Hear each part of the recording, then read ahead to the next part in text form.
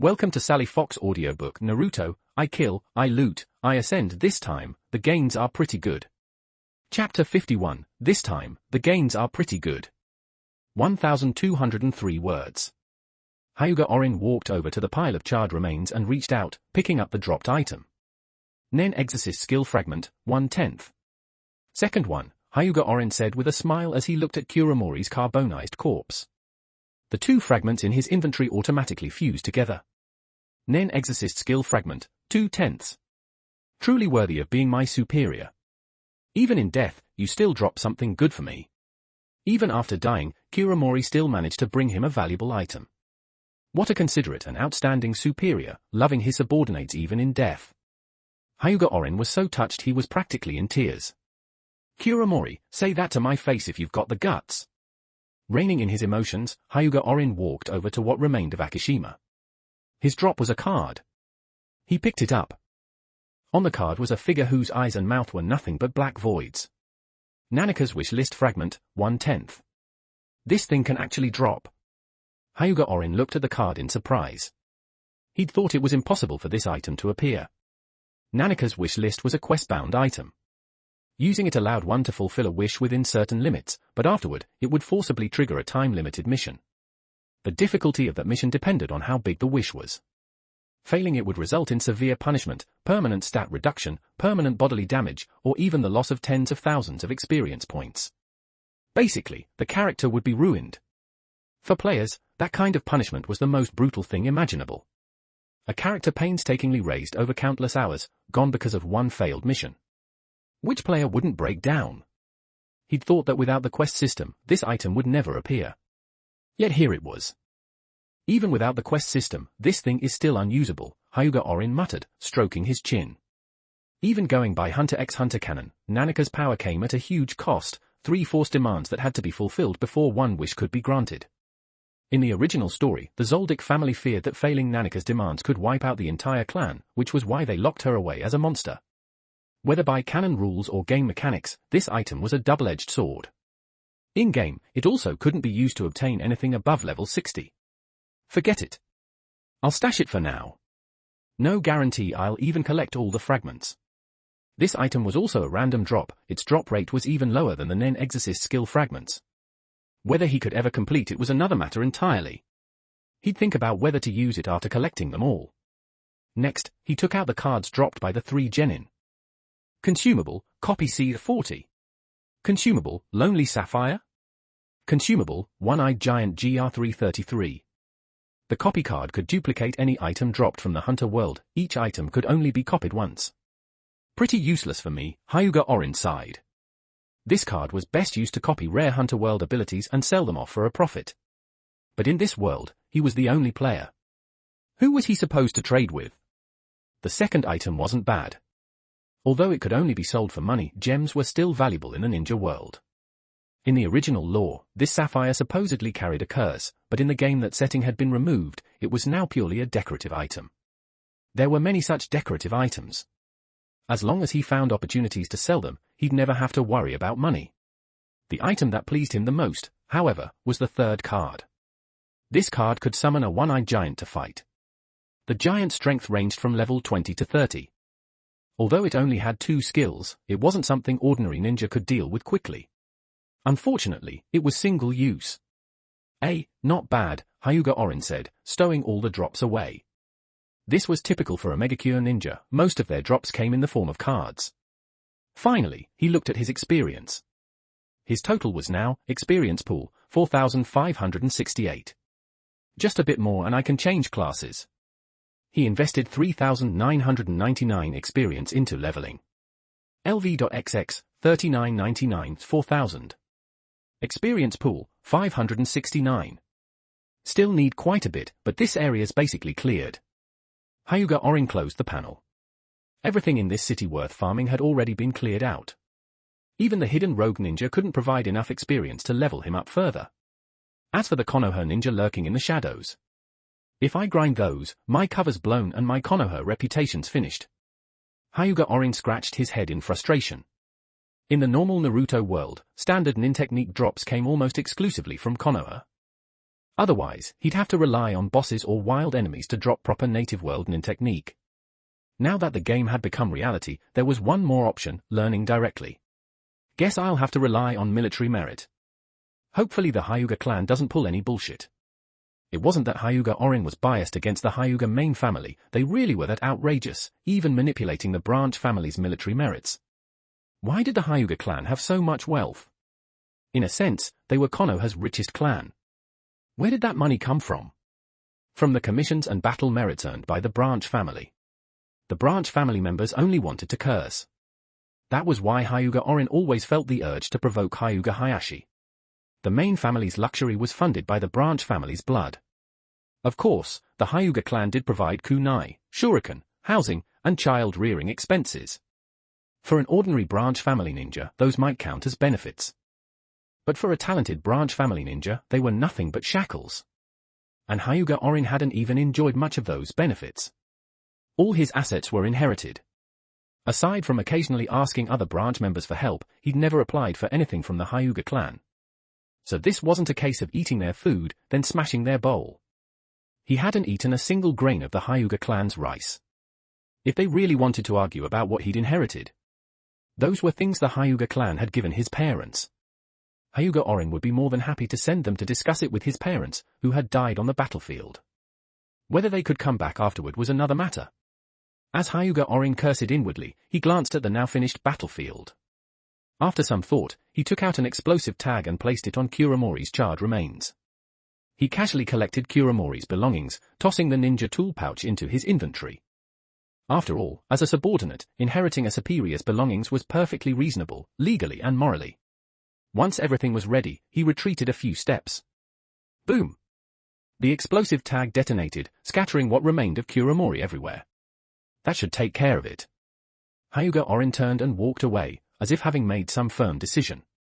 Thunder rolled. Lightning snakes twisted within the dark clouds, their flashes unable to dispel the darkness below. The rain was getting heavier. I'll be dropping 1 bonus chapters for every 10 reviews. Comment. 1 bonus chapter will be released for every 100 power stones. You can read 60 chapter ahead on Patreon if you're interested, patreon.com/canonbreaker. Chapter 52, Hyuga Orin takes the initiative. 1,223 words. When Hyuga Orin returned to the watchtower, it was completely empty. It looked exactly the same as when he and Kuramori had left. The windows were shut tight, the desk cluttered, and because of the rain outside, dark clouds pressed down low, leaving the interior dim and poorly lit. No one else had returned yet to submit reports. The only documents on the table were files from the past few days that still hadn't been sorted. What a pity. Hyuga Orin smacked his lips. He'd actually hoped a few people would be here, people who might question where he'd gone. As an amnesiac with violent tendencies, he had every excuse to kill them and harvest a bit of experience. Unfortunately, these people were far too dedicated to their work. Were workhorses really this self-motivated these days? Couldn't they learn something from him, slack off whenever possible? Why work so hard? With no choice, Hyuga Orin gave up on the idea and sat down at the desk. Taking out a sheet of paper, he began to write. Respected Lord Hanzo. He wrote down the entire sequence of events, including how he had proactively set up the traps and coordinated the ambush. The purpose was clear, to highlight his own abilities. From start to finish, the message boiled down to one thing: Muyu was amazing, and under his leadership, Kuramori had successfully carried out the assassination. Only the ending was adjusted. Kuramori was no match for Akishima and was ultimately forced to die together with him using explosive tags. He hadn't even had time to leave behind any last words, so Muyu could only follow Kuramori's original method and contact Hanzo directly. That should do it, Hyuga Orin muttered as he put down the final stroke. He reread the wording several times to make sure there were no issues. This was him taking the initiative. If he just waited here, whoever came next might not be from Hanzo's faction. More likely, it would be someone sent by Rain Shadow Masakado. After all, Masakado still held the legitimate authority. As for Masakado himself, he didn't exist in the original storyline, so Hyuga Orin didn't know much about him. But judging from what he'd observed, the man was gentle and foolish. In the end, Hanzo would rule a megacure.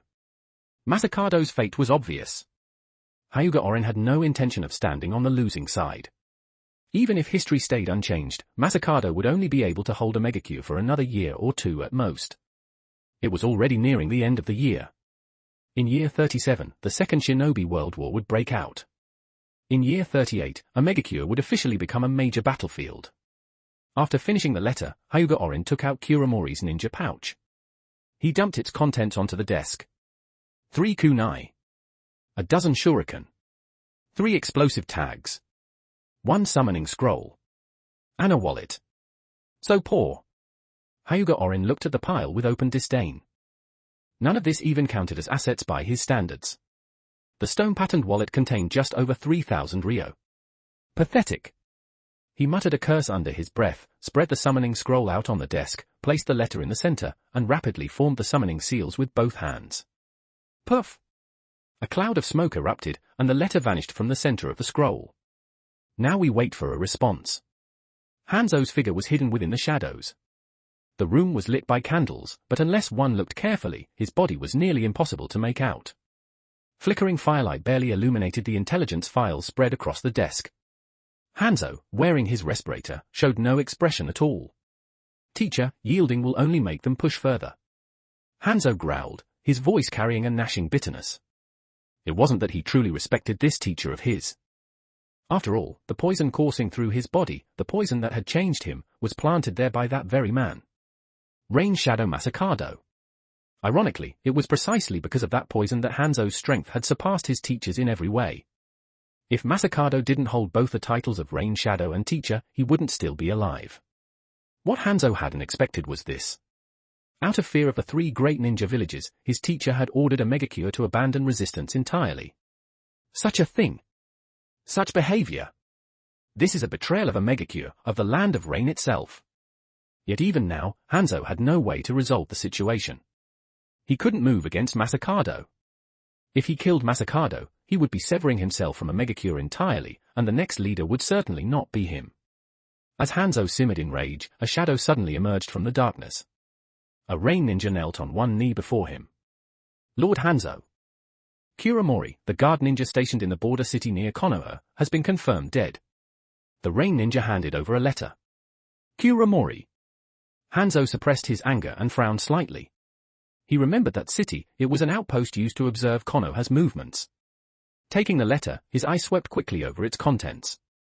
Kuramori. Mu-yu. He had indeed given his tacit approval for Kuramori to assassinate Akishima. The economic value of that city was insignificant. Ninja lived off missions.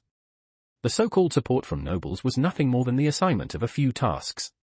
That city's noble lived in a remote area, with few missions and little money to begin with.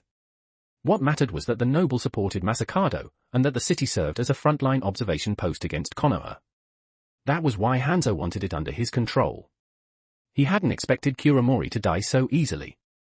Reading the letter carefully, Hanzo fell silent for a long time. Finally, he looked up at the rain ninja kneeling before him. Have you read this letter? I have, the rain ninja replied, nodding. This was Hanzo's rule.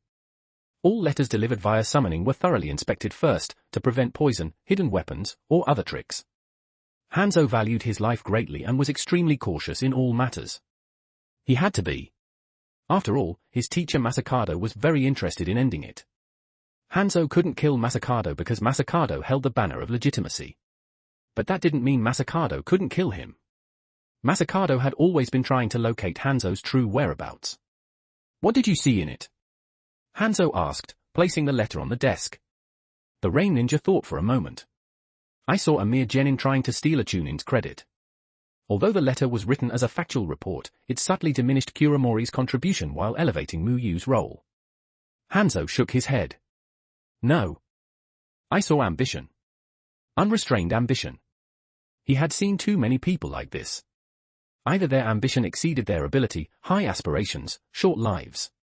Or they truly had the talent to match. In year 36, what did a megacure lack the most? Talent. Give him a chance, Hanzo said slowly. Let him come and see me. Since this Mu-yu had ambition, Hanzo would give him that opportunity. If he died halfway, it would only mean he wasn't capable enough. That wouldn't be Hanzo's problem. Yes. I'll be dropping 1 bonus chapters for every 10 reviews. Comment. One bonus chapter will be released for every 100 power stones. You can read 60 chapter ahead on Patreon if you're interested, patreon.com/canonbreaker. Chapter 53, No Need to Even Pretend He's Crazy.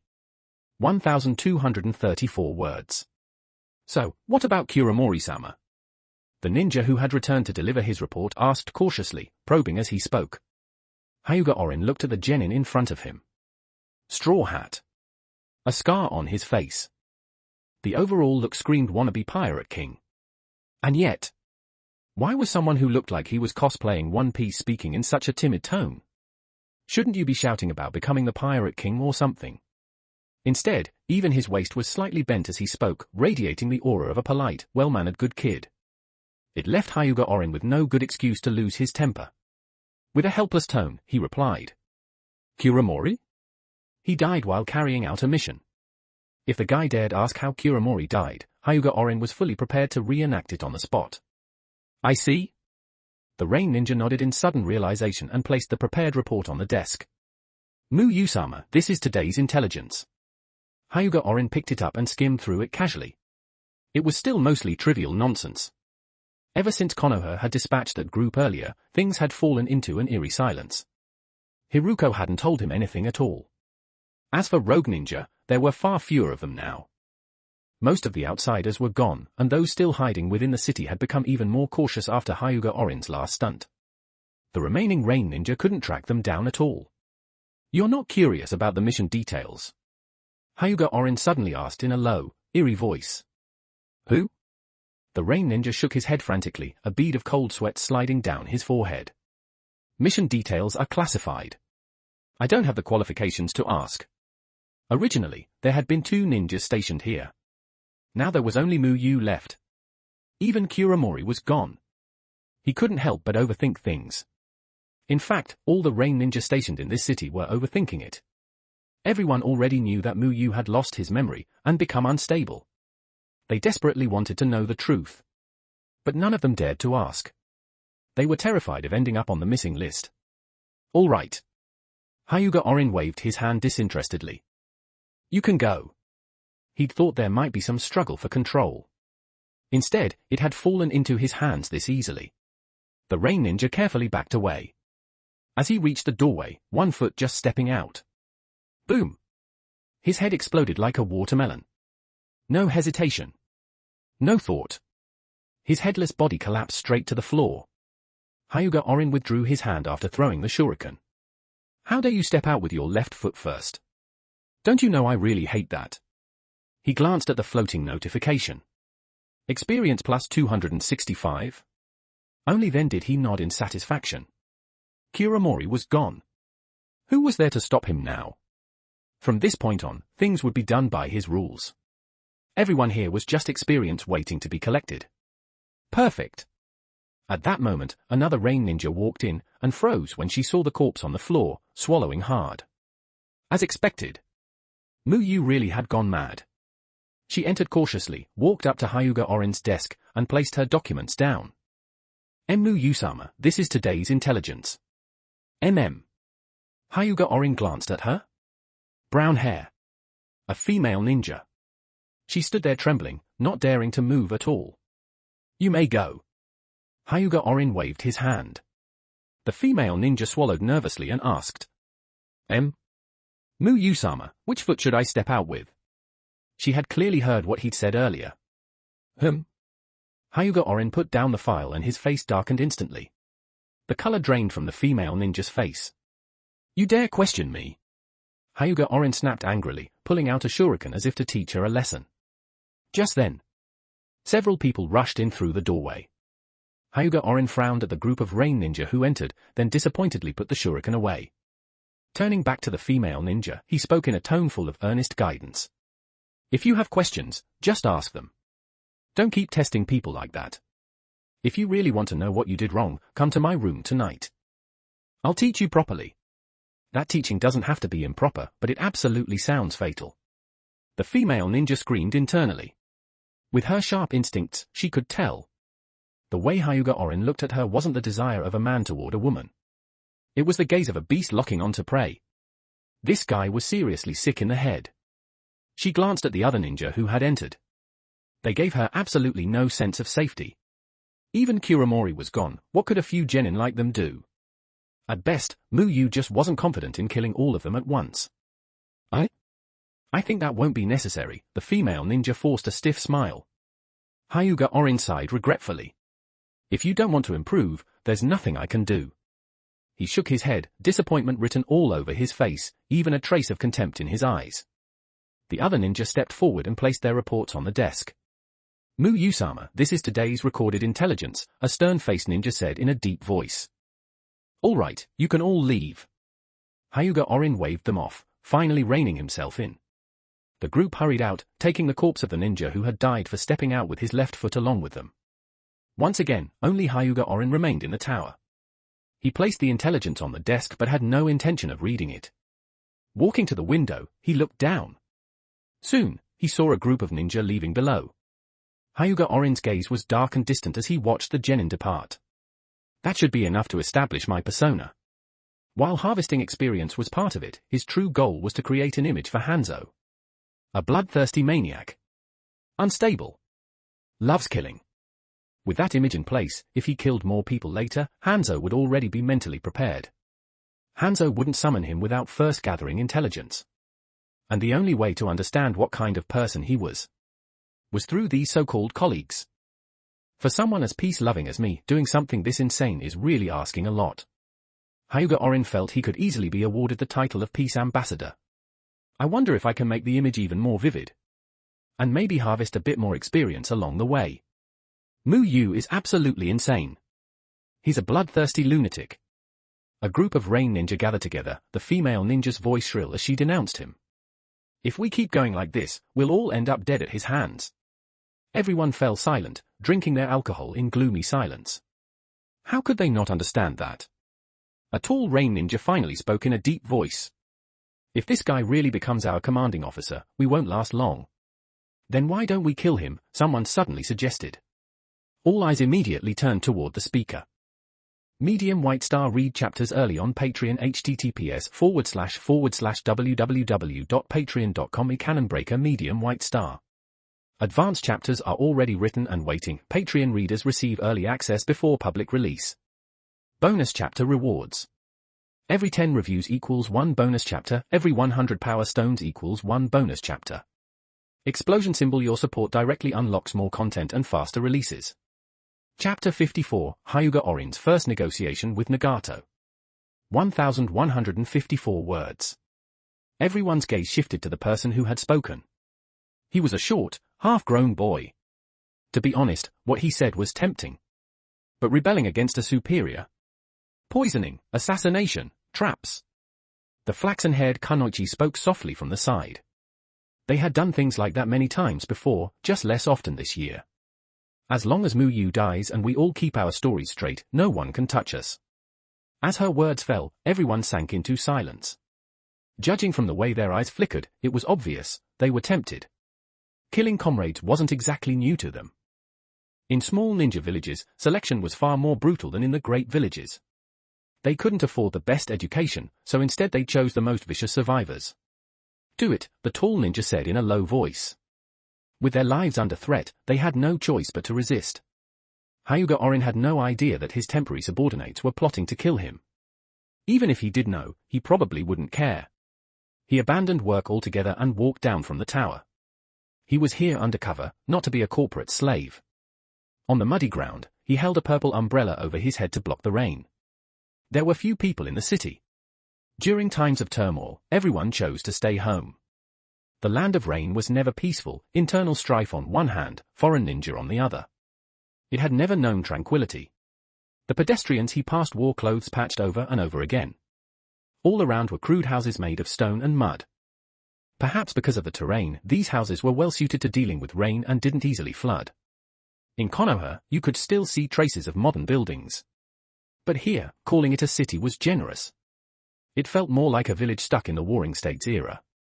Poor food. Poor clothing. And diseases brought on by constant dampness. What a tragic country, Hyuga Orin couldn't help sighing. In the game, all of this was just background flavor. Only by actually living here did one understand how harsh life really was. As Hyuga Orin walked down the main road, lost in thought, a red-haired boy with bangs covering his eyes jogged over. Hyuga Orin's eyelids twitched slightly. The boy handed him a bundle. "This is for you," Nagato said softly, his voice trembling a little. "Who?" Hyuga Orin took it, completely baffled, and peeked through the gap. Inside was a bento box. Nagato turned and was about to run away when Hyuga Orin suddenly grabbed his shoulder. Nagato turned back.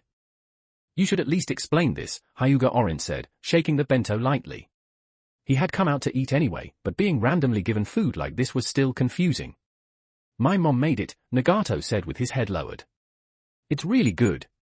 Hyuga Orin hesitated, then suddenly lifted Nagato's bangs, revealing black pupils. Not Rinnegan. So Madara hadn't transplanted the Rinnegan yet.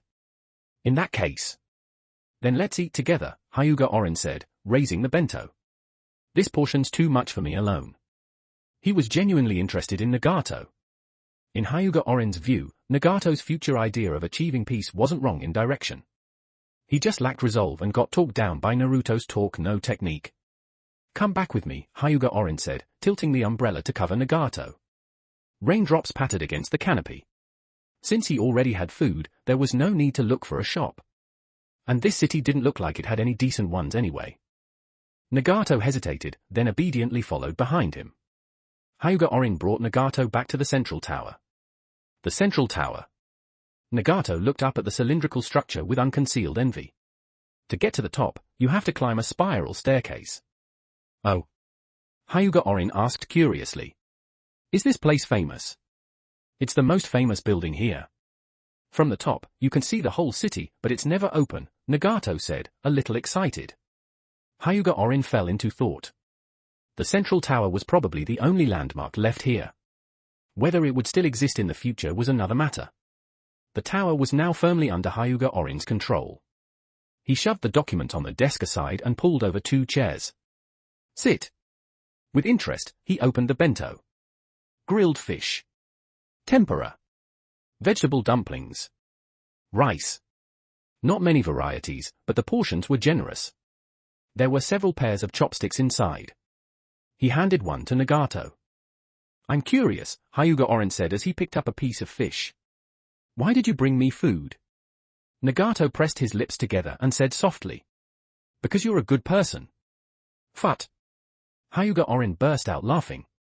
"That's a pretty good joke." In this world, anyone might be a good person, but Hyuga Orin knew himself well. There was no way he qualified. If those rain ninja heard this, they'd probably try to strangle Nagato on the spot.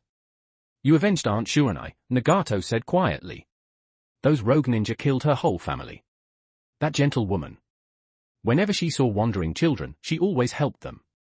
And in the end, she was brutally murdered by rogue ninja." "It was just profit-driven," Hyuga Orin replied calmly. "I don't know who I avenged. They were simply good hunting targets."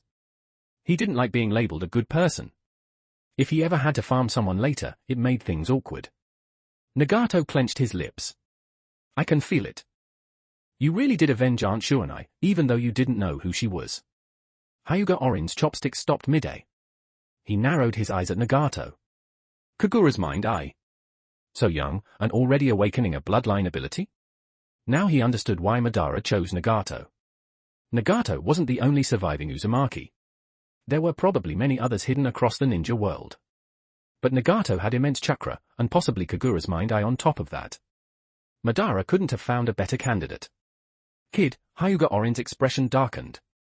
"My name is Mu Yu. Remember it well. When you hear that name in the future, it will always be accompanied by the title of brutality."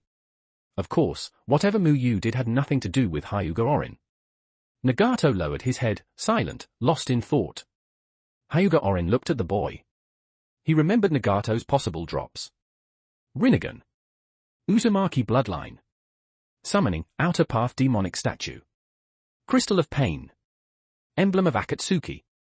5 items. None of them were strictly exclusive, others could drop them too. They didn't have to come from Nagato. A strange thought suddenly surfaced in Hyuga Orin's mind. "Kid," he said slowly. "Do you want to become my disciple?" Medium White Star. Read chapters early on Patreon. https://www.patreon.com Canonbreaker Medium White Star. Advanced chapters are already written and waiting. Patreon readers receive early access before public release. Bonus chapter rewards. Every 10 reviews equals 1 bonus chapter. Every 100 power stones equals 1 bonus chapter. Explosion symbol. Your support directly unlocks more content and faster releases. Chapter 55, The Ninja as Seen Through Hyuga Orin's Eyes. 1158 words. Disciple. Nagato stared at Hyuga Orin in confusion. How did things end up like this? He had only wanted to thank Hyuga Orin by bringing over the bento his mother made. He had never even considered becoming someone's disciple. And judging by the other party's age, he didn't seem that old either, already taking on students at this stage. Were ninja really that precocious? That's right, Hyuga Orin said. There's an enormous amount of power inside you, but you don't know how to use it. I can help you learn. His tone carried a hint of sourness. Most ninja had to rely on chakra refinement techniques, squeezing chakra out of their own cells bit by bit. But some exceptionally gifted individuals didn't need refinement at all, their bodies naturally generated chakra.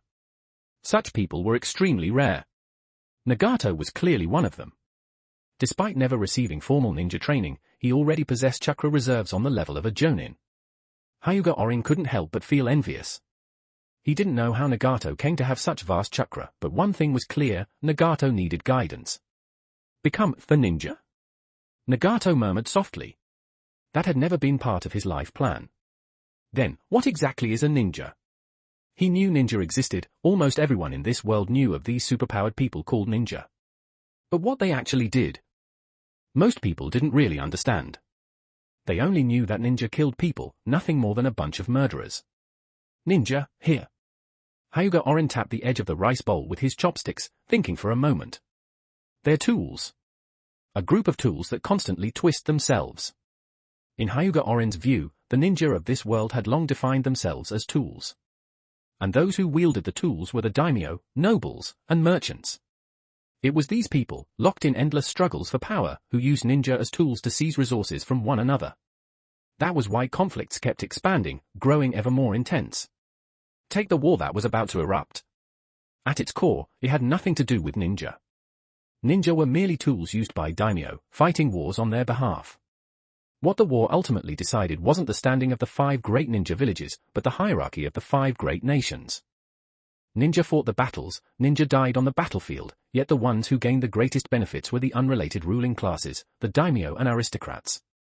And this wasn't a one-time thing. The ninja class actually possessed enough power to decide a nation's fate, yet they willingly defined themselves as tools. Bound by the interests of the nobility, they fell into endless infighting and war. The key problem was this: these tools could think. Under such a social structure, their thoughts became twisted over time, giving birth to countless mentally unstable individuals. Ucha Madara. Ucha Obito. Ucha Itachi. Uzumaki Nagato. Regardless of whether their actions were right or wrong, their mental states were clearly abnormal. Why did so many of them involve the Ucha? Truly worthy of the title the Cursed Ucha. Of course, there were plenty of others who were mentally unsound as well, these few were just the most representative, with the greatest impact. Tools? Nagato looked at Hyuga Orin in a daze. He was still just a child. The deeper implications were completely beyond him. It was like playing a lute to a cow. Hyuga Orin scratched his head awkwardly. Let's talk about that later. He changed tactics. So, do you want the power to protect your family? Yes. Nagato thought for a moment, then nodded. He really did want to protect his family. Finish eating, then come with me, Hyuga Orin said, a meaningful smile appearing on his face. Outside the city, inside a cave. It was a cave Hyuga Orin had discovered earlier when he and Kusamori had passed through the area. At the time, neither of them had paid it much attention. Now, Hyuga Orin had chosen it as the place to train Nagato. Teacher, why did we leave the city? Nagato asked curiously. Because it's inconvenient there, Hyuga Orin replied. When you become a ninja, it's not so you can show off. You need to hide your identity. This power should only be used to protect your family. Nagato nodded seriously. That aligned perfectly with his own thoughts. From now on, all training will take place here. Hyuga Orin began teaching Nagato. He didn't have many nin technique himself, so his plan was simple. The 3 basic techniques, Tai technique, and throwing techniques. Once Nagato mastered those, he would already qualify as a solid genin. As for future growth, Jiraiya would surely be more than willing. The first day of training was only for testing Nagato's physical condition and chakra refinement. Nagato indeed had a huge amount of chakra, but it functioned more like a one-time resource. Once depleted, it took a very long time to recover naturally. Chakra refinement techniques would allow him to replenish it much faster. After the day's training ended, Hyuga Orin escorted Nagato home, then returned alone to the tower. Everything seemed to sink into a strange calm. The rogue ninja within the city kept a low profile, terrified of drawing attention. On the border, Konoha made no moves at all. Every day, Hyuga Orin skimmed the intelligence reports, then went out to train Nagato. There was still no word from Hanzo's side. After finishing another day of training and returning to the tower, Hyuga Orin found the place eerily quiet. He rubbed his temples. What exactly is Hanzo doing? The complete lack of response was starting to make him restless. Take me or don't, just say something. Ever since he sent that message, there had been nothing. Not even a fart. The confidence he once had was beginning to waver. He sat down at the desk and poured himself some tea. The green matcha rippled in the cup, then slowly settled. Hyuga Orin took a sip, his face relaxing. Drinking hot tea on a rainy day really was comforting. It would have been perfect if there weren't poison in it. Water release, water shuriken. The moment he heard the shout, shuriken formed of water burst through the ceiling, shooting straight at Hyuga Orin's head. So you're going all in, huh? Hyuga Orin flipped backward over his chair. The chair was instantly shattered by the water shuriken. But the shuriken didn't disperse, instead, they chased after him relentlessly. Swish! A bronze blade appeared in his hand, slicing through the water shuriken and shattering them into fragments. Hyuga Orin looked up at the figures that had appeared in the office. So, he said calmly. You finally made up your minds to kill me. Medium White Star want more? Read chapters early on Patreon https://www.patreon.com/canonbreaker Medium White Star. Advanced chapters are finished, all that's left is to unlock them. Bonus chapter system. 10 reviews bonus chapter, 100 power stones bonus chapter. Fire the stronger your support, the faster the story moves. Chapter 56, Assassination by Subordinates. 1,212 words. The flaxen-haired Kunoichi stepped forward and said coldly, Mu-Yu, your existence is already affecting our ability to survive. So you must die. For genin like them, there was no such thing as the greater good of the village. They became ninja simply to live. And this Mu-Yu, who kept finding excuses to make their lives miserable, was an extremely glaring obstacle. What kind of good superior thought about killing his subordinates every single day? Even if Mu-Yu was only a temporary one. During this period, they had worked hard to cooperate, giving Hyuga Orin no opportunity to nitpick. Also he would lower his guard. And he, in turn, had been constantly looking for chances to kill them. Sigh, why go this far? Hyuga Orin sighed. If you just held on a bit longer, I might not even be here anymore. He really was planning to leave. Who would want to keep playing house with them here? It was only because Hanzo's side hadn't sent any news yet. But none of them believed him. The tall ninja leapt down from the rooftop, joining the others. Today, you will definitely die here, the tall ninja said in a low voice. They had been preparing for this day for a long time. Hyuga Orin glanced around at the people present. 7 in total. Everyone's here. He looked at the 7 of them with barely contained excitement. Excluding the 2 he had already killed, all of Kusamori's subordinates were now gathered here. If he killed them all, it would truly be total annihilation. Erasing even the last traces of Kusamori's existence. None of the 7 made the first move. They were waiting for the poison in Hyuga Orin's body to take effect. But they waited, and waited. Hyuga Orin even started stretching to warm up, yet showed no signs of being affected. How are you fine? Someone couldn't help but blurt out. Hyuga Orin stopped stretching and said, You mean the poison in the tea? I didn't drink it at all. I was just fooling you. Using poison in front of a medical ninja. Who knew what they were thinking? Of course, they didn't know Hyuga Orin was a medical ninja. Well then, that explained it. He lightly swung the bronze blade in his hand, pulling aggro. Whoosh! A sharp tearing sound rang out as Hyuga Orin suddenly vanished from everyone's sight. Where did he go? Everyone panicked, looking around frantically. A scorching wave of heat erupted behind them. They all turned around at once. Hyuga Orin's bronze blade was blazing with flames, slicing one of their companions open from the abdomen. The body split in two and collapsed onto the floor. Experience plus 356? First, Hyuga Orin said with a slight smile. Shenbuahan plus Ignis Noctis. This was Hyuga Orin's close combat style. Two rain ninja charged in from the left and right, one wielding an umbrella, the other a blade. While the tall ninja rushed straight at him from the front. Hyuga Orin swung his blade at the ninja on the left. The opponent tried to block with his own sword, but he underestimated both the force behind Hyuga Orin's strike and the flames coating the blade. The intense heat caused the bronze blade to glow red, slicing straight through the opponent's weapon. The rain ninja's pupils shrank in shock. He hadn't expected this outcome. The blade followed through from top to bottom, cleaving him in half. Experience plus 412? Hyuga Orin twisted in midair, sweeping his blade upward toward the ninja on the right.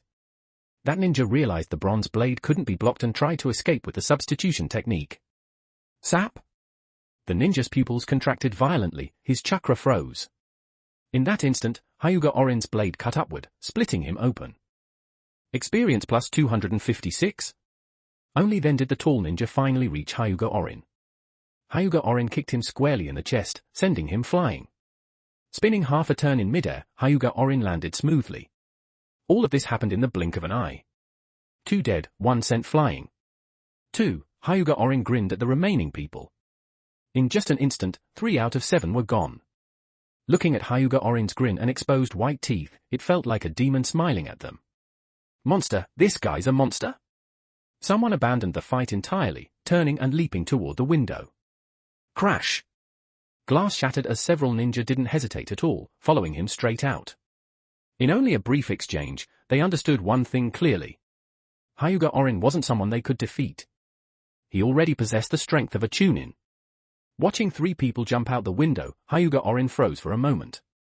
That moment of hesitation slowed him just enough. He only managed to throw a few shuriken. The shuriken turned into fireballs, striking the slowest runner.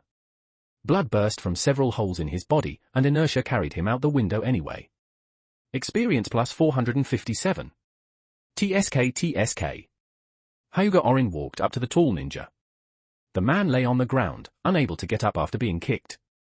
Your companions really did abandon you. The tall ninja clenched his teeth. Hyuga Orin's kick had left his head spinning. He didn't respond, only staggered to his feet, still trying to attack. But his vision was swaying. Even if Hyuga Orin stood still, he couldn't hit him. Hyuga Orin shook his head. The bronze blade flashed cleanly, severing the tall ninja's head. Experience plus 485. He turned and looked down through the shattered window. Below, aside from a corpse on the ground, the other 2 ninja were already gone.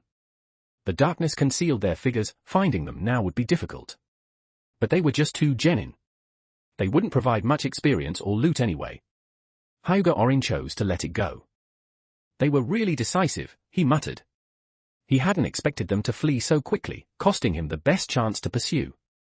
He searched the 4 bodies in the room for drops. In the end, only 2 items appeared. The other 2 gave nothing but experience. Scarlet Eyes. Attribute, Enhancement plus 1, cannot be used. Completely useless, Hyuga Orin said, glancing at the Scarlet Eyes. Aside from selling them, they had no real value. I wonder if there's some pervert in the ninja world who collects these. He tossed the eyeball into his inventory. The second item didn't need explanation. He still couldn't use it, so it went into storage as well.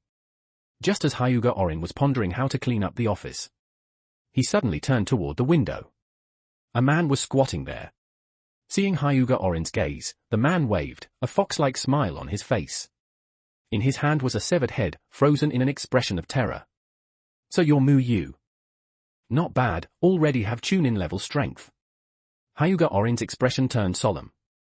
He silently activated his Byakugan and saw the vast chakra of a Jonin.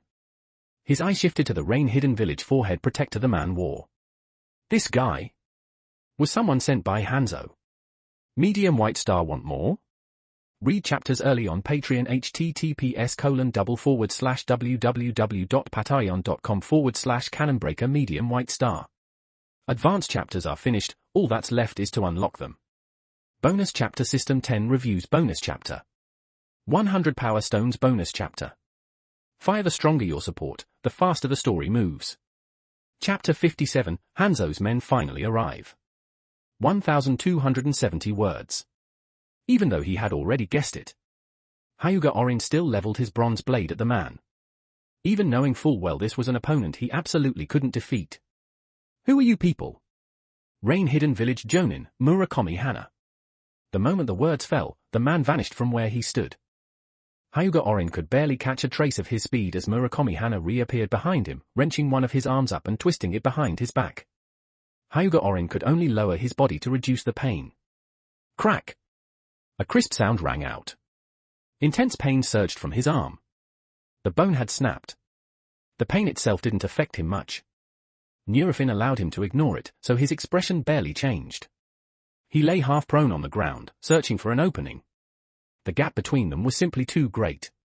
A Jonin was not something Hyuga Orin could contend with at his current level. Remember this, Murakami Hana said softly by his ear. In the Rain Hidden Village, you show respect to those stronger than you. Only then did he release his grip. Hyuga Orin rolled forward, turned to face Murakami Hana, and crouched on one knee. One arm hung limply at his side. The bronze blade vanished from his hand. He placed his good hand on the broken arm. Crack, crack! With two sharp sounds, the bone was forced back into place. He clenched his fist experimentally. Barely usable, but usable. At that moment, another person jumped in through the window. A head was casually tossed onto the floor at Hyuga Orin's feet. It belonged to one of the genin who had escaped earlier. Both of them. Still bullying newcomers, senior. A slightly obese man wearing a breathing mask walked up beside Murakami Hana. On the surface, it sounded like he was standing up for Hyuga Orin. But those tiny, beady eyes gleamed with unmistakable malice. Since he'll be working for Lord Hanzo from now on, Murakami Hana said with a fox-like smile. It's only right that he learned some rules. Hearing Hanzo's name from Murakami Hana's mouth, Hyuga Orin grew even quieter, carefully listening for what would come next. Then leave it to me, senior. Sure. Murakami Hana didn't object. He merely smiled as he watched the fat man walk toward Hyuga Orin. Kid. The obese man's voice dripped with malice as he raised his foot, about to stomp down on Hyuga Orin. But in the next instant, he stepped on nothing. The moment the man lifted his foot, Hyuga Orin darted sideways, slipping into his blind spot as if he had vanished, and appeared behind him, swinging the bronze blade. The man looked fat, but his movements were anything but slow. He whipped out a kunai and spun around to block. I'm not like those useless trash. He caught Hyuga Orin's blade. But the flames coating the bronze blade unleashed searing heat. The kunai was severed almost instantly. The obese man's expression changed dramatically. He kicked off the ground and leapt backward, narrowly dodging the follow-up slash. You bastard! You actually made me embarrass myself like this. The one who was supposed to be humiliated had dared to fight back. Hyuga Orin lifted his head. His grin stretched nearly to his ears, baring stark white teeth. Like a beast spotting prey. Or a killer who had finally locked onto his target. The obese man involuntarily took a step back. This guy? Wasn't right. Hyuga Orin slammed his foot down. His body shot forward like an arrow, instantly closing the distance. He leapt into a full 360-degree spin and slammed his foot into the man's face. The force shattered the breathing mask. His facial fat rippling violently. Boom! The obese man smashed into the wall. Hyuga Orin had no intention of letting him go. He stepped in again, raising the blade high, about to bring it down. Bang! Hyuga Orin was suddenly blasted backward, crashing into the wall and sliding down. Murakami Hana stood in front of the obese man, smiling faintly. If you kill him, he said calmly. I'll have a hard time explaining it. Hyuga Orin clutched his chest, his gaze burning as he stared at Murakami Hana. The difference in strength was simply too great. The enemy's boss level was far too high. Not something he could farm right now. Later, when I'm stronger. Maybe I'll come back and farm this mini-boss. Seeing the faintly feverish look in Hyuga Orin's eyes, Murakami Hana's smile stiffened slightly. This guy? Was seriously wrong. Whom? Murakami Hana cleared his throat. He's here to replace you. After that, you'll come with me to meet Lord Hanzo. Hyuga Orin glanced regretfully at the obese man as he struggled back to his feet. The man hadn't lost combat capability completely, which meant no experience for him. He wondered if he'd get a chance to deal with him before leaving. Still, upon hearing Murakami Hana's words, Hyuga Orin knew. He had gambled right. Hanzo had indeed extended an olive branch. And these two definitely hadn't arrived today. They had been here for some time already. Hyuga Orin didn't ask further questions. He simply looked at Murakami Hana and asked, "When do we leave?" The fox-like smile on Murakami Hana's face slowly faded. After some thought, he replied, "The day after tomorrow. You'll have 2 days to hand over your duties." They truly hadn't arrived today. They had been here for 2 days, gathering intelligence on Mu Yu. After all, this was about meeting Hanzo. They couldn't allow any uncertainty. Who knew if this man might be one of Shozo's agents? The Rain Hidden Village's leader, Shozo, had been searching relentlessly for a chance to kill Hanzo. Only with Hanzo dead would Shozo truly become the unquestioned leader. As long as Hanzo lived, not only was he a threat, his existence also pushed the Rain Hidden Village closer to open division. Shozo had been constantly trying to locate Hanzo's hiding place. As for Mu Yu, there weren't many suspicious points. He wasn't a native of the Rain Hidden Village, but rather a local civilian from the Land of Rain who had shown some talent and been absorbed into the village. After several years of training, he'd been assigned under Kusamori for a few more years. His interpersonal connections were essentially dead ends. Aside from a civilian named Nagato, whom he seemed close to, there was nothing else noteworthy. What nin technique he knew, what his exact combat strength was. None of that was clear. But there was no record of him ever contacting Shozo's people. So he wasn't particularly dangerous. Originally, Murakami Hana had planned to observe him for a while longer. But unexpectedly, those genin had launched an assassination attempt. Subordinates rebelling against a superior. That was an absolute taboo, even if Mu Yu was only temporary. That was why the two of them had intervened and killed the escapees. Murakami Hana was quite curious. Just what had Mu Yu done to push his subordinates into choosing assassination as their only option? Once such an incident was exposed, those genin had only two fates. Become missing nin, or die at the hands of the Rain Hidden Village. Hyuga Orin ignored Murakami Hana's curiosity entirely. Instead, he cast a provocative glance at the obese ninja standing behind him. Medium White Star want more? Read chapters early on Patreon https://www.patreon.com/Cannonbreaker Medium White Star. Advanced chapters are finished, all that's left is to unlock them. Bonus Chapter System 10 Reviews Bonus Chapter 100 Power Stones Bonus Chapter. Fire. The stronger your support, the faster the story moves. Chapter 58, The Talented Mu Yu, Hyuga Orin. 1,310 words. The handover of duties had nothing to do with Hyuga Orin. Did he even have any duties to hand over? Sadly, no. And even if he did, they had nothing to do with him. If there was a chance to slack off, he would slack off. Becoming a workhorse was absolutely out of the question. He only left a single sentence behind. All the intelligence files are on the desk. Look through whatever you want. I don't know anything else.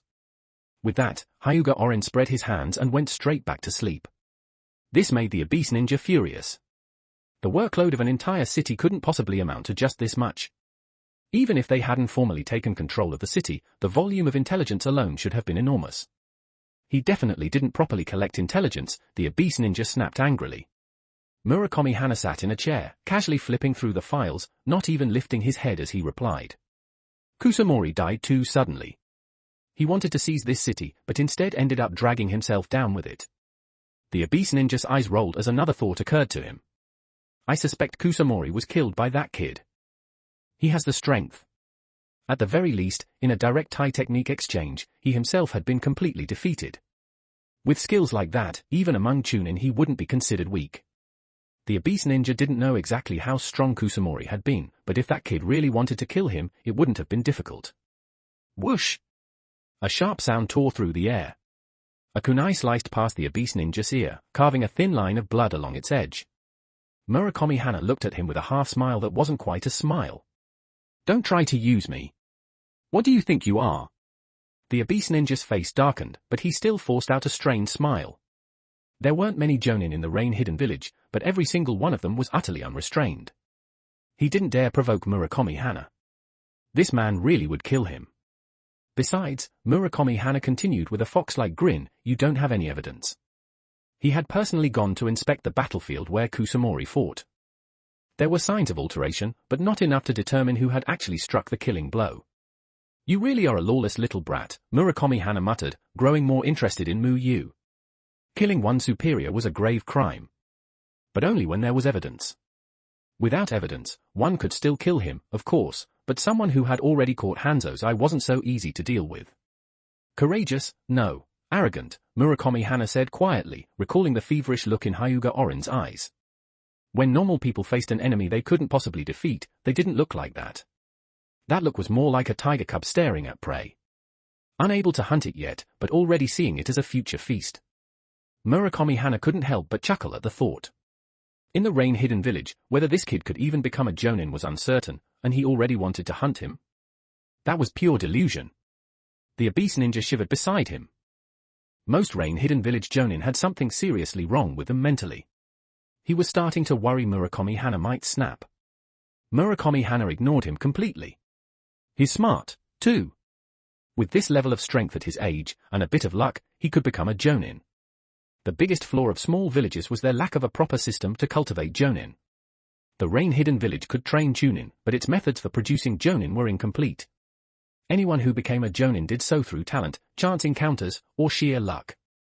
Hanzo himself was the prime example.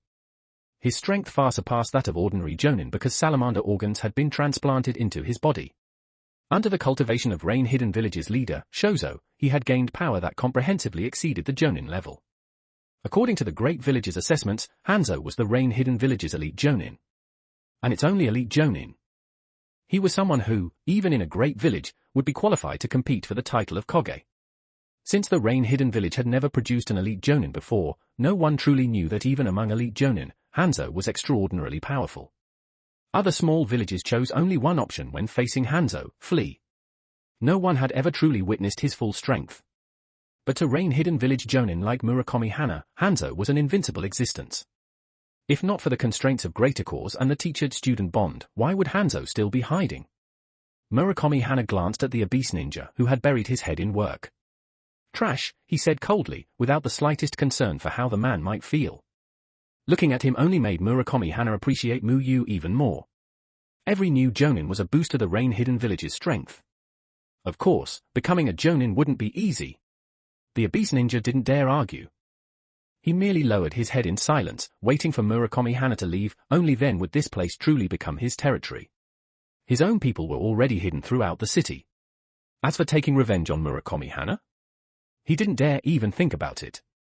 Attacking Murakami Hana would be insubordination, the rain-hidden village would never forgive him.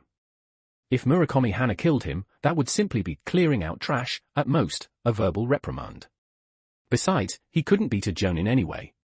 He couldn't take revenge on Murakami Hana. But he could take revenge on Mu Yu.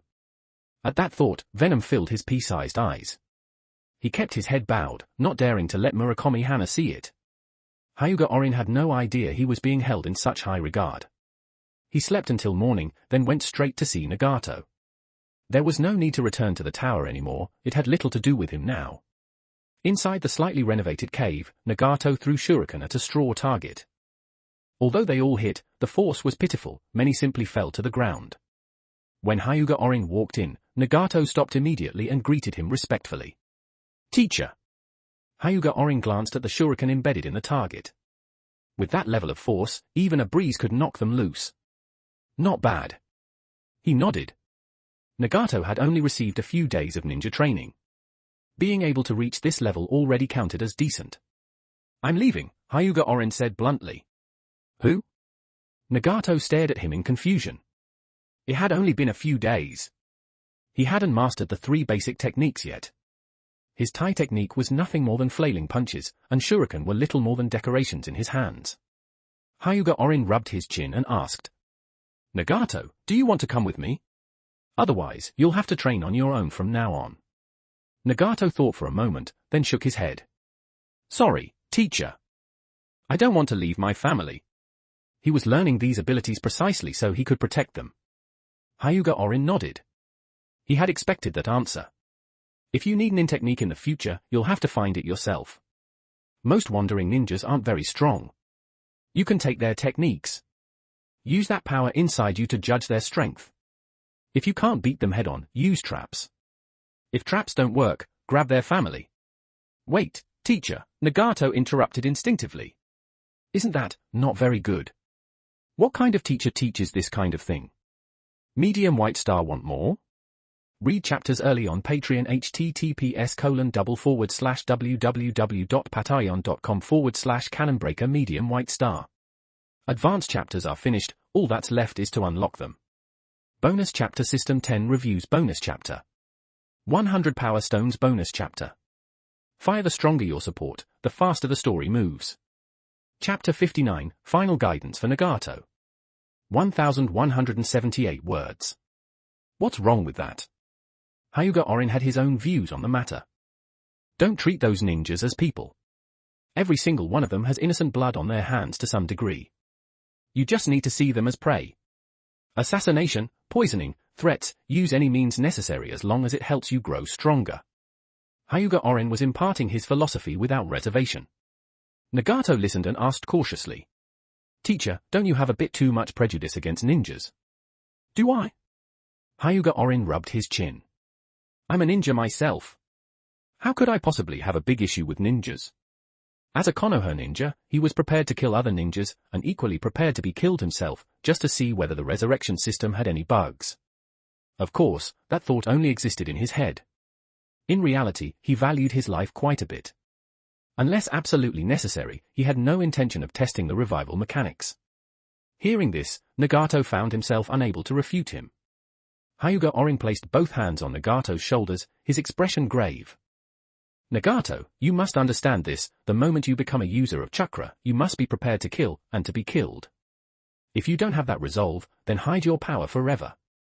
One of Hyuga Orin's core teachings to Nagato was this. Do not see yourself as a ninja, but as a chakra user. Ninjas were tools. Chakra users were those who wielded power. By denying the identity itself, you would never trap yourself within the same stance as ninjas. Nagato didn't fully understand the difference between the two, but he could vaguely sense that Hyuga Orin's teachings were a bit off. Then, teacher, Nagato asked curiously, does this chakra user identity have anything to do with the Rain Hidden Village? No, Hyuga Orin shook his head. Remember this, you are not a ninja. You are fundamentally not on the same side as ninjas. You can cooperate with them, disguise yourself as one of them, but you do not belong to them. No ninja faction truly has anything to do with you. In the future, you can create a force that belongs solely to chakra users. For example, the Akatsuki. Or the Akatsuki. Though Yahiko founded it, the one who truly carried it forward was Nagato. Nagato nodded, half understanding. In short, what path you choose to walk, I'm only giving you advice. The choice is yours to make, Hyuga Orin said solemnly. What he cared about most wasn't teaching techniques, but guiding Nagato's mindset. He believed that in Nagato, the one who would one day search for true peace, these ideas would take root like a seed, eventually growing into something great. That was, of course, assuming Hyuga Orin didn't wipe out the entire shinobi world first. As someone who loved peace so much, he probably wouldn't go that far, right? Hyuga Orin silently reinforced his fragile peace-loving persona. Yes, Nagato nodded seriously. He had no idea how terrifying a presence his teacher truly was to this world. After all, to monsters, a fully grown player was nothing short of a nightmare. Keep training. How far you can go from here depends entirely on you, Hyuga Orin said. He knew full well that the identity he had given Nagato would expose him to countless dangers in the future. But he trusted that a certain old man surnamed Ucha would ensure Nagato's safe growth. A few hardships were nothing, as long as he stayed alive, there was hope. The future was bound to become very interesting. That day, Hyuga Orin didn't leave. From start to finish, he patiently explained everything to Nagato in detail, making sure he wouldn't stray too far down the wrong path later. He didn't know whether Jiraiya would still teach Nagato as he did in the original timeline. After all, the butterfly effect he'd caused was already massive. What the future would look like had become completely unpredictable. By the time night fell, Nagato had collapsed on the ground from exhaustion. Suddenly, he frowned and looked toward the cave entrance. "Teacher, it feels like someone's coming." "HM." Hyuga Orin glanced over in surprise and immediately activated his Byakugan. His vision pierced through the cave, through layers of trees, and locked onto several figures rapidly approaching. "Monsters delivering themselves to my doorstep." A delighted smile flashed across Hyuga Orin's face. "Teacher, is someone really coming?" Nagato asked uncertainly. Hyuga Orin gave Nagato a meaningful look. Being able to passively sense with the Kagura mind's eye already. After a moment's hesitation, he said, "Go hide inside. Unless I call for you, don't come out." Seeing the uncontrollable excitement on Hyuga Orin's face, Nagato felt something was very wrong. If something dangerous was about to happen, why did his teacher look so happy? Nagato didn't ask. He simply nodded and hurried deeper into the cave. As instructed, he was just a weak trainee chakra user with no real combat power. Hyuga Orin stepped out of the cave and looked toward the three figures drawing closer. Soon, his brow furrowed. The excitement on his face was replaced with irritation. An even more massive chakra presence was approaching from farther away. Murakami Hana. Did this guy seriously have nothing better to do? As for the three people rushing over, he didn't need to think to know who they were, the Abyss Ninja and his group. He hadn't expected the man to come looking for him so soon. A Chunin dropped far better loot than a Genin. And he'd even brought 2 freebies along. Even if they were only Genin, it was still something. What annoyed Hyuga Orin was this. This idiot didn't even know how to be discreet and had drawn Murakami Hana over. How was he supposed to kill him now and farm drops? At best, he'd only get some experience points to console himself. Soon, under the cover of darkness, the three figures burst out of the forest and landed in front of Hyuga Orin. "We meet again, kid," the Abyss Ninja sneered viciously. His breathing mask was gone, leaving his malice completely exposed. Hyuga Orin swept his gaze over them, 2 unfamiliar Genin and 1 Chunin. Murakami Hana was still moving fast in the distance, but it would take him some time to arrive. Hyuga Orin's hands rapidly formed the seals for unknown fire. Could he kill the fat one in such a short window? The Abyss Ninja had no idea what Hyuga Orin was planning. He only sneered. No matter how talented you are, a dead genius won't attract anyone's attention. Whoosh! Hyuga Orin didn't waste a single word. With a flick of his hand, the bronze blade appeared, flames igniting along its edge as he charged straight at the Abyss Ninja. Murakami Hana would arrive in 1 minute. Medium White Star want more? Read chapters early on Patreon https://www.patreon.com/Cannonbreaker Medium White Star. Advanced chapters are finished, all that's left is to unlock them. Bonus Chapter System 10 Reviews Bonus Chapter 100 Power Stones Bonus Chapter. Fire. The stronger your support, the faster the story moves. Chapter 60 The Fat Ninja's Ambush. 1275 words. "Kill him," the fat ninja said coldly. The 2 ninjas beside him, already prepared, formed hand seals at lightning speed. Water release, water turbulent wave. The 2 of them spat out massive torrents of water that surged toward Hyuga Orin, forcibly halting his forward charge. He stamped the ground, redirected the force, and leapt backward, flipping onto the rock wall to avoid the rushing water. By then, the fat ninja had already finished his seals. Water release, purple rain technique. Purple raindrops began to fall from the sky, splashing into the torrents of water the other 2 had produced. The purple color spread rapidly through the flow, and in moments, the clear water turned completely violet. The 2 ninjas' techniques ended. Water turbulent wave wasn't a sustained technique, but the purple water did not vanish. Instead, it pooled on the ground, forming a small pond that continued to deepen in color under the falling purple rain. Hyuga Orin clung sideways to the rock wall, his Byakugan locked onto the chakra gathering within the pool below. He could also see strands of chakra drifting upward with the rising moisture.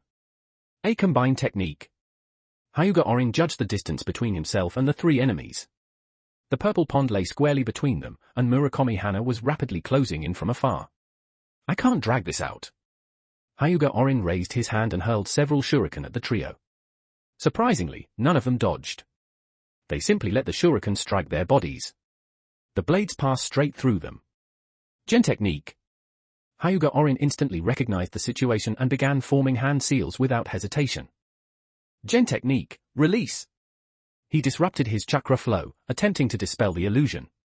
It's useless, the fat ninja said coldly as he and the other two stepped onto the surface of the pond and rapidly advanced toward Hyuga Orin. His gen technique was cast using poison as the medium. The purple rain technique fused poison with chakra, which then mixed with the water released by water turbulent wave, forming toxic water. As the water evaporated, poisonous mist spread upward. As long as one inhaled the moisture in the air, they would fall under his gen technique. Gen technique, water nirvana technique. As long as the moisture remained, the illusion would continuously reapply itself. Though it was only a low-level gen technique that distorted perception, its constant activation made it impossible to escape. Gen technique release could break the illusion in the moment, but the next instant, the illusion would be cast again. There was no need to explain any of this. Running across the surface of the pond and onto the rock wall, the three of them launched their attack. Hyuga Orin swung his bronze blade, flames roaring along its edge, slicing through their bodies, only to cut through empty air. That was when he realized that unless he dealt with the gen technique, he couldn't even determine where the enemies truly were. An unseen kunai slashed across his shoulder, carving a wound. If he hadn't reacted in time, it would have pierced his heart. You'll die here, the fat ninja's phantom voice said coldly as it closed in. We'll see about that. Hyuga Orin grinned. As long as I know you're here, that's enough. At this point, even the Byakugan was useless. While it could see chakra flow, the poison-based gen technique had already distorted his perception. What he saw could no longer be trusted. Relying on instinct alone, Hyuga Orin shifted left. His face was still cut open, and a sudden sharp pain exploded in his abdomen as something struck him. He reached forward, trying to grab onto something. But his hand grasped nothing, interfering with all five senses. Hyuga Orin smiled faintly. His figure vanished from where he stood. A moment later, a paper tag drifted down at the original spot, a lit explosive tag that had clearly already been activated when it was placed. Not good. The fat ninja's pupils shrank. Boom! A violent explosion erupted outward. Hyuga Orin reappeared on the opposite side of the pond. He couldn't tell whether the three had been caught in the blast, but the lack of any experience notification told him they were still alive. He immediately swallowed an antidote pill. In that instant, he understood the core of the gen technique. The pond itself was the medium. As the antidote took effect, his distorted senses rapidly returned to normal. This type of gen technique excelled in persistence, but its weakness was obvious. Once the target realized the trick, a single antidote was enough to break it. For a while, the poison would no longer affect him. Now he could clearly see the three figures sprawled on the ground. The explosive tag had already been used, so it could no longer serve as a substitute target. Hyuga Orin dashed forward across the pond. Before even reaching them, he hurled 3 shuriken. Empowered by bare bow hand, the 3 shuriken flew like thunderbolts, aimed to claim their lives. At that moment, a figure suddenly appeared, standing directly in front of the fat ninja. He swung his kunai, blocking the incoming shuriken. Clang! At the instant of collision, Murakami Hana frowned slightly. The force behind the shuriken was terrifying. It wasn't knocked away immediately, instead spinning violently against his kunai, sparks flying everywhere. Only after he twisted his wrist did he finally knock it aside. The shuriken aimed at the fat ninja was stopped, but the other 2 weren't so lucky. Both were instantly killed. In the distance, experience notifications flashed before Hyuga Orin's eyes. EXP plus 356? EXP plus 364? In the end, the fat ninja still hadn't died. Hyuga Orin clicked his tongue in frustration as he looked at the heavily wounded, howling fat ninja. He didn't slow his pace, stepping across the water until he stood before Murakami Hana. 2 kills should be enough to let you vent, right? Murakami Hana said coldly, all traces of his smile gone. He hadn't expected this useless idiot to dare attack Mu Yu again. If replacing personnel weren't such a hassle, he would have killed him on the spot. Hyuga Orin walked up to the fat ninja, looking down at him from above. Though the explosion injuries looked severe, the man's voice was still strong. Clearly, the damage wasn't fatal. Hyuga Orin glanced at Murakami Hana, who was staring at him intently. He knew he couldn't kill this man under Hana's watch. So he kicked him in the face. Bang! EXP plus 1245. That should do it, Hyuga Orin said bluntly, looking straight at Murakami Hana. Murakami Hana's expression was unpleasant, but he nodded. As long as the idiot wasn't killed, it was acceptable. If there's a next time, Murakami Hana said with undisguised disgust as he looked at the fat ninja, you can kill him. Meaning, not this time. Hyuga Orin sighed regretfully and bent down to collect the drops from the two dead genin. Consumable, Replay G380. Consumable, Dark Curtain FO100. After a quick glance, Hyuga Orin's eyes lit up. The first was a God-tier card. It allowed the user to instantly move to a previously visited location. Its utility was enormous. The second one, however, was pure trash. It could block stealing or surveillance-type skills, but only against player abilities. With only one player in this world, it was completely useless. Medium White Star want more? Read up to 85 chapters ahead on Patreon https://www.patreon.com/cannonbreaker Medium White Star. The advanced chapters are already written, all that's left is unlocking them. Open Lock Bonus Chapter System. Every bit of support pushes the story forward. 10 reviews Open Book 1 bonus chapter, 100 Power Stones Gemstone 1 bonus chapter. Fire. The stronger the support, the faster the story evolves. Rocket more power. More chapters. More domination. Chapter 61, finally able to change class. 1,390 words. After Murakami Hana took the fat ninja away, Hyuga Orin finally walked into the mountain cave. All right, it's fine now, Hyuga Orin called inside. Only then did Nagato walk out from deep within the cave entrance. Teacher, what happened? He had vaguely sensed fighting outside, and in the end felt that 3 presences had disappeared. You'll know once you go out and take a look. A smile appeared on Hyuga Orin's face, though it carried a hint of malice. Nagato sensed it keenly and looked at Hyuga Orin suspiciously.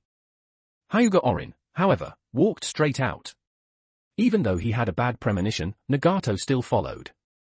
As soon as he stepped out of the cave, he saw 2 corpses lying on the ground, their bodies bearing traces of scorching. Nagato's gaze trembled. Teacher? Hyuga Orin squatted down, took out a kunai, and prodded the bodies. Without looking at Nagato, he spoke earnestly, Nagato, no matter what choices you make in the future, death will always accompany you. If you don't want to be killed, you must be prepared to kill. Hyuga Orin looked at the timid Nagato. At this stage, Nagato was still somewhat cowardly. If it weren't for Yahiko's death later on, he would never have undergone such a drastic change. And in the end, he took Yahiko's dream as his own goal. Nagato stared at the corpses and swallowed hard. He had always heard about people dying here and there, but this was the first time he had ever seen dead bodies. But was it too cruel to demand such a brutal resolve from a child like him at this moment? Also, teacher, if you could just put away that smile, it might be more convincing. Nagato glared at Hyuga Orin in irritation. The man still had a schadenfreude-filled grin on his face. One look and it was obvious his main purpose was to scare a kid. Hyuga Orin stood up and coughed lightly twice, trying to recover his dignity as a teacher. He reached out and patted Nagato on the shoulder. From now on, you'll have to rely on yourself. Teacher, I don't think there's a need to rush things so much, Nagato said with a pitiful, almost tearful tone. Seeing corpses for the first time was inevitably frightening. Hyuga Orin looked at Nagato meaningfully and said, the land of rain won't give you time. Acha Madara wouldn't either. He didn't need to say the rest out loud. As for Acha Madara, his own level was still far too low. If he were already max level, he'd go straight to Madara, call him an old bastard, and farm drops. Acha Madara had plenty of good stuff on him, any random drop would count as a top-tier item. Unfortunately, as the penultimate final boss, he wasn't that easy to farm. Hyuga Orin walked back along the path they had come from. The poisonous water pool from before had already vanished. Turning his head, he saw Nagato still standing there in a daze and shouted loudly, let's go. Only then did Nagato snap back to his senses and hurriedly follow behind Hyuga Orin. Hyuga Orin, meanwhile, turned his attention to his status panel. Name, I'm Hyuga Orin. Class, none. Level, LV16, 3999, 4000. Chakra, 120 for 160 plus 50 plus 20. Skills, Gentle Fist, LV5, Clone Technique, LV2, Substitution Technique, LV10, Transformation Technique, LV10, 8 Trigrams Vacuum Palm, LV3, Byakugan, LV3, Fire Release Times Unknown Fire, LV4, Medical Nin Technique, LV2, Bear Wrestling Hand, LV4, Brain Enkephalin, LV8, 2 Tiger Style Times Fire Heaven Form, LV1. Experience pool, 4,765. Finally, he was about to reach level 18. He had waited for this day for who knew how long. There were barely any monsters to grind in Konoha, yet in less than a year of becoming a ninja, he had climbed from level 12 to level 18. Only after level 18 would his true growth really begin. In fact, judging by the experience provided by shinobi in the ninja world, reaching max level wasn't particularly difficult. What truly devoured experience were skills. All kinds of advanced skills required massive amounts of experience in the later stages. Moreover, many skills could be synthesized. Even the prerequisites for synthesis already required a lot of experience, and after synthesis, the experience cost was still enormous. Suppressing his excitement, he first invested a bit of experience to level up once. The chakra he had consumed instantly returned to full, and his physical attributes improved somewhat. Level, LV17, 0, 4500. Then he poured the remaining 4,500 experience into it all at once. Level, LV18, 0, 5000. Class change function unlocked. Begin class change now? Yes, no. Hyuga Orin took a deep breath. While sending Nagato home, he split his focus and concentrated on the panel. Yes. The panel before his eyes disappeared, replaced by 5 images. The first image showed a burly man with red light blazing from his eyes. His fists had turned pitch black, wrapped in crackling red lightning. Above the image were the words, Pirate. In the game, this was a stamina-based class. After successfully changing class, it unlocked a Haki energy bar. Each level up increased strength and constitution. Corresponding items could only be farmed in the Land of Water, along with various devil fruits, though devil fruits themselves weren't restricted by class. However, many skills and pirate-exclusive items could only be used by this class. High stamina, strong recovery, and solid attack power. In the game, it was essentially a warrior-type class. If Hyuga Orin didn't have special requirements, this was usually the route he would take. The second image showed a ninja wearing a Konoha forehead protector, constantly using nin technique. His left eye was a Sharingan, his right eye a Byakugan. Above the image were the words, Ninja. In the game, this class was similar to a mage. But Hyuga Orin dismissed it immediately. He already possessed ninja class skill books. If he chose the ninja class, the bonuses would be an unknown, perhaps even no change at all. It overlapped too much with his existing abilities, so he directly gave it up. Ninja skills and items didn't require a class unlock for him to use anyway. The key point was that ordinary players entering the game world started with no energy bar and no class at all. They began as ordinary people, grinding small animals early on, bandits in the mid-game, and rogue ninjas in the late game. Only after reaching the required level would the class system unlock. That was the normal start. Hyuga Orin attending the Ninja Academy and becoming a ninja was, in game terms, exploiting a bug equivalent to being born with the ninja class. The last image showed a man wearing training clothes, his body wrapped in white airflow. Behind him, various backgrounds flashed, famous landmarks, wilderness forests. Above the image were 2 words. Hunter. This was the class Hyuga Orin wanted to choose. In the game, this class was positioned as an assassin. It sounded a bit absurd. Ninjas, who carried out assassinations, were categorized as mags, while hunters, who didn't seem to fit the assassin archetype, were instead labeled as assassins. But this had to do with the class system. Ninjas seemed to handle assassination missions, but their ability usage involved water, fire, wind, and lightning. Ignoring the nature of their work and focusing purely on how they fought, they looked far more like mags. Hunters, on the other hand, were the class best at concealing themselves in the game. As long as they used Zetsu, even bloodline limits among ninjas couldn't detect them. If you failed to notice the opponent's strength and stepped into their attack range, wasn't that just waiting to be taken out by a full burst of damage? How could that not count as an assassin? These 3 were the game's 3 mainstream classes. And beyond these 3 mainstream options, there were also 2 major pay-to-win classes. Hyuga Orin looked toward the final 2 black and white images. Medium White Star want more? Read up to 85 chapters ahead on Patreon https://www.patreon.com/canonbreaker medium white star.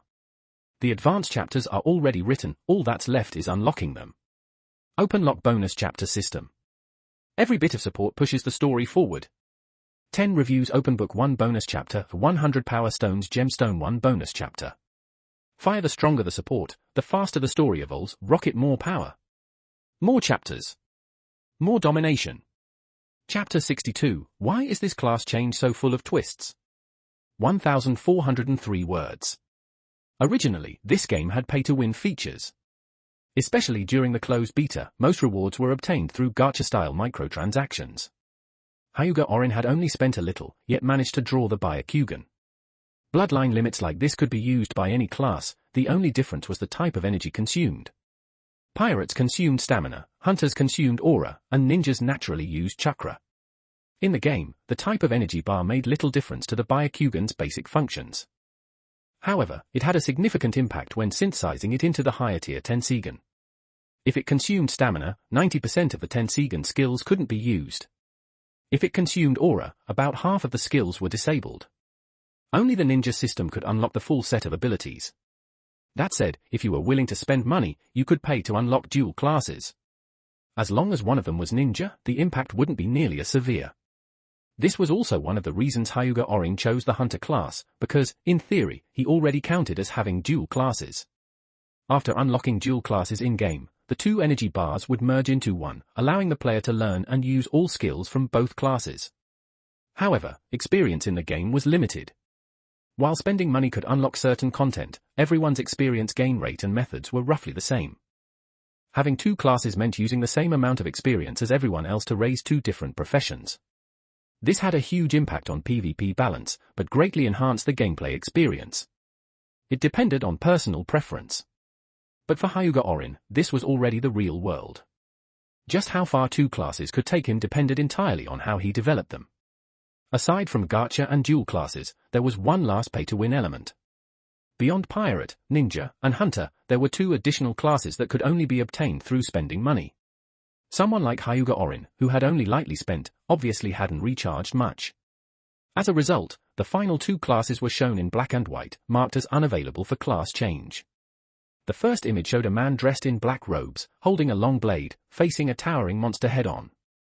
Above the image were two words. Shinigami, Death God. This was the pay-to-win class, Shinigami. After class change, it unlocked an energy bar called Reiatsu. It came with a top-tier weapon by default, a Zanpakuto. It was an extremely powerful class that crushed the three main classes in the early game. In the late game, due to balance adjustments, the differences between the major classes became negligible. The corresponding region for Shinigami was the Land of Demons, where Shinigami-exclusive skills and the growth-type weapon Zanpakuto could be farmed. Zanpakuto themselves had no class restriction, but they could only drop from Huangquan, possessed by Morio, the boss of the Land of Demons. To farm a Zanpakuto, you either had to wait until the timeline reached that point, or arrange for someone to accept Morio's possession themselves. The second black and white image depicted a man with flames erupting from both hands, facing a giant dragon. This was the pay-to-win class, Mage. After changing class, it unlocked an energy bar called Mana. It also came with a top-tier skill by default, Dragon Slayer Magic. The corresponding drops and skills were tied to Iwagakure village, though no one knew what connection Iwagakure had to mags. But that was game design for you. None of this had much to do with Hyuga Orin anyway. Without spending money, these two classes weren't open to him. If I could change to Shinigami, I might even be able to remove the caged bird seal, Hyuga Orin sighed. And in the early stages, the Shinigami class was incredibly strong. The only downside was that skills were hard to farm, you needed the terracotta soldiers of the Land of Demons to drop them. While browsing the game forums, he'd even heard that the developers originally planned to add a Dragon Ball Warrior class, but it was scrapped for being too setting-breaking and unbalanced. There were, however, some new classes that would only be unlocked at the time of open beta. The game announcements mentioned only two, Swordsman and Cursed Sorcerer. The former skills could already be farmed during the closed beta and weren't class restricted. The latter was still in the design phase, supposedly there were places in-game where its items could drop, but none had been officially revealed. The guides he'd read didn't mention it either. After reviewing all 5 classes, Hyuga Orin made up his mind and selected Hunter. Change class to Hunter, yes, no. Yes. Class change quest activated. Please complete the class change quest within the time limit. Failure will result in the Hunter class being revoked. Hyuga Orin? Wasn't the quest system already gone? Why was it popping up again? He'd been overjoyed, thinking the class change was about to succeed. What the hell was this? A quest column appeared on the panel in front of him. Class change quest, complete the hunter exam within 1 month. Hyuga Orin? Where was he supposed to find a hunter exam? He knew class changes involved quests, but he hadn't really looked into that side of things. He'd focus more on drop information. Where the hell was he supposed to take a hunter exam? This was the Naruto world, not Hunter x Hunter. Teacher, what's wrong? Nagato couldn't help but ask when he saw Hyuga Orin's furious expression. Hyuga Orin took a deep breath. Nothing. Glancing at the distance, they were already quite close to Nagato's home. Your house isn't far now. You can head back yourself, I'll be leaving. The game system was clearly pulling some nonsense on him. He had to get back and figure out exactly what was going on. If he couldn't change class, he wouldn't be able to remove the caged bird seal. If he couldn't remove it, he'd never escape the main family's control, and that would completely destroy his plans. Without another word, he turned and left. Nagato stared at Hyuga Orin's disappearing figure, opened his mouth, then scratched his head in confusion. Did I do something to upset teacher? Hyuga Orin returned to the tower and immediately buried himself in his room. Sitting cross-legged on the bed, he frowned and studied the panel in front of him. How am I supposed to do this quest? Where am I supposed to take a hunter exam? He couldn't help but speak aloud to the panel.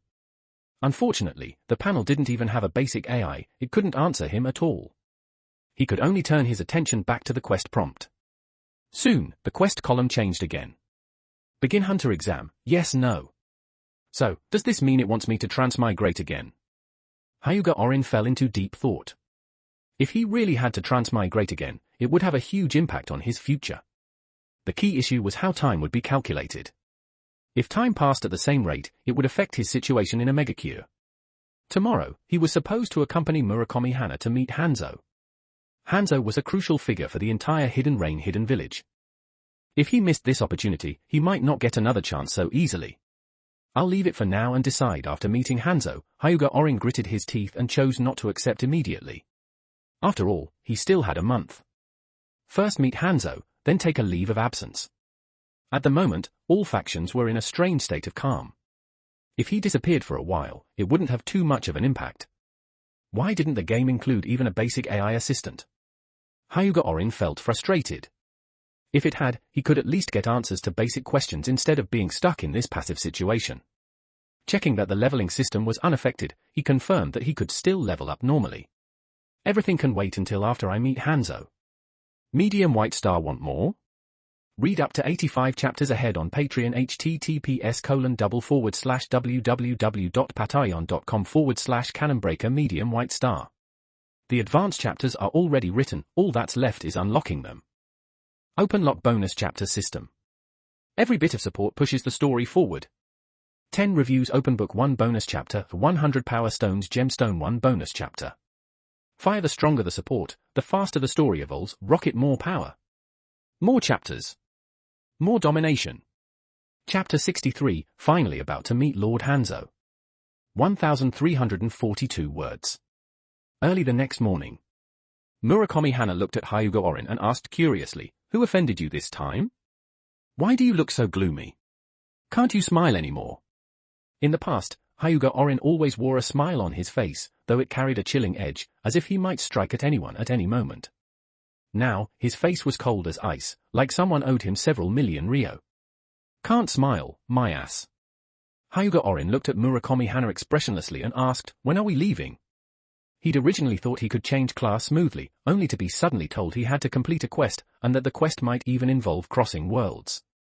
Who could possibly be in a good mood after that? His previously cheerful mood had plunged straight to rock bottom. If he weren't unable to beat Murakami Hana, he would have really liked to let the man experience his strength firsthand and vent some of the anger in his heart. What do you mean, can't smile, you bastard? He, Hyuga Orin, was never someone who liked smiling in the first place. We can set off right now, Murakami Hana shrugged. He had already fully grasped the basic situation in Muin. As for the remaining hidden details, those simply couldn't be dug out anymore. Perhaps only the now-dead Kusamori knew. But Murakami Hana had no intention of asking Kusamori. He still wanted to live. Let's go. Murakami Hana glanced at the fat ninja, who was pretending to look busy. Wait a moment.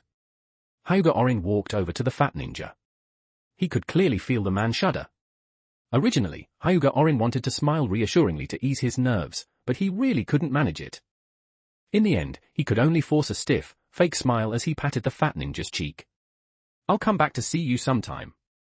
The fat ninja looked like he was about to cry.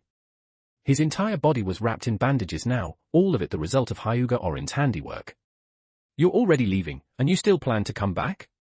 Is it really necessary to hold grudges this badly?" But Hyuga Orin wasn't doing this out of spite, it was a blatant threat. After all, Nagato was still living in this city.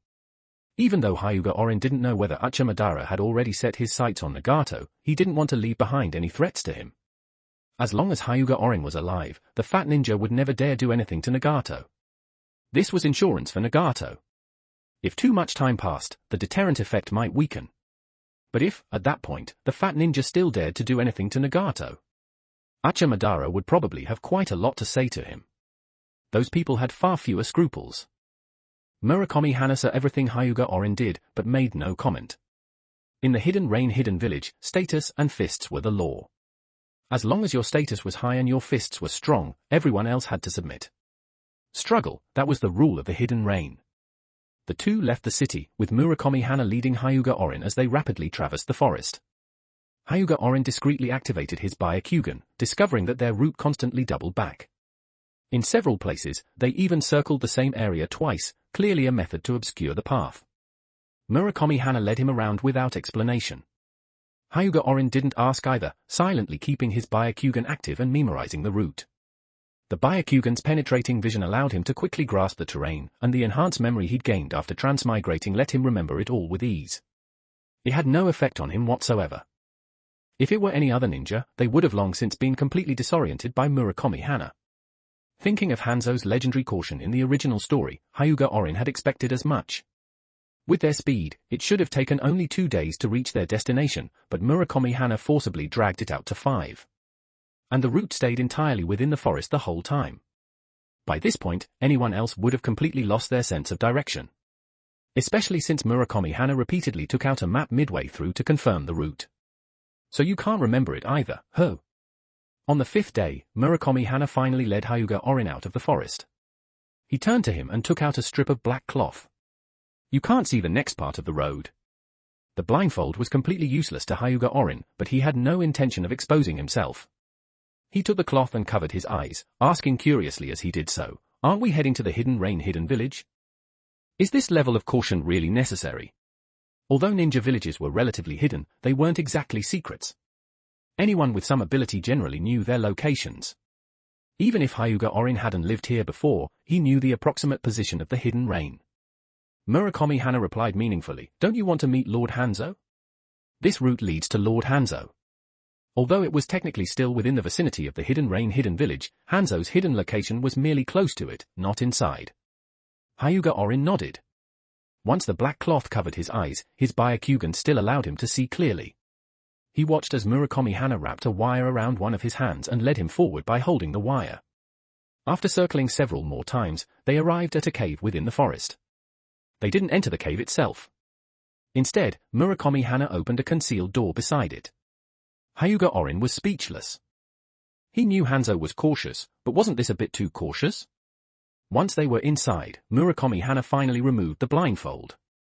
"Follow me," Murakami Hana said as he led the way. His voice came from ahead. "You haven't fully earned Lord Hanzo's trust yet, so naturally you can't know where this place is. Once you do earn his trust." Hyuga Orin nodded and followed behind him. Although this was a hidden facility, the interior space was enormous and extremely spacious. After walking down a long corridor, they entered a massive area the size of a sports arena, 3 stories high, with multiple rooms on each level. There were many more ninja around now. Quite a few wearing Hidden Rain forehead protectors passed by. Many of them greeted Murakami Hana proactively. It seemed Murakami Hana was quite popular here. As for Hyuga Orin, people merely cast a couple of curious glances at him before quickly moving on to attend to other matters. Walking ahead, Murakami Hana's voice drifted back. "As long as you have strength, they'll respect you as well." Hyuga Orin remained silent. Why would he need these people's respect? All he needed was for them to drop experience and loot. Seeing that Hyuga Orin had no interest in talking, Murakami Hana quickened his pace. The two arrived at the innermost room on the 3rd floor. Next, don't speak carelessly, Murakami Hana reminded him. Hyuga Orin nodded, and the two entered one after the other. Inside stood a man waiting for them, clad in armor and wearing a breathing mask over his face. Lord Hanzo, Murakami Hana dropped to one knee. Hyuga Orin followed suit, kneeling behind him. From the corner of his eye, Hyuga Orin couldn't help but size up this man, the future central figure of the Second Shinobi World War. But with his Byakugan still active, he noticed something was off. The chakra volume of this Hanzo. Wasn't it a bit strange? It didn't even reach Jonin level chakra at all. Medium White Star want more? Read up to 85 chapters ahead on Patreon https://www.patreon.com/canonbreaker Medium White Star. The advanced chapters are already written, all that's left is unlocking them. Open lock bonus chapter system. Every bit of support pushes the story forward. 10 reviews open book 1 bonus chapter, 100 power stones gemstone 1 bonus chapter. Fire the stronger the support, the faster the story evolves, rocket more power. More chapters. More domination. Chapter 64, The Hunter exam actually involves real transmigration. 1,282 words. What the hell? Hanzo, the man who would later suppress the 3 legendary Sannin, only had Chunin level chakra. Even though the Sannin hadn't yet reached their peak at that time, they were still elite Jonin level powerhouses. And yet they were suppressed by someone with only Chunin level chakra, nearly losing in the process. That wasn't even a joke, it was outright absurd. There was only one possible explanation. The person in front of him wasn't Hanzo at all, but a body double. Hyuga Orin was speechless. For someone as insignificant as him, was this level of caution really necessary? This Hanzo had even given him the illusion of being a true powerhouse, and yet just meeting him required such extreme precautions. You are Muin, the fake Hanzo asked Hyuga Orin in a deep voice. Lord Hanzo, I am Muin, Hyuga Orin replied, activating brain enkephalin to stir his emotions. His face was filled with fanatic fervor. Loyalty. The fake Hanzo nodded expressionlessly. He had seen far too many people like this, Rain Ninja who worshipped Hanzo with blind fanaticism. Since you wish to become one of my people, you must complete a task I assign to you. Another task? What are you, a chain quest NPC? Hyuga Orin cursed inwardly. He had just arrived and this guy already wanted to put him to work. Did he really think Hyuga Orin had come to the Hidden Rain to be a beast of burden? Hyuga Orin showed a troubled expression. The fake Hanzo frowned. What? Are you dissatisfied with something? Hyuga Orin said nervously, reporting to Lord Hanzo, recently, in order to better serve you, I've been training a nin technique that requires some time to cultivate. Once I complete it, I'll be able to serve you even better. The fake Hanzo frowned. How long will it take? Hyuga Orin hesitated. At most a month. If faster, perhaps just a few days. He had no idea how long the Hunter exam quest would actually take. It all depended on how time flowed between the two worlds. The fake Hanzo pondered for a moment before saying, I can give you 1 month. But if after 1 month you still refuse to take on a task, then you won't need to exist anymore. If, after a month, this Muin still didn't carry out a mission, then he would make sure Muin never could. Even though he was only a body double, he still had the authority to make simple decisions, especially when it came to the life of a mere Chunin. Thank you, Lord Hanzo. Hyuga Orin wore an expression of fanatical devotion. Once I complete this nin technique, I will dedicate everything I have to Lord Hanzo. Loyalty. Seeing Hyuga Orin's performance, the fake Hanzo silently mused to himself. It seemed this kid truly had an important nin technique to complete. That level of fanaticism, even among those he'd seen before, was extremely pronounced. Anyone could tell how fervently Hyuga Orin worshipped Hanzo. Very well. You may leave. The fake Hanzo waved his hand. Murakami Hana, arrange a room for him. During this period, let him stay inside and train. Yes. Murakami Hana replied. Hyuga Orin's face remained fervent, but his heart tightened. If not for brain enkephalin allowing him to control his emotions, he would have exposed himself just now. If he conducted the Hunter exam here and Hanzo monitored him the entire time, then his sudden disappearance would inevitably cause major trouble. Fortunately, he could use the substitution technique to deceive them. Now it all depended on how this Hunter exam would actually work. Murakami Hana led Hyuga Orin out. Once the room was empty, only the fake Hanzo remained. He quickly stood up and knelt halfway toward the darkness. Lord Hanzo. The real Hanzo emerged from the shadows. Looking toward the doorway, he asked, "What do you think of him?" The fake Hanzo considered briefly before answering, "A rain ninja who fanatically worships Lord Hanzo." There were countless such people in the hidden rain. Whether it was Hanzo's strength or the influence he wielded, many young rain ninja idolized him. Hanzo merely nodded. Just a talented young man, that was all. Whether a Chunin like him existed or not didn't really matter. "You were far too bold," Murakami Hana said outside, sounding deeply pained. "I was just telling the truth. If I complete this nin technique, my strength will improve significantly," Hyuga Orin replied nonchalantly. Murakami Hana ground his teeth. He really couldn't do anything about this guy. Let's hope your nin technique really improves you that much. To say such things directly in front of Lord Hanzo, if that left an impression of cowardice, it could even affect Murakami Hana himself. It probably already had. Refusing Lord Hanzo's mission outright, truly damnable. Murakami Hana seethed inwardly. "Where exactly is my room?" Hyuga Orin reminded him. "If you've got opinions, we can talk after I'm settled." He preferred the old Murakami Hana, the smiling one who looked like everything was under his control. This current version just looked a bit stupid. In the end, Murakami Hana still arranged a room for Hyuga Orin, then left without another word. Hyuga Orin looked at the cramped room before him. It had only a toilet and a bedroom. The bedroom contained a simple bed, and beside it a desk. The entire room was sealed tight, no windows at all. "This really is, staying here feels like my life is already over." Hyuga Orin sighed helplessly. What else could he do? He could only live here for now. Activating the Byakugan, he quickly scanned the area. He didn't find any monitoring equipment, though he did see that the room to the right housed a rather attractive female ninja. The one on the left, a man. Alive. They're really not monitoring me. Hyuga Orin was genuinely surprised. With how cautious Hanzo was, he didn't even use any nin technique to keep watch. As for surveillance cameras, that wasn't even worth considering. This era didn't have that kind of technology yet. Maybe something like that would appear after the Third Shinobi World War. Hanzo suddenly relaxing his guard like this made Hyuga Orin feel distinctly uneasy. Sitting on the bed, Hyuga Orin calmed his mind and turned his attention to the quest panel. Now should be a good time to try. If he wanted to successfully change class, he had to go through this. Otherwise, even if he gathered all the required items, he would never be able to remove the caged bird seal. Ever since he was born into this world, that thing had been an inescapable shadow hanging over him. As his focus locked onto the quest. Begin hunter exam, yes, no. Yes. Hyuga Orin answered softly. A burst of noisy clamor filled his ears. At some point, the cramped room had transformed into a vast underground plaza. Still no sunlight in sight. This place is... Hyuga Orin looked around at the suddenly changed environment. He noticed everyone had a badge pinned to their chest. Reaching up, he touched his own chest.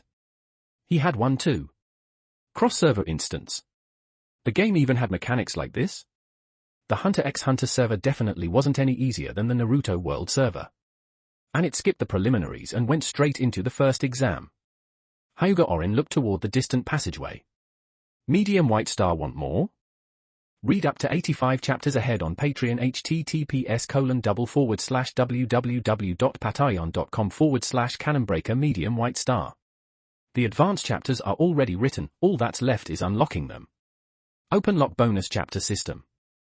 Every bit of support pushes the story forward. 10 reviews open book 1 bonus chapter, 100 power stones gemstone 1 bonus chapter. Fire the stronger the support, the faster the story evolves, rocket more power. More chapters. More domination. Chapter 65, The Hunter Exam Begins, bonus chapter. 1262 words. Hyuga Orin found a corner and sat down on the ground. For now, the number of people present didn't seem particularly large. Yo, you're number 88, right? A slightly overweight man walked up to Hyuga Orin on his own initiative, wearing a friendly smile. I'm Tonpa. This is my 16th time. Nice to meet you. Hyuga Orin tilted his head and looked at the man in front of him. He remembered this guy from the Hunter x Hunter storyline, Tonpa, the so-called Rookie Crusher. And this guy had actually set his sights on him. Wasn't that basically hanging himself at the city gate? Seeing that Hyuga Orin gave no response, Tonpa's smile stiffened slightly. He changed the subject and said, "You look like a newcomer. I'm a veteran of this exam. If there's anything you don't understand, you can ask me." "Oh." Hyuga Orin nodded. Then his figure suddenly burst forward. One hand grabbed Tonpa by the face and slammed him heavily into the ground. Boom. Experience plus 15. So little experience. Hyuga Orin looked at the unconscious Tonpa with disdain. Trash like this couldn't even drop anything worthwhile. The huge commotion immediately drew everyone's attention. Ha ha ha, Tonpa finally kicked an iron plate. He's out really fast this time. That guy's not simple. Some people watched Tonpa's unconscious body with schadenfreude, while others looked at Hyuga Orin with wary eyes. There was also a man with clown makeup on his face, licking his lips with his tongue and wearing a pathological smile. Hyuga Orin ignored everyone and silently returned to his corner to sit down again. As his gaze swept around, many people who met his eyes quickly turned their heads away. Only Hisoka continued to look at him with great interest. Hyuga Orin hesitated for a moment, then withdrew his gaze. At his current level, he was no match for Hisoka. Even if this guy were transferred to the Naruto server, he'd still be considered Jonin level. Although his abilities lacked some versatility due to the absence of nin technique, his outstanding combat talent meant that even an average Jonin might not be able to defeat him. Moreover, Hyuga Orin had no idea what kind of loot dropped on the Hunter server. He had only ever paid attention to the Naruto server. As time passed, Hyuga Orin saw a boy dressed in green, followed by two others, one in ethnic clothing, the other in a suit. This group, Gun, Kurapika, and Leo Rio. The original protagonists. So it's jumping straight into the start of the story. Hyuga Orin merely glanced at the three of them. Unexpectedly, Gun seemed to sense something and look back at him, flashing a bright smile. So sharp. Hyuga Orin withdrew his gaze. Gun's perception alone would qualify him as a Sensora-type ninja in the Naruto world. Then, remembering that the main group still had another key member, Hyuga Orin swept his eyes across the crowd again and spotted a white-haired boy. Killua Zoldyck. A genius youth born into a family of assassins. With all four main characters present, Hyuga Orin now had one major advantage: he knew exactly what the upcoming tests would be. Even if he didn't, he could clear them quickly with his abilities. Still, knowing in advance would save some trouble. Ding ling ling. A piercing chime rang out from above. Everyone looked up. A man with a curved mustache on his face was slowly descending from above. Registration time has officially ended. As the man landed, many people stepped aside. The Hunter exam now officially begins. As soon as his words fell, tension spread through the crowd. Hyuga Orin stood up from the ground. Please come this way. Before we begin, we must confirm something, because the Hunter exam. The man spoke of the exam's dangers while walking forward, but no one paid much attention to his warnings. If you still choose to participate, then follow me. This year's exam has 405 applicants, correct? The man continued walking. Although his pace looked normal, it grew faster and faster, forcing those behind him to gradually break into a run. Poor Mr. Tonpa was eliminated on the spot, still unconscious on the ground. So the test has already begun. Hyuga Orin followed casually near the back of the group. He didn't want to stand out too much yet. As his gaze swept over the people at the rear, a hint of hesitation flashed in his eyes. These people were clearly destined to be eliminated. Should he give them a helping hand? While he was thinking, Shuriken had already appeared in his hand. Trying to harvest apples so casually won't do tilde. A voice with a strange cadence sounded beside him. Hyuga Orin turned his head and saw Hisoka had somehow appeared at his side. He hadn't sensed him at all. Zetsu? And had his intentions been noticed? Hyuga Orin smiled. You really are hungry enough to eat anything, Hisoka. Those people who couldn't keep up were barely stronger than ordinary civilians. Apart from giving him a bit of experience, they were completely useless. Hisoka wore a sickly grin. Compared to those rotten apples, I'm far more interested in you. As he spoke, a playing card appeared in his hand. Hyuga Orin's eyes narrowed. He immediately activated the Byakugan, seeing the energy wrapped around the card. Why had this guy locked onto him?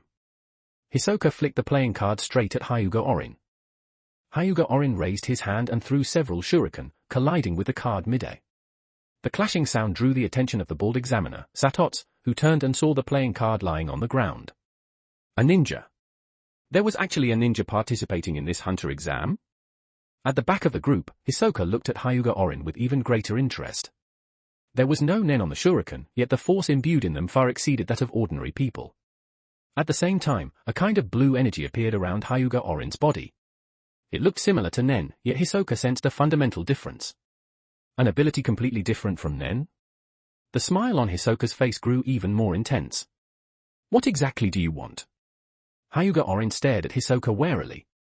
With the Byakugan, he could clearly see the power wrapping around Hisoka, the energy known as nen. Just a test. Hisoka blinked. He really wanted to devour the apple before him, but it wasn't the right time yet. For now, he gave up on Hyuga Orin and strode quickly toward the front. Hyuga Orin narrowed his eyes, noticing that many people in the crowd had been drawn by the exchange between him and Hisoka. Satots, and the man covered in needles, Illumi, Killua's older brother. I've gotten myself tangled up in trouble, Hyuga Orin muttered irritably. By his estimation, his current strength in the hunter world was roughly on par with experienced hunters. He was still far from the top-tier masters. After passing through the long tunnel, many people were eliminated for failing to keep up. The group gradually came to a stop. Beyond the tunnel lay a forest shrouded in thick mist. Drokpa wetlands, more commonly known as the Nest of Tricksters. Medium White Star want more? Read up to 85 chapters ahead on Patreon https://www.patreon.com/canonbreaker Medium White Star. The advanced chapters are already written, all that's left is unlocking them.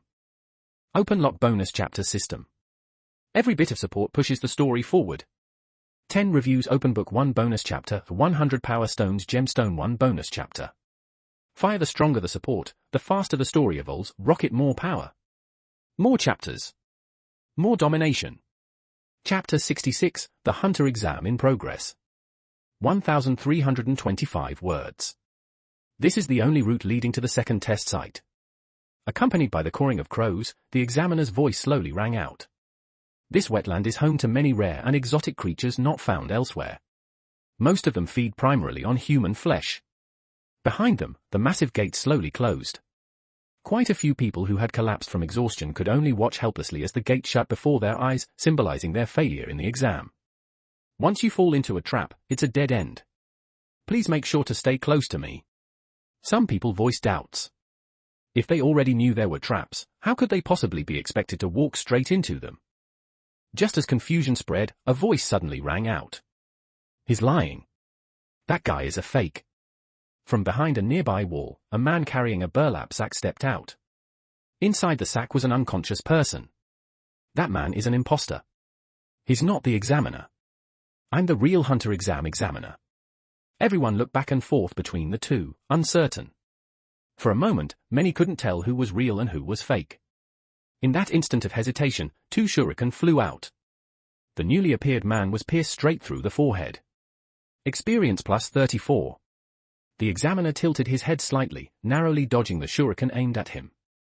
The spinning blade slammed into the ground in the distance, blasting out a deep crater. Hey! What are you doing? Leorio, shirtless, glared angrily at Hyuga Orin. At least you should have listened to his evidence first. Hyuga Orin shrugged.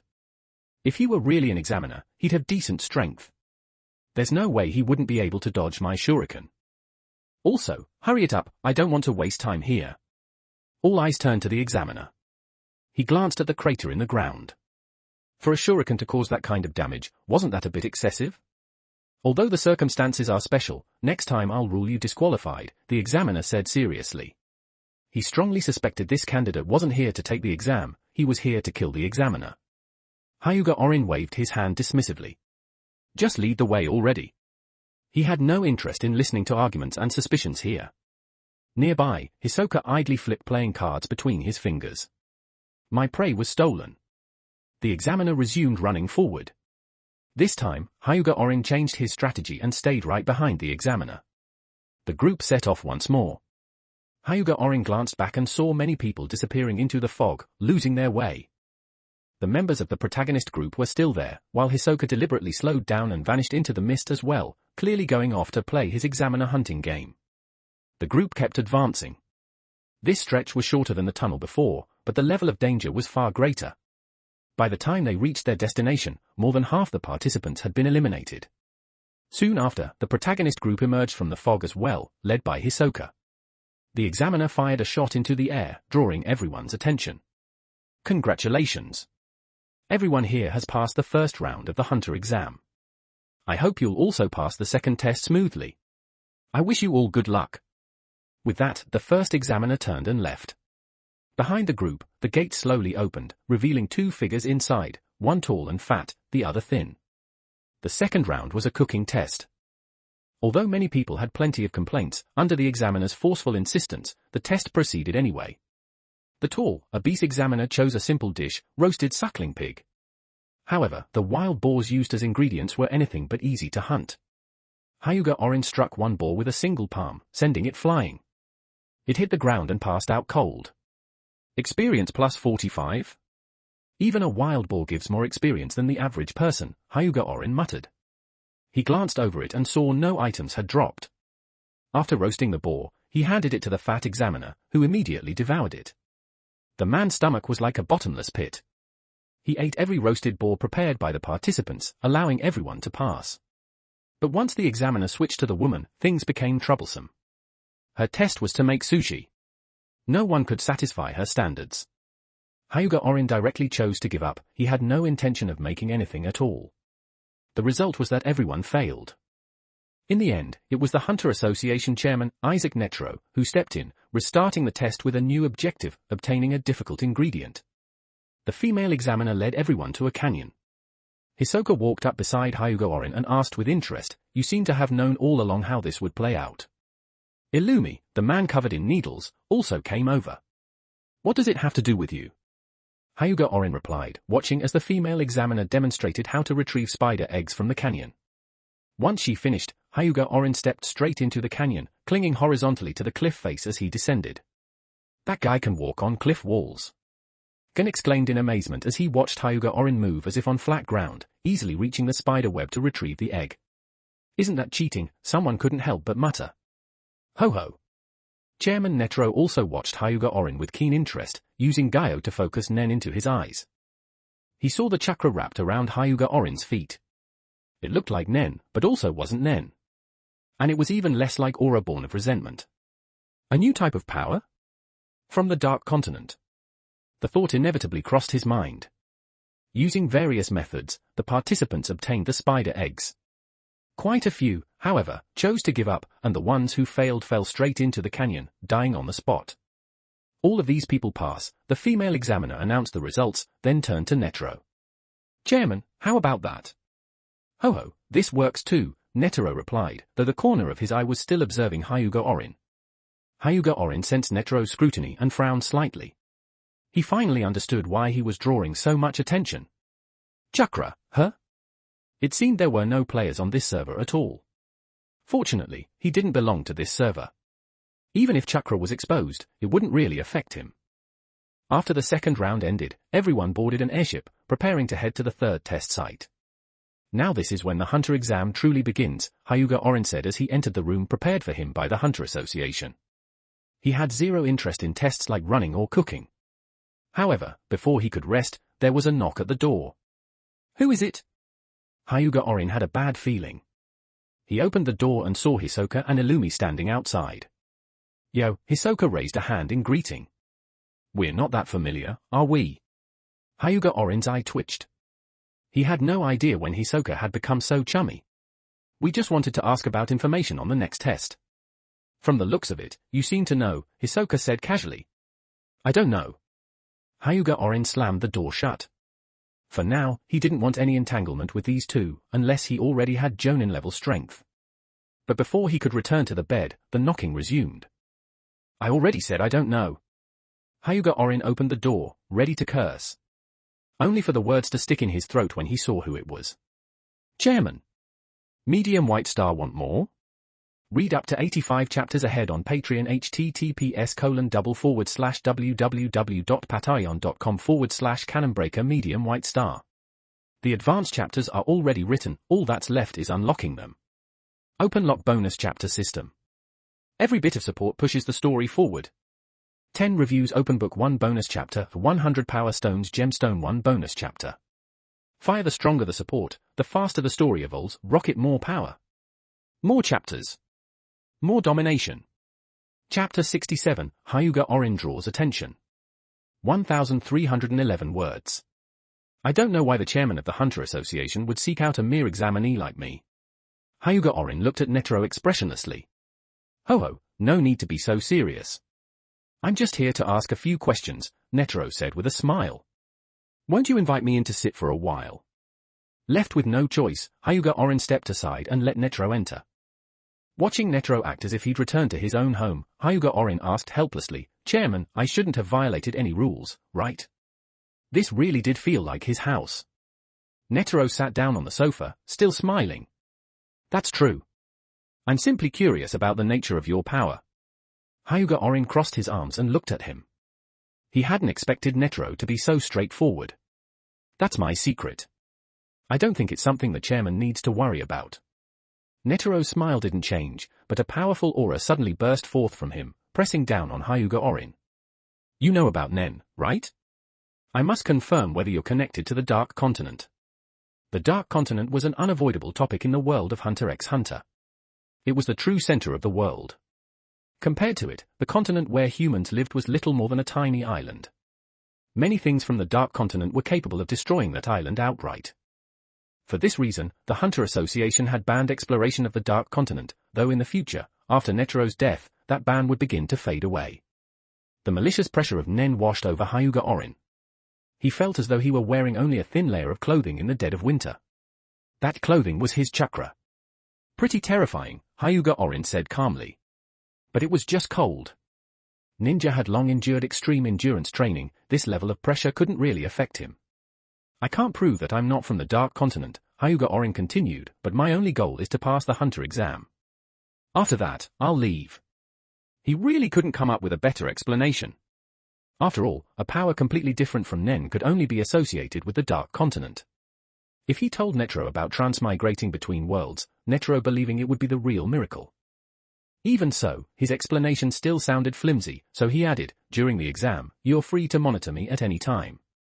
Even after the exam, you can imprison me if you wish. After the Hunter exam, he should be sent back to the Naruto server anyway. At that point, he'd simply disappear, whatever they wanted to do afterward wouldn't affect him in the slightest. Ho-ho, that's quite a good suggestion, Netero said with a smile.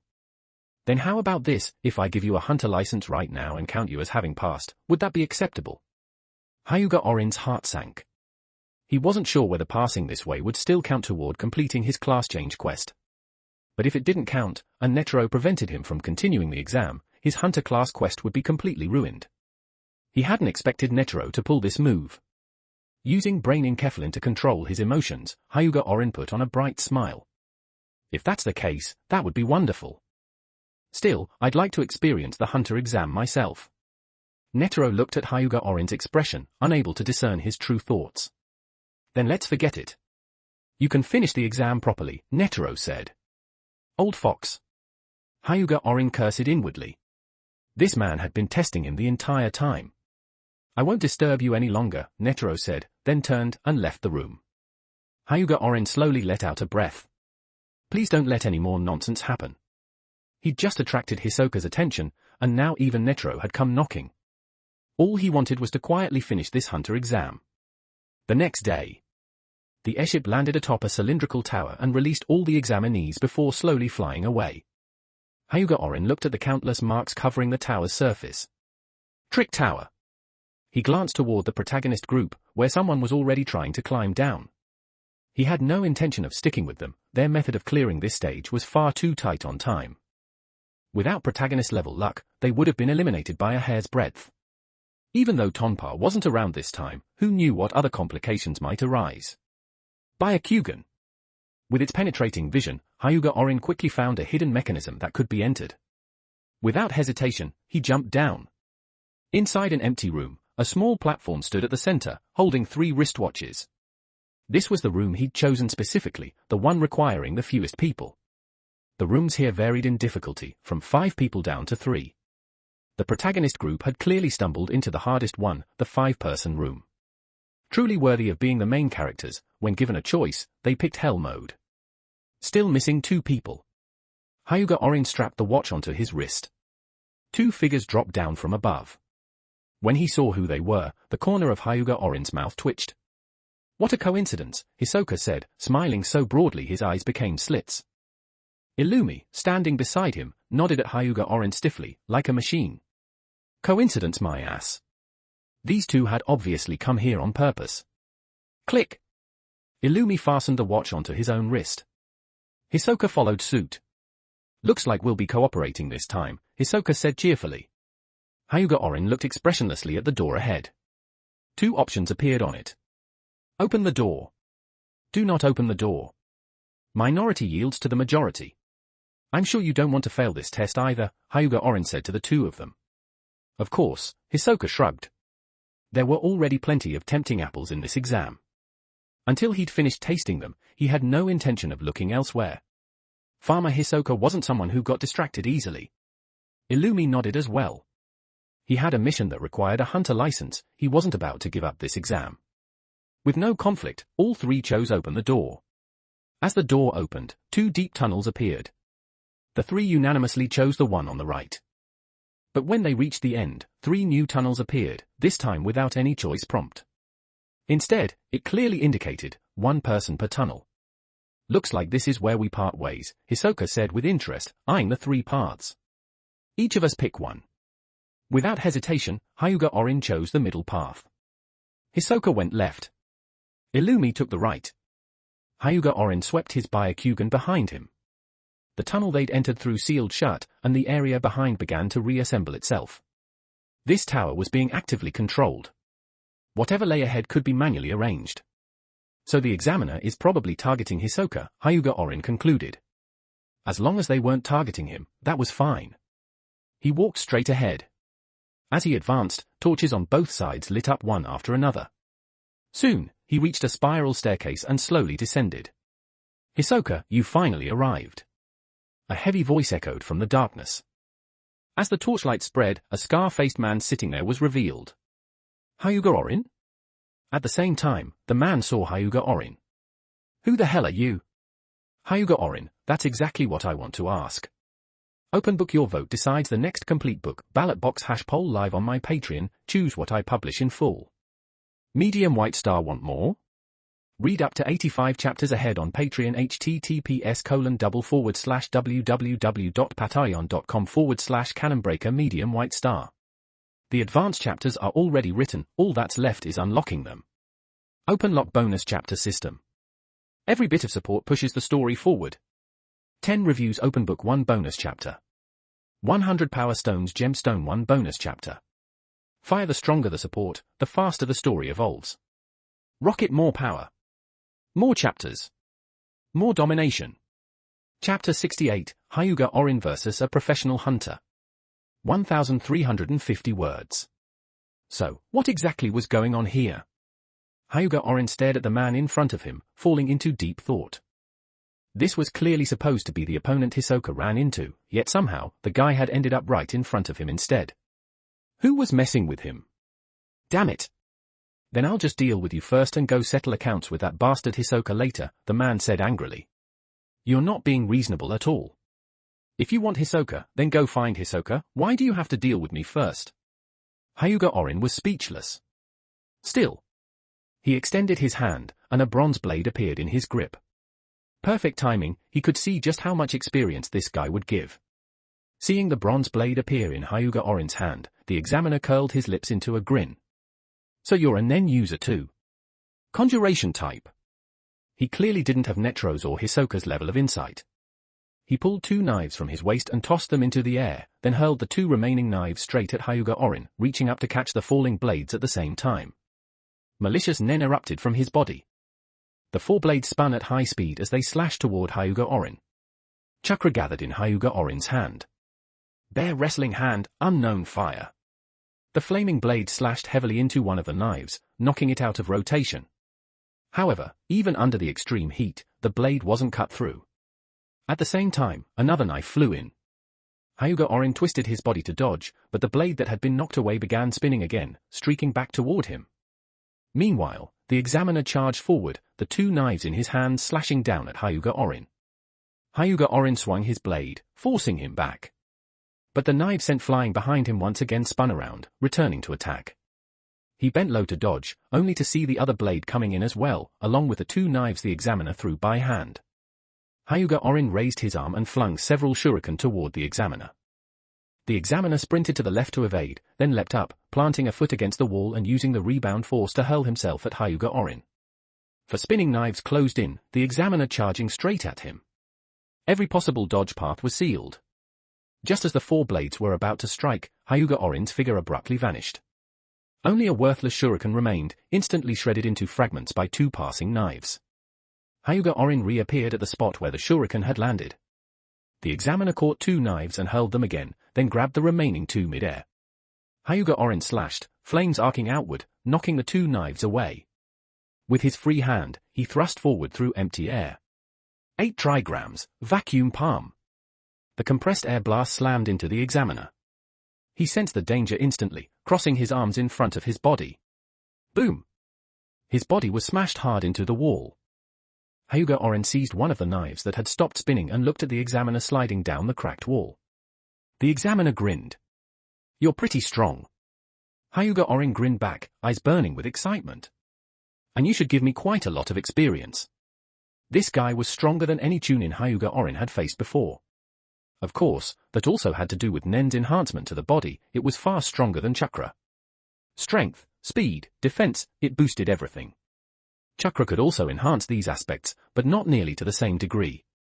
Ninjas could still be killed by a kunai. Nen users, on the other hand, could catch bullets barehanded using aura alone. However, ninja combat methods were far more diverse. Hyuga Orin casually stuffed the captured knife into his inventory, then tossed a shuriken upward and kicked off the ground, charging straight at the examiner. The examiner's pupils shrank. How many abilities do you even have? Fire, teleportation, and now he could even store his knives. He threw the blades in his hands at Hyuga Orin. One of the knives flying outside spun back into his grip. Now he was down to just 3 blades. This time, instead of charging forward, he used the knife in his hand to knock all the falling shuriken away. He clearly remembered how Hyuga Orin had swapped places with those little things earlier. But one of the shuriken suddenly transformed into Hyuga Orin himself, bringing the bronze blade crashing down. The examiner raised his knife to block. The blades collided, and the overwhelming force pressed down, driving him to one knee. He blocked it. Hyuga Orin looked surprised. 2 spinning knives were already closing in on him, but his figure vanished again. Facing the 2 blades flying toward him, the examiner showed no relief at all. Instead, he stepped back, grabbed one blade mid-air, and knocked the other away. The deflected blade spun toward Hyuga Orin. So you're not a manipulation type after all. Hyuga Orin vanished again, reappearing at the examiner's side as his blade slashed down.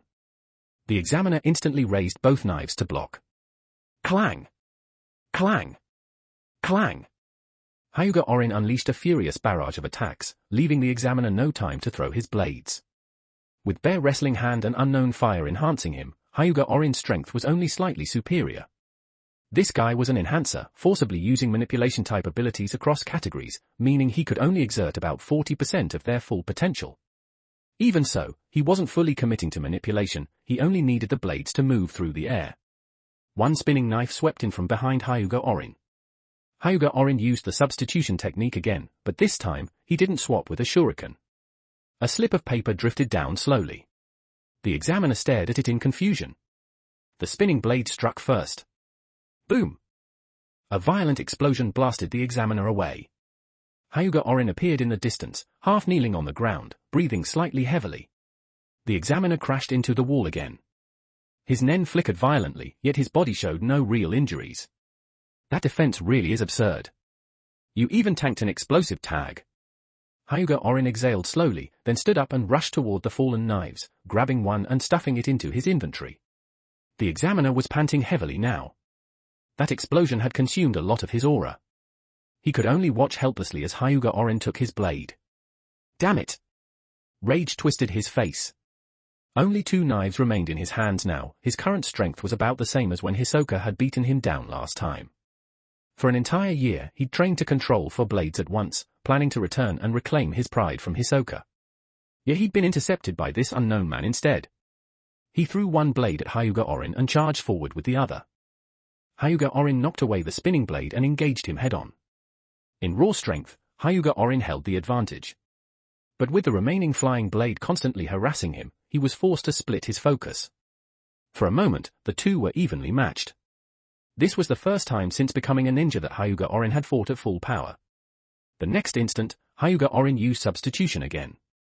A shuriken appeared in his place, only to be knocked aside by the examiner. But this time, Hyuga Orin didn't reappear. He didn't vanish. The examiner suddenly looked up.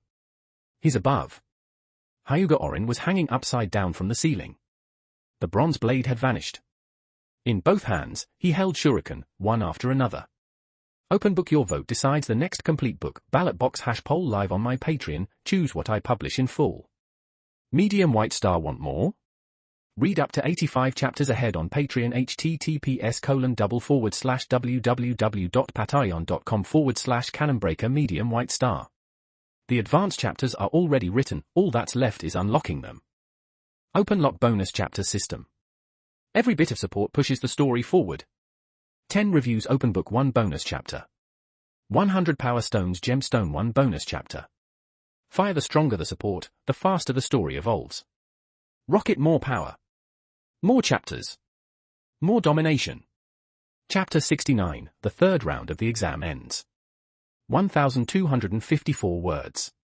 Shuriken times heavy firepower times fireball. One shuriken after another transformed into blazing fireballs, raining down from above. The hunter examiner threw all 3 of his knives toward the ceiling at once. 2 of them spun rapidly, forming a defensive barrier above him to block the fireballs. Although each fireball carried terrifying force, the examiner's rotating blades were enough to intercept everything around him. The falling fireballs were continuously knocked away by the 2 spinning knives. Meanwhile, the remaining blade spun upward, shooting straight toward Hyuga Orin. Just as the blade was about to strike him, Hyuga Orin's figure vanished instantly, allowing the knife to follow its momentum and stab directly into the ceiling. The ceiling shattered on the spot. Hyuga Orin reappeared at the examiner's side. The examiner's pupils contracted, only now did he notice that a shuriken had appeared at his feet. At this moment, none of his 3 knives were in his hands. It's over. The bronze blade appeared in Hyuga Orin's hand, flames blazing along its edge as he slashed toward the examiner. It won't end like this, the examiner roared. Nen burst violently from his body. Even without knives, he still had his fists. He drove a punch straight toward the blade. With Nen reinforcement, a fist could rival a weapon. SHHK. The blade cut cleanly across the examiner's waist, splitting his body into upper and lower halves. In that instant, Hyuga Orin had suddenly lowered his stance. The punch swept past his head, while his blade severed the examiner at the waist. Impossible. The examiner stared in disbelief. He had come here to take revenge on Hisoka. How could he die at the hands of some unknown nobody? The unknown nobody, Hyuga Orin, sheathed his blade and flexed his slightly numb hand. Breaking through Nen really is troublesome. As the examiner fully died, an experience notification flashed before his eyes. Experience plus 2,544. Not bad experience. Just harder to kill than an average Chunin, Hyuga Orin muttered, then looked at the item the examiner dropped. It was a scroll. Skill, Fire Release times Great Dragon Fire Technique.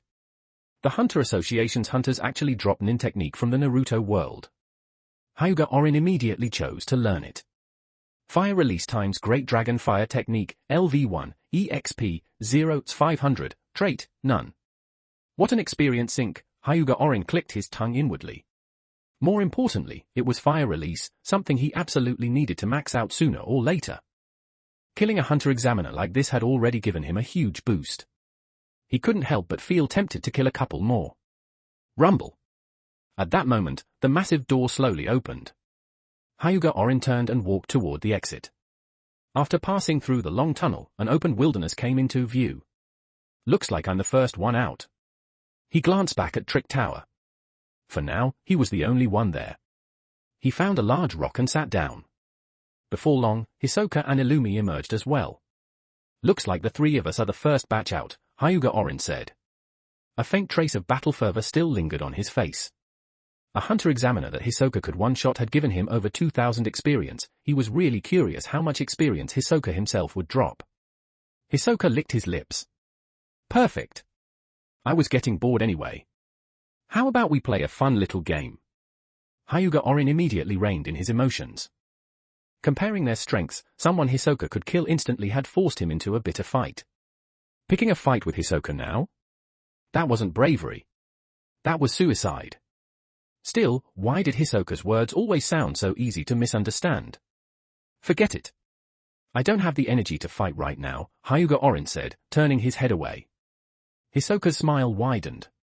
From his perspective, Hyuga Orin had just gone through a fierce battle and was barely able to suppress his combative instincts. Ever since encountering Hyuga Orin, Hisoka had sensed it. Beneath that calm exterior was a strong hunter's desire. It felt like meeting a kindred spirit, yet also different in some indescribable way. Soon, more and more people emerged from Trick Tower, signaling that the third round of the exam was coming to an end. Gun and the others once again burst out of the tower at the very last moment. So even without Tonpa, it still turns out like this. Hyuga Orin couldn't help but complain inwardly. Nearby, Hisoka stared at Gun with a burning gaze. How about it, my little apple? You're still unripe now, but someday you'll grow into something truly delicious. Hyuga Orin asked with interest, what if I kill him ahead of time? A chilling killing intent erupted instantly, drawing many people's gazes. Hisoka's smile twisted. I'd kill you, right here, right now. Hyuga Orin waved his hand casually.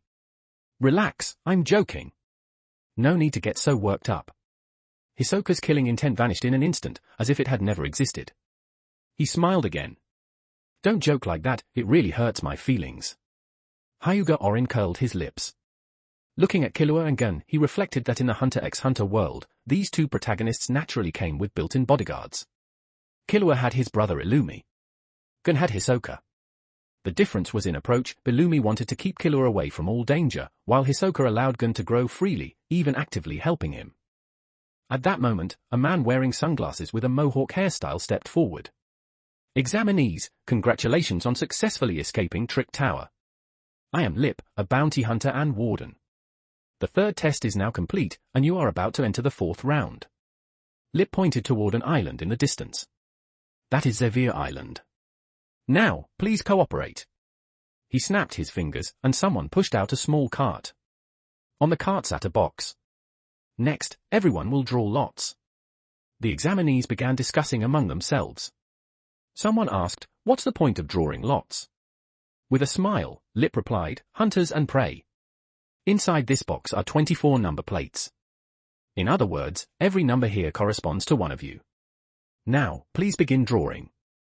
Hisoka was the first to step forward and draw a number. The others followed one by one. As everyone picked up their numbers, Hyuga Orin memorized every single one.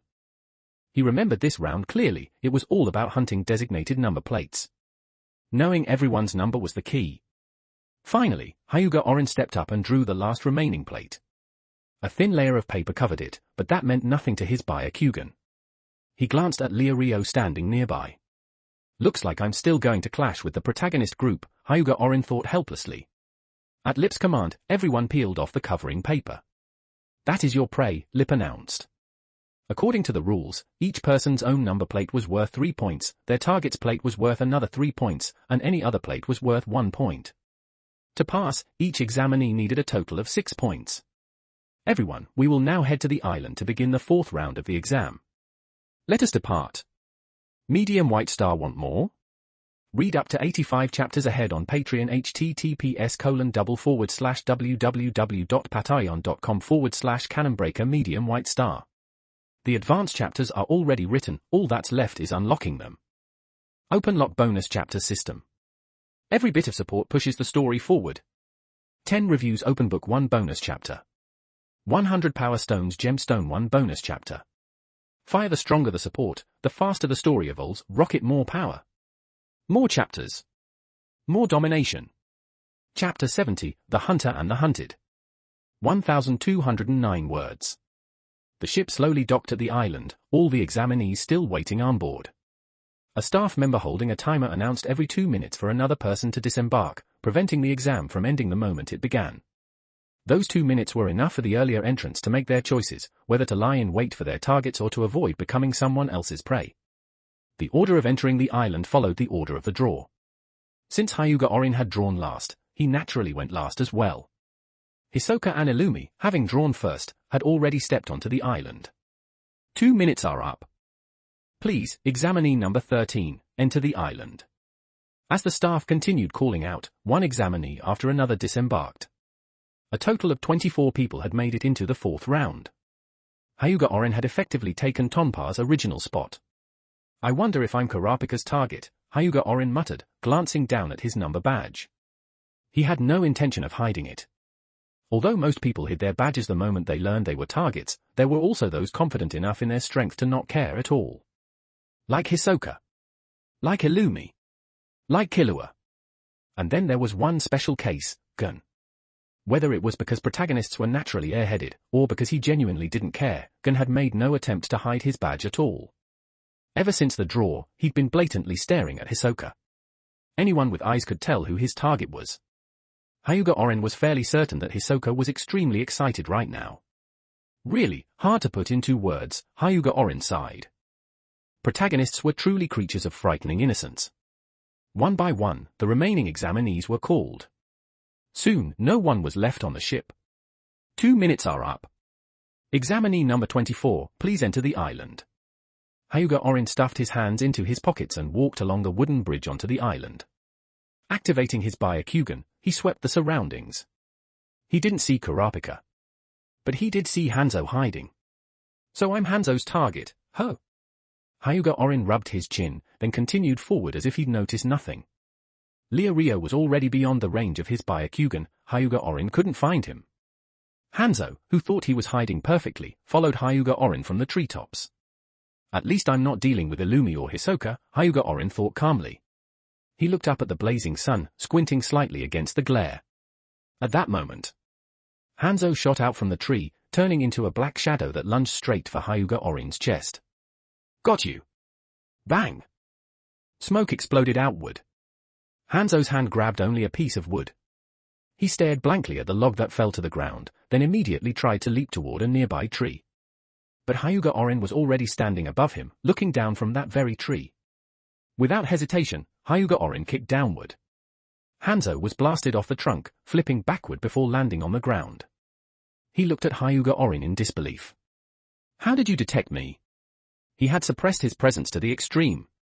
His gaze hadn't lingered on Hyuga Orin for more than a second. He hadn't released even a trace of killing intent. There was no way he should have been discovered. You guess, Hyuga Orin replied casually as he jumped down from the tree. Your target is my badge, right? Hanzo's ability to conceal his presence was indeed impressive, but unfortunately for him, Hyuga Orin had the Byakugan. Even without chakra in Hanzo's body, its penetrating vision was more than enough. Hanzo raised both hands. My target is your badge, but I'm giving up. I can just hunt 3 other people's badges. After that brief exchange, Hanzo already understood there was a massive gap between their levels.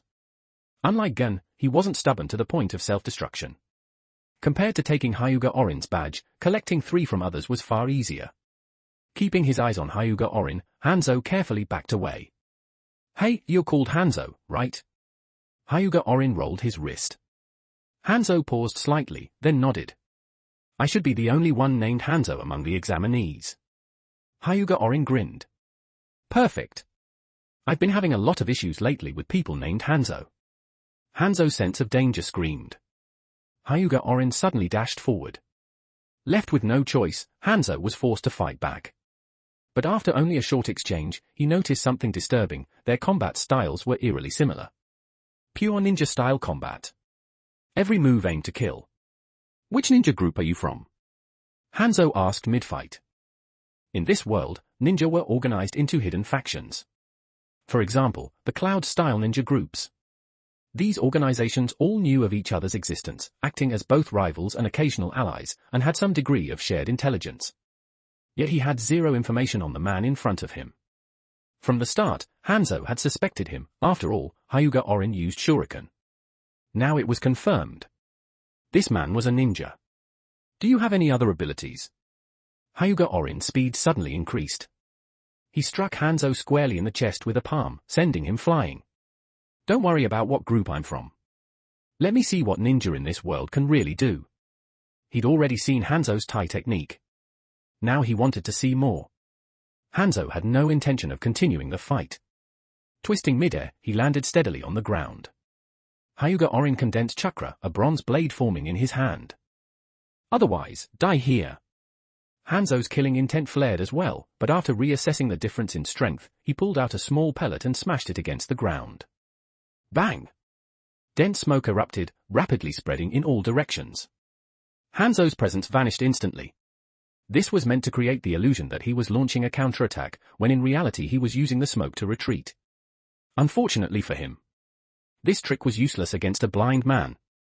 The smoke contained neither chakra nor nen. It couldn't block the Byakugan at all.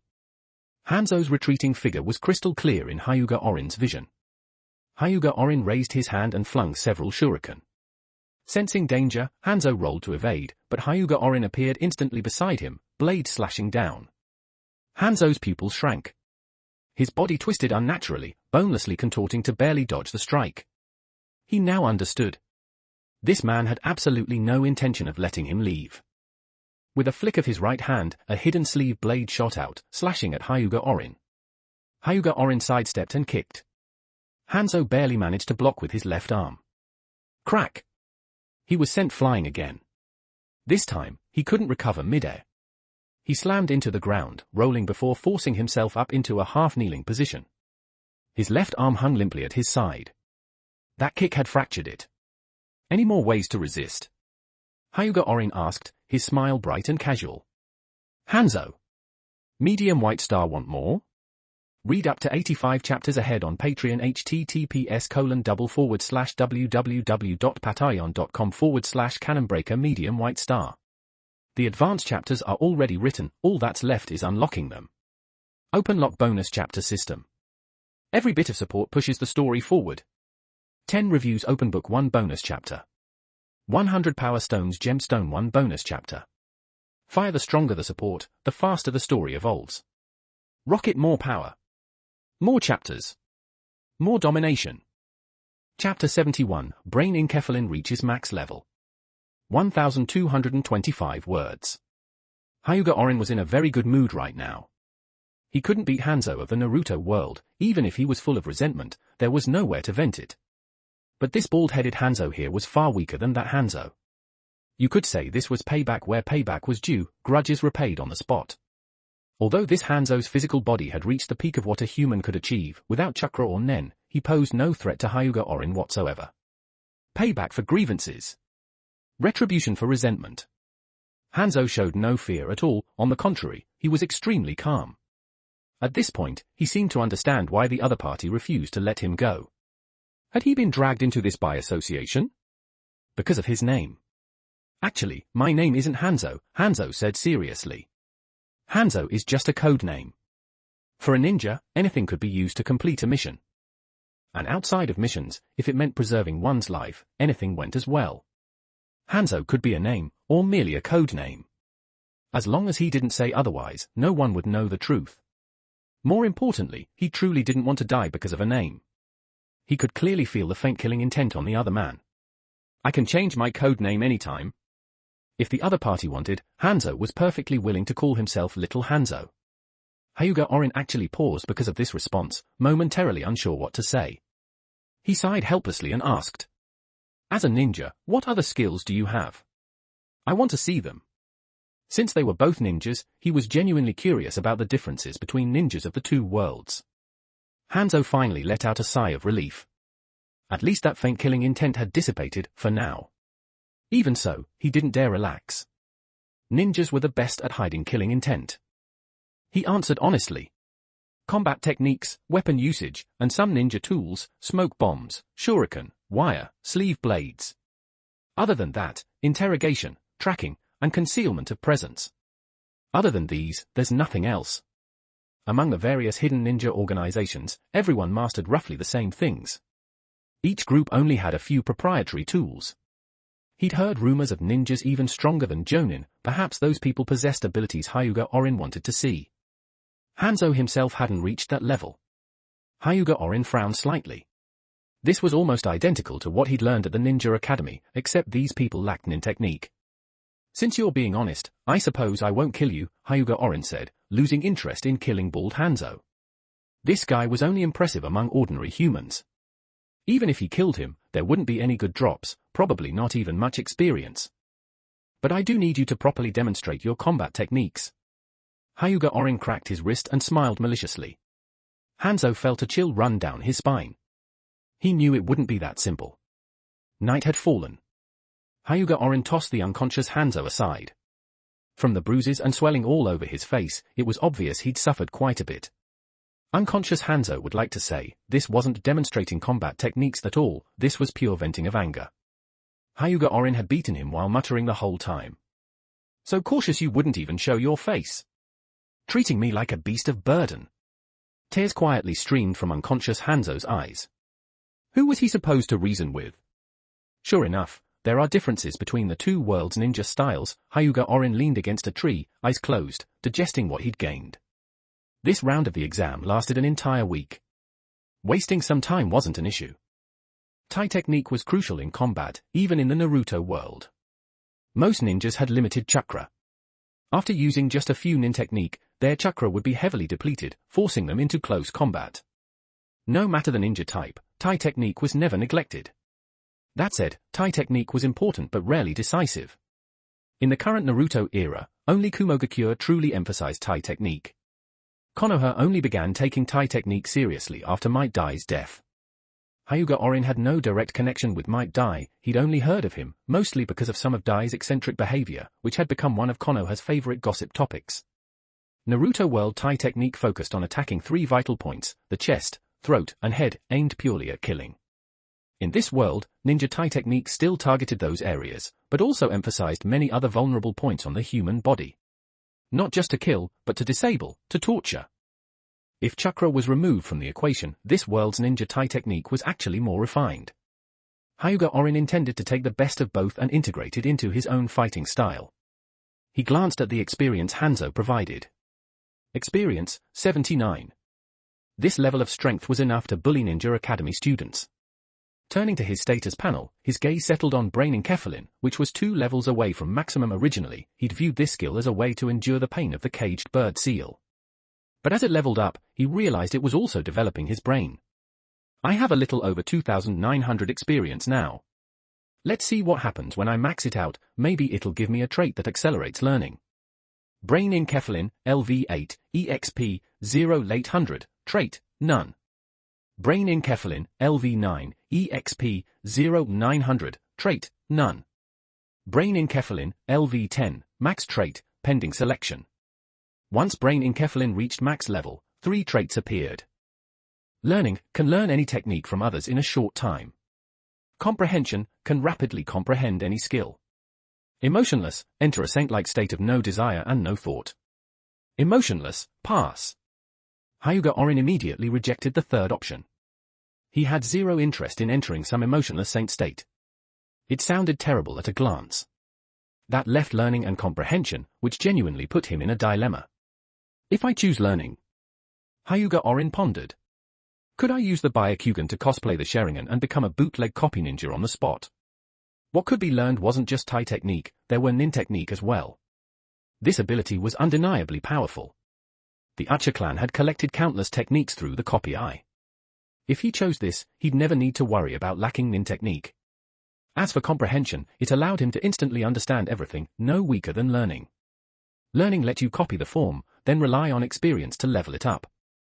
Comprehension meant understanding something thoroughly, perhaps even leveling it without spending experience at all. Hyuga Orin's skill growth didn't rely solely on experience.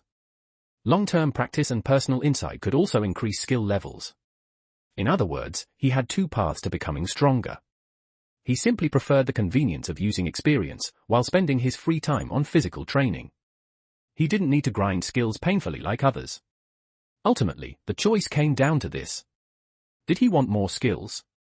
Or better skills? After a moment of thought, Hyuga Orin made his decision. Medium White Star want more? Read up to 85 chapters ahead on Patreon https://www.patreon.com/Cannonbreaker Medium White Star.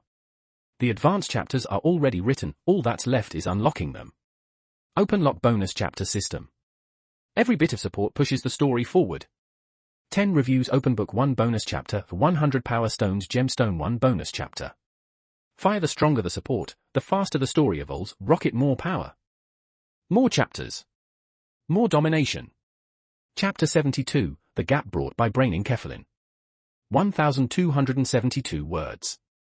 Hyuga Orin chose comprehension. After thinking it through carefully, there were many ways to obtain skills, but experience was hard to grind. At his current low level, experience seemed plentiful, but as he progressed further, it would inevitably become insufficient. In the early stages, having many skills was indeed an advantage. But in the late game, what really mattered was skill level. Synthesizing stronger skills required many max-level prerequisite skills, which meant the experience gap would only grow larger and larger in the future. A player's strength wasn't supported by level alone. In the late game, the main bottleneck was always skill level. A certain chakra-based method of stimulating brain development appeared in his mind. From now on, whenever he used Brainenkephalin, it would no longer just block pain and regulate emotions, it would also greatly enhance his comprehension. Brainenkephalin, LV10, Max Trait, Comprehension. Hyuga Orin began circulating chakra and activated Brainenkephalin, intending to test its effects. In an instant, his vision seemed to brighten. His mind entered a state of unprecedented clarity, like someone who had been asleep for years suddenly waking up. The colors of the world became vivid. Leaves were an intense green. On the brown tree trunks, and scrawled clearly into view. Even the moisture suspended in the air felt tangible. It's almost like becoming a god. For a moment, he even felt an illusion of omnipotence. He quickly steadied his mind and began reviewing his own Tai technique, along with Hanzo's Tai technique. The two systems rapidly rearranged and recombined in his mind. Even the originally restrained Gentle Fist was pulled into the process. Gentle Fist subtly integrated 8 trigrams, Vacuum Palm. A combat style perfectly suited to him rapidly took shape. At the same time, certain hidden principles within Gentle Fist gradually became clear. Just as Hyuga Orin was about to dig even deeper, everything suddenly dimmed. The thoughts that had been spinning at high speed came to an abrupt halt. Hyuga Orin rubbed his brow. Only a trace of chakra remained in his body. His body had sensed danger and forcibly cut off chakra usage. This state is poisonous. Hyuga Orin took a few deep breaths. The sudden interruption of Brainenkephalin felt like falling straight from the sky into a pit of mud, an intensely uncomfortable contrast. He quickly adjusted himself, pulled out a low-level mana potion, and downed it in one gulp. His depleted chakra slowly began to recover. He looked at his status panel. Skills. Transformation Technique, LV10. Substitution Technique, LV10. Brainenkephalin, LV10. Gentle Fist, LV6. Fire Release Times Unknown Fire, LV4. Bear Wrestling Hand, LV4. 8 trigrams, Vacuum Palm, LV4. Byakugan, LV3. Clone Technique, LV2. Medical Nin Technique, LV2. 2 Tiger Style times Fire Heaven Form, LV1. Fire Release times Great Dragon Fire Technique, LV1. Rotation, LV1. Experience Pool, 1236. Both Gentle Fist and 8 trigrams, Vacuum Palm had increased by 1 level, and a new skill had appeared. Rotation, LV1, EXP, 0-500, Trait, None. So I've basically dug out everything the Hyuga main family has, Hyuga Orin muttered as he carefully experienced the rotation skill. If he were to use rotation now, it would probably be on par with Hyuga Hisashi's level. Max level skills really a god tier, but Brainenkephalin can't be used often, or it'll seriously affect me, Hyuga Orin sighed helplessly. Brainenkephalin consumed a massive amount of chakra. Just using it briefly had been enough to raise 2 skills by 1 level.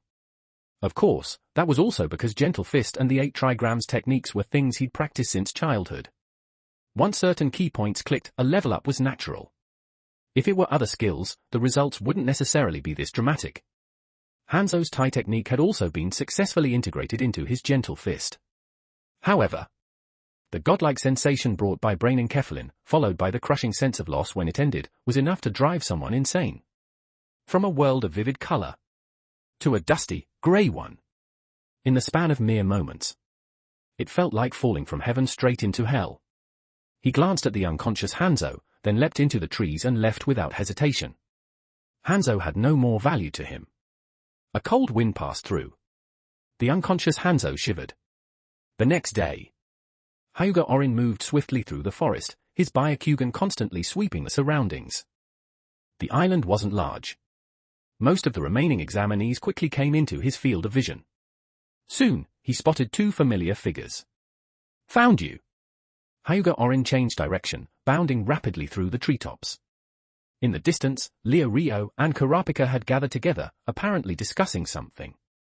Hyuga Orin closed in at high speed, making no effort to hide his movement.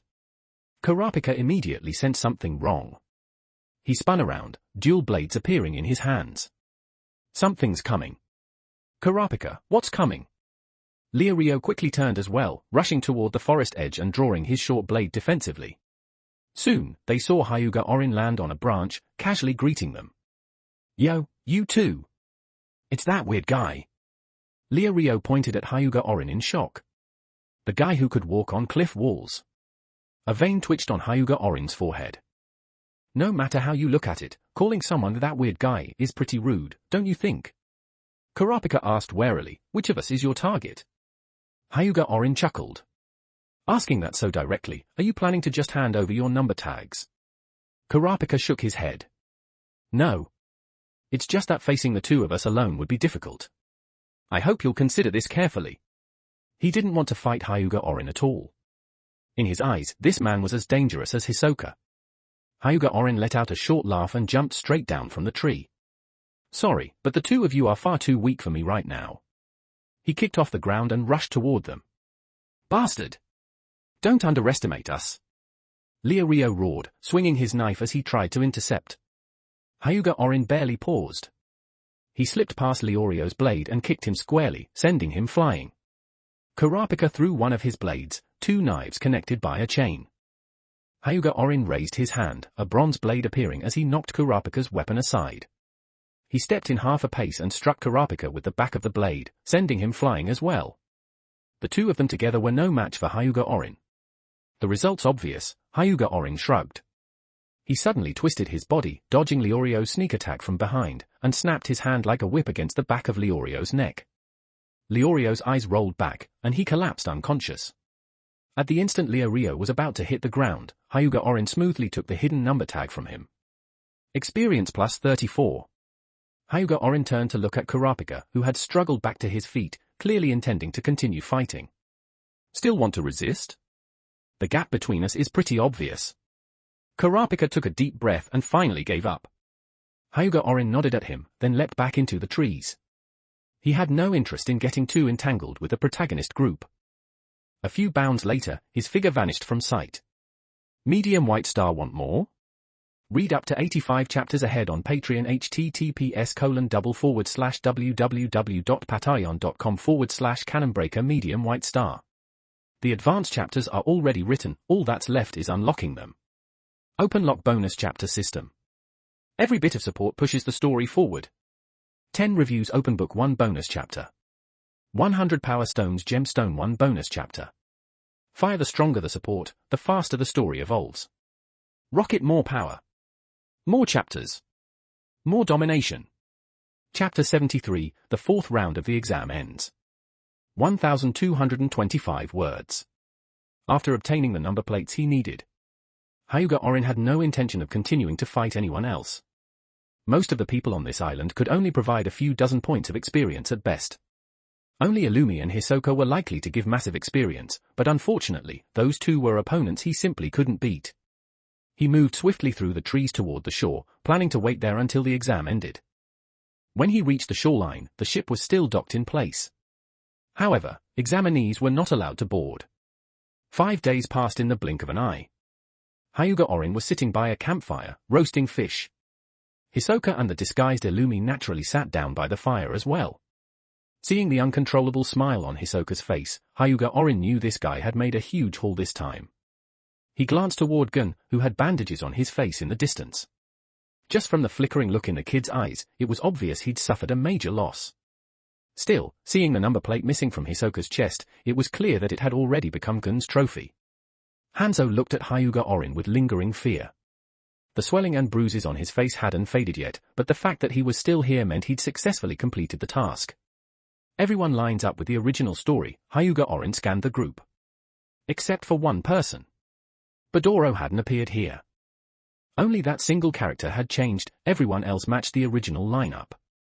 It was just a question of who that unlucky guy had run into. Soon, a staff member from the ship came out, holding a notebook and pen, and addressed everyone. All right, we will now verify the number plates. Hisoka had 3 number plates, plus his own, exactly 6 points. Illumi had 2 plates, his own and his target's. Hanzo likewise had 3 plates plus his own. Leorio, whose plate had originally been taken by Hyuga Orin, had somehow still gathered 3 plates plus his target's. You really had to admire the protagonist group. Hyuga Orin casually displayed the 2 number plates in his hand. Once the staff finished recording everything. The following 9 examinees are the ones who have passed the 4th round. The successful examinees boarded the airship once more. From above, Hyuga Orin curiously looked down at the island below. He could see some of the failed examinees looking up at the departing airship. How would those people leave? As Hyuga Orin was looking down, Kurapika walked over and asked, "Why is your strength so overwhelming?" Hyuga Orin turned his head. "Train more, and you'll naturally become stronger." Kurapika's expression was grave. "There's some kind of power on you that lets people grow stronger, isn't there?" Hearing that, Hyuga Orin finally looked at Kurapika seriously. "You noticed?" "I wasn't completely sure before, but now I am," Kurapika nodded solemnly. Compared to the others, Hyuga Orin was simply too abnormal. A blade that appeared out of nowhere. Walking sideways along a cliff. Overwhelming physical strength. All of it deeply unsettled Kurapika. He bowed deeply to Hyuga Orin.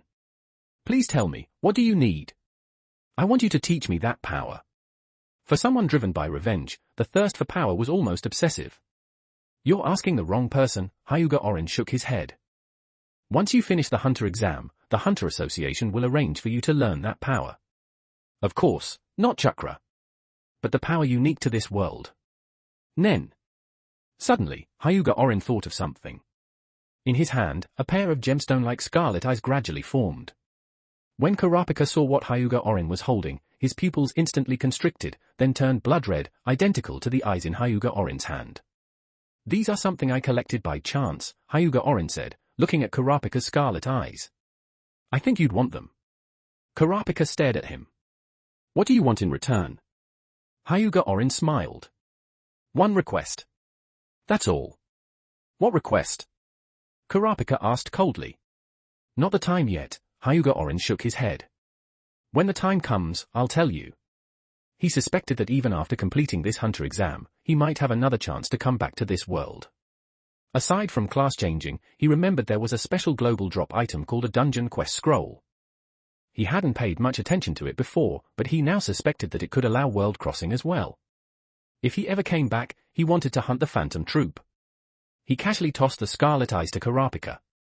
"Maybe we'll have a chance to work together in the future." This was just a test. If things didn't turn out as expected, he'd only lose a pair of scarlet eyes that were useless to him anyway. He honestly couldn't think of anyone in the Naruto world who would want them. "All right," Kurapika nodded. Recovering his clansman's eyes, and cooperating with Hyuga Orin, wasn't a bad deal at all. Just then, a broadcast echoed through the cabin. "Attention, examinees. Next, the chairman has requested to personally interview each of you. When your number is called, please proceed to the second-floor reception room. Now then, number 44, Hisoka, please proceed to the reception room." One by one, the examinees entered the room for interviews. Soon, it was Hyuga Orin's turn. He stepped into the reception room.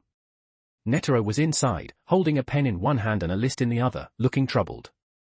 "Yo, we meet again," Netero greeted him cheerfully. "I'd rather not meet you at all," Hyuga Orin rolled his eyes. This old man was the hardest to deal with.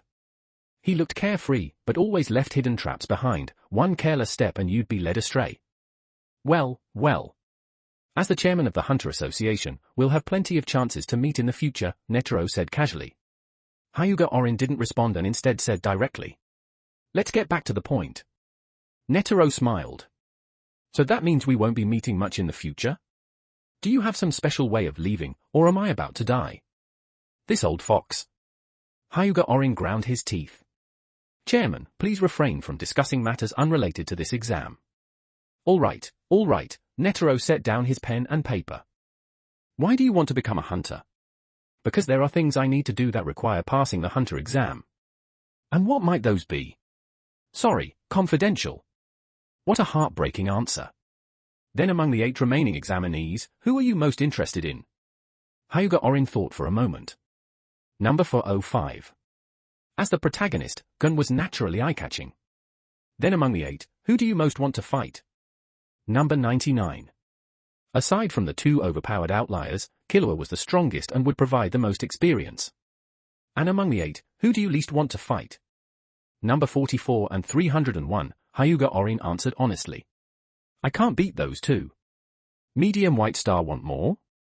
Read up to 85 chapters ahead on Patreon https://www.patreon.com/canonbreaker Medium White Star. The advanced chapters are already written, all that's left is unlocking them. Open Lock Bonus Chapter System. Every bit of support pushes the story forward. 10 reviews Open Book 1 bonus chapter. 100 Power Stones Gemstone 1 bonus chapter. Fire the stronger the support, the faster the story evolves. Rocket more power. More chapters. More domination. Chapter 74, Class Change Complete. 1,150 words. Now, regarding the final exam. Netero stood at the front. All the examinees had gathered, and every pair of eyes was focused on him. I will have the 9 of you here participate in an elimination tournament. A staff member pushed over a blackboard covered with cloth. Netero lifted the cloth, revealing the match order beneath. Does that mean only one person can pass? Leorio couldn't help asking. No, Netero replied. As long as you obtain a single victory, you will pass. Hyuga Orin rolled his shoulders slightly. At last, it had come to the final convergence. This final test was very simple, everyone only needed to win once to qualify. In the end, only one person would be eliminated. That was how it was supposed to go. However, there was one additional rule, killing was forbidden during the matches. Anyone who killed an opponent would be immediately disqualified, and everyone else would automatically pass.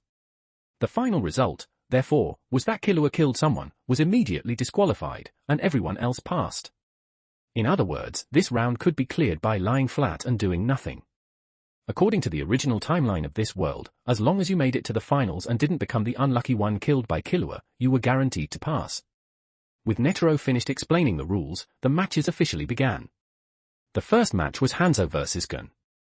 There was nothing particularly interesting about this fight. Hanzo's strength far exceeded Gun's, yet Gun simply refused to concede.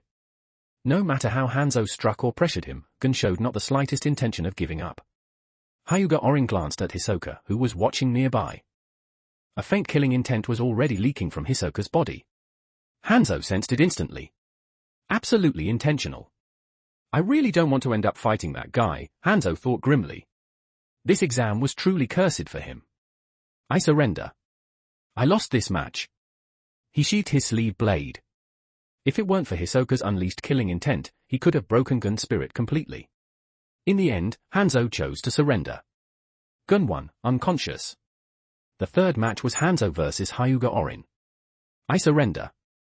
The moment he saw Hyuga Orin, Hanzo immediately conceded. Before, it had been hard to fight. This time, it was impossible to fight. The fourth match featured Hisoka, who toyed with his opponent for a bit before ending the fight. But in the fifth match, things changed. Killua faced his older brother Illumi. Illumi completely dropped his disguise, provoking Killua beyond his limit. In the sixth match, Killua killed someone. Killua was disqualified. Everyone else passed. So it's still not over. Hyuga Orin noticed that the task was still marked as in progress. Only after the Hunter Association distributed the Hunter licenses that afternoon. Quest complete? See you next time, old man. Hyuga Orin gave Netero a stiff, fake smile. As for the chaos in the stairwell, Illumi provoking Killua, Gun demanding an apology, he completely ignored it. No one cared about the dead examinee anyway. Everyone in the room fell silent, staring as Hyuga Orin's body gradually became transparent. So you really do have a way to leave, Netero said with a chuckle, showing no concern at all about Hyuga Orin's departure. Inside a cramped room. Hyuga Orin opened his eyes as lines of information flashed before him. Quest complete. Class change successful. Nen energy bar unlocked. Chakra energy detected. Nen and chakra fused. Energy capacity increased. Skill acquired, Nen. Nen-related skill permissions unlocked. Finally, the class change is complete. A blue aura burst out from Hyuga Orin's body. The amount of chakra inside him had increased by at least 3 times, and it was now far easier to control. He raised his hand. Blue energy flowed from his fingertips, condensing in the air into numbers, from 1 to 10. In anyone else's eyes, this would be completely impossible. Chakra simply couldn't do this. Even those with extremely refined chakra control could at best stabilize it, not manipulate it to such precision. My chakra has taken on the characteristics of Nen. Calling it chakra feels wrong now. Should I call it chakran? It sounded strange no matter how he thought about it. At the same time, fundamental Nen knowledge appeared in his mind. The 4 major training methods, Ten, Zetsu, Ren, Hatsu. The 4 basic principles, wrap, suppress, refine, and release. Hyuga Orin opened his status panel. Name, I'm Hyuga Orin. Class, Hunter. Level, LV 18, 0 to 5000. Chakra Nen, 240 510 plus 50 plus 20. Skills, Transformation, LV 10, Substitution, LV 10, Brainfin, LV 10, Gentle Fist, LV 7, Fire Release, Shiranui, LV 4, Shunbua Hand, LV 4, 8 Trigrams Air Palm, LV 4, Byakugan, LV 3, Clone Technique, LV 2, Medical Nin Technique, LV 2, Nico Style, Fire Heaven, LV 1, Fire Release, Great Fire Dragon Technique, LV 1, Rotation, LV 1, Nen, LV 1. Experience pool, 1236. His chakra cap had increased to 510, and with equipment bonuses, it reached 580. However, his current chakra hadn't yet caught up. A new skill had appeared. Nen, LV1, EXP, 0 to 5000, traits, none. Nen was clearly an experience sink. A base requirement of 5000 EXP, this was a top-tier skill. I can start Nen training now. And the Nen-related items in my inventory are finally usable. Once I gather the skills of an exorcist, I can completely solve the caged bird problem. At this point, Hyuga Orin had achieved half of his ultimate goal. What remained was farming drops. Unfortunately, I can't fully develop Nen yet. He felt a bit regretful. In the game system, early-stage hunters could only use dropped Nen skills. To create a personal ability, one had to reach level 36 and undergo the first awakening. Ninja Awakening granted a random Kekkei Genkai. Pirate Awakening granted Haoshoku Haki. Hunter Awakening meant developing one's own Nen ability. The knowledge he received contained no option for ability creation, only that once one reached sufficient strength, their ability would naturally awaken. Still, my body isn't fully systemized. If I rely on my own experience, maybe I can develop Nen early. In theory, it was possible, just like how he had obtained a chakra bar before officially class changing. But without systematic knowledge of ability development, he would need another trip to the hunter world to properly learn it. After the class change, his overall strength had increased across the board. If I ran into a special Jonin now, I could probably fight evenly. He decided to test that later. Right now, the most important question was, how much time passed in the Naruto world while I was in the hunter world? Medium White Star want more? Read up to 85 chapters ahead on Patreon https://www.patreon.com/canonbreaker Medium White Star. The advanced chapters are already written, all that's left is unlocking them. Open lock bonus chapter system. Every bit of support pushes the story forward. 10 reviews open book 1 bonus chapter. 100 power stones gemstone 1 bonus chapter. Fire the stronger the support, the faster the story evolves. Rocket more power. More chapters. More domination. Chapter 75, Hyuga Orin's situation is looking a bit dangerous. 1,357 words. Hyuga Orin pushed open the door and stepped out of the cramped room. There were still people patrolling outside. Looking at the sealed underground base, he couldn't help thinking, if someone planted explosive tags at the entrances and blew them up, wouldn't everyone inside be trapped? If he were the one to do it, he'd only get experience. There'd be no way to pick up loot. Why didn't this system have an auto-loot function? Why did he have to personally go to the place where the enemy died to collect items? At least dropped items couldn't be moved before being picked up. Otherwise, he would have lost a lot of stuff already. Still, even if he could only get experience, it would be more than enough for a massive power spike. Hyuga Orin roughly estimated the number of people in this place, enough to let him gain over 10 levels in one go. He walked out of the room and glanced at the unfamiliar surroundings.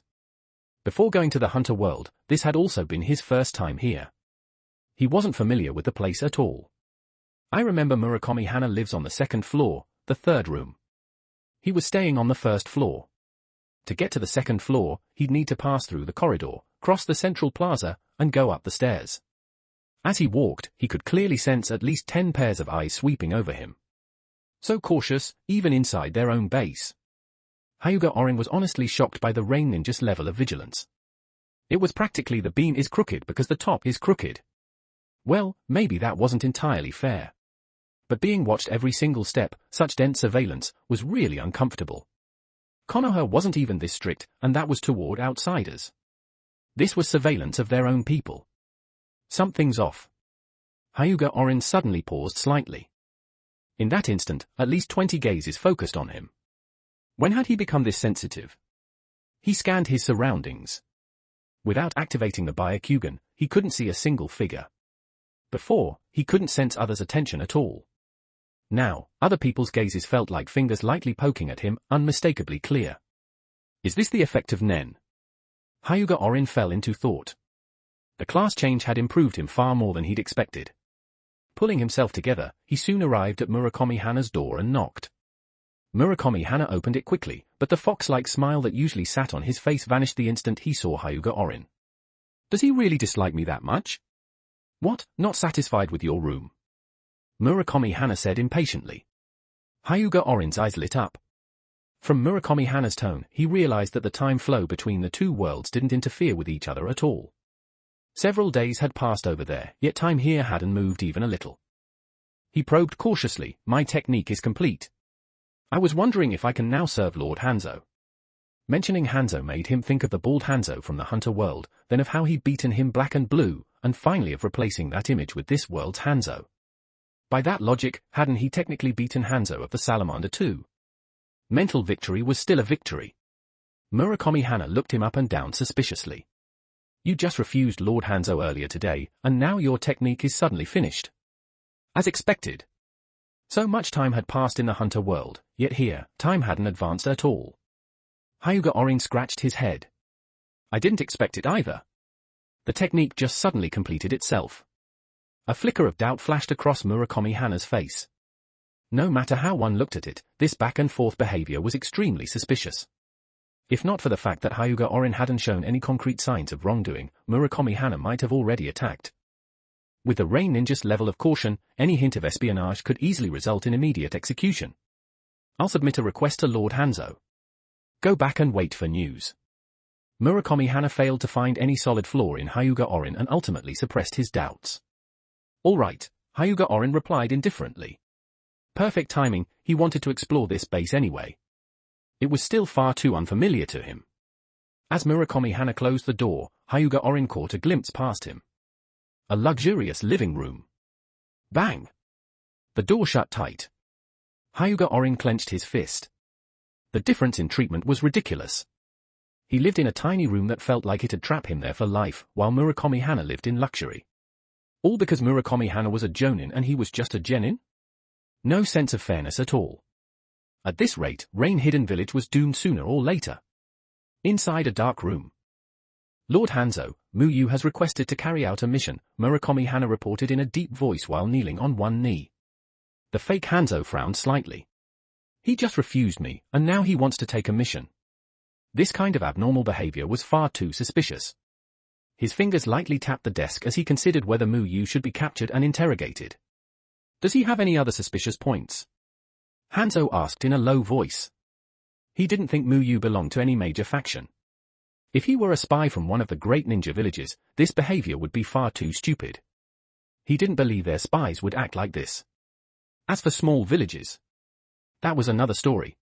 Hyuga Orin had no idea that because of this back and forth, the fake Hanzo had already mentally removed him from the list of possible great village spies. Murakami Hana thought for a moment. I'm not very familiar with him. But Muyu is crazy. He might attack anyone. If he thought he had a chance, he'd probably attack me too. That was all he really knew. That was his impression of Muyu. Anything else would require further observation. Hearing this, the fake Hanzo relaxed slightly. A true spy wouldn't choose such a persona. Still, the suspicion didn't vanish completely. Recently, Konoha ninja have been pushing deep into the land of rain. Take him with you and eliminate them, Hanzo ordered coldly. At the same time, increase surveillance on Mu-Yu. Murakami Hana suddenly raised his head, hesitating. Lord Hanzo? Hanzo cut him off sharply. What? Are you afraid? This mission wasn't even issued by the fake. It came directly from the real Hanzo. I am willing to give my life for Lord Hanzo, Murakami Hana hurriedly declared. Loyalty? Hanzo nodded. Remember, do not use Rain Hidden Village's identity. Yes. Murakami Hana finally let out a breath of relief. Although he strongly opposed Hanzo's non-resistance policy, he still felt instinctive fear toward the great ninja villages. Every time the 5 great villages went to war, Rain Hidden Village, being a strategic crossroads, was always invaded by 3 major villages. They knew all too well how terrifying those villages were. Hyuga Orin wandered around the secret base, only to discover something he hadn't expected at all. There were no entertainment facilities whatsoever. Everyone strictly stuck to their posts. If there was no mission, they stayed obediently in their rooms, waiting. Even capitalists would shed tears at such perfect workhorses. All right. Very ninja-like. But this meant Hyuga Orin couldn't gather any information. With a helpless sigh, he returned to his room. He really wanted to file a strong complaint. This lifestyle was downright anti-human. Staying here felt incredibly dull. All he could do was train while checking what skills he might still be able to level up. Completely unaware that he was about to be sent off to fight Konoha ninja. Medium White Star want more? Read up to 85 chapters ahead on Patreon https://www.patreon.com/canonbreaker Medium White Star. The advanced chapters are already written, all that's left is unlocking them. Open lock bonus chapter system. Every bit of support pushes the story forward. 10 reviews open book 1 bonus chapter. 100 power stones gemstone 1 bonus chapter. Fire the stronger the support, the faster the story evolves. Rocket more power. More chapters. More domination. Chapter 76, a modest boost and a difficult mission. 1,264 words. Hyuga Orin still had 1,236 experience points left in his experience pool. At this point, he wasn't in a hurry to level up. After all, each level now required 5,000 EXP, and that was no small number. At minimum, he'd have to kill for Chunin to scrape together 5,000 experience points, and opportunities like that didn't come often. Right now, what he really needed was to upgrade his skills.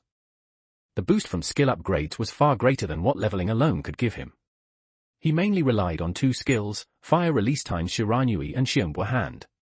Whether throwing shuriken or engaging in close combat, these 2 were core to his fighting style.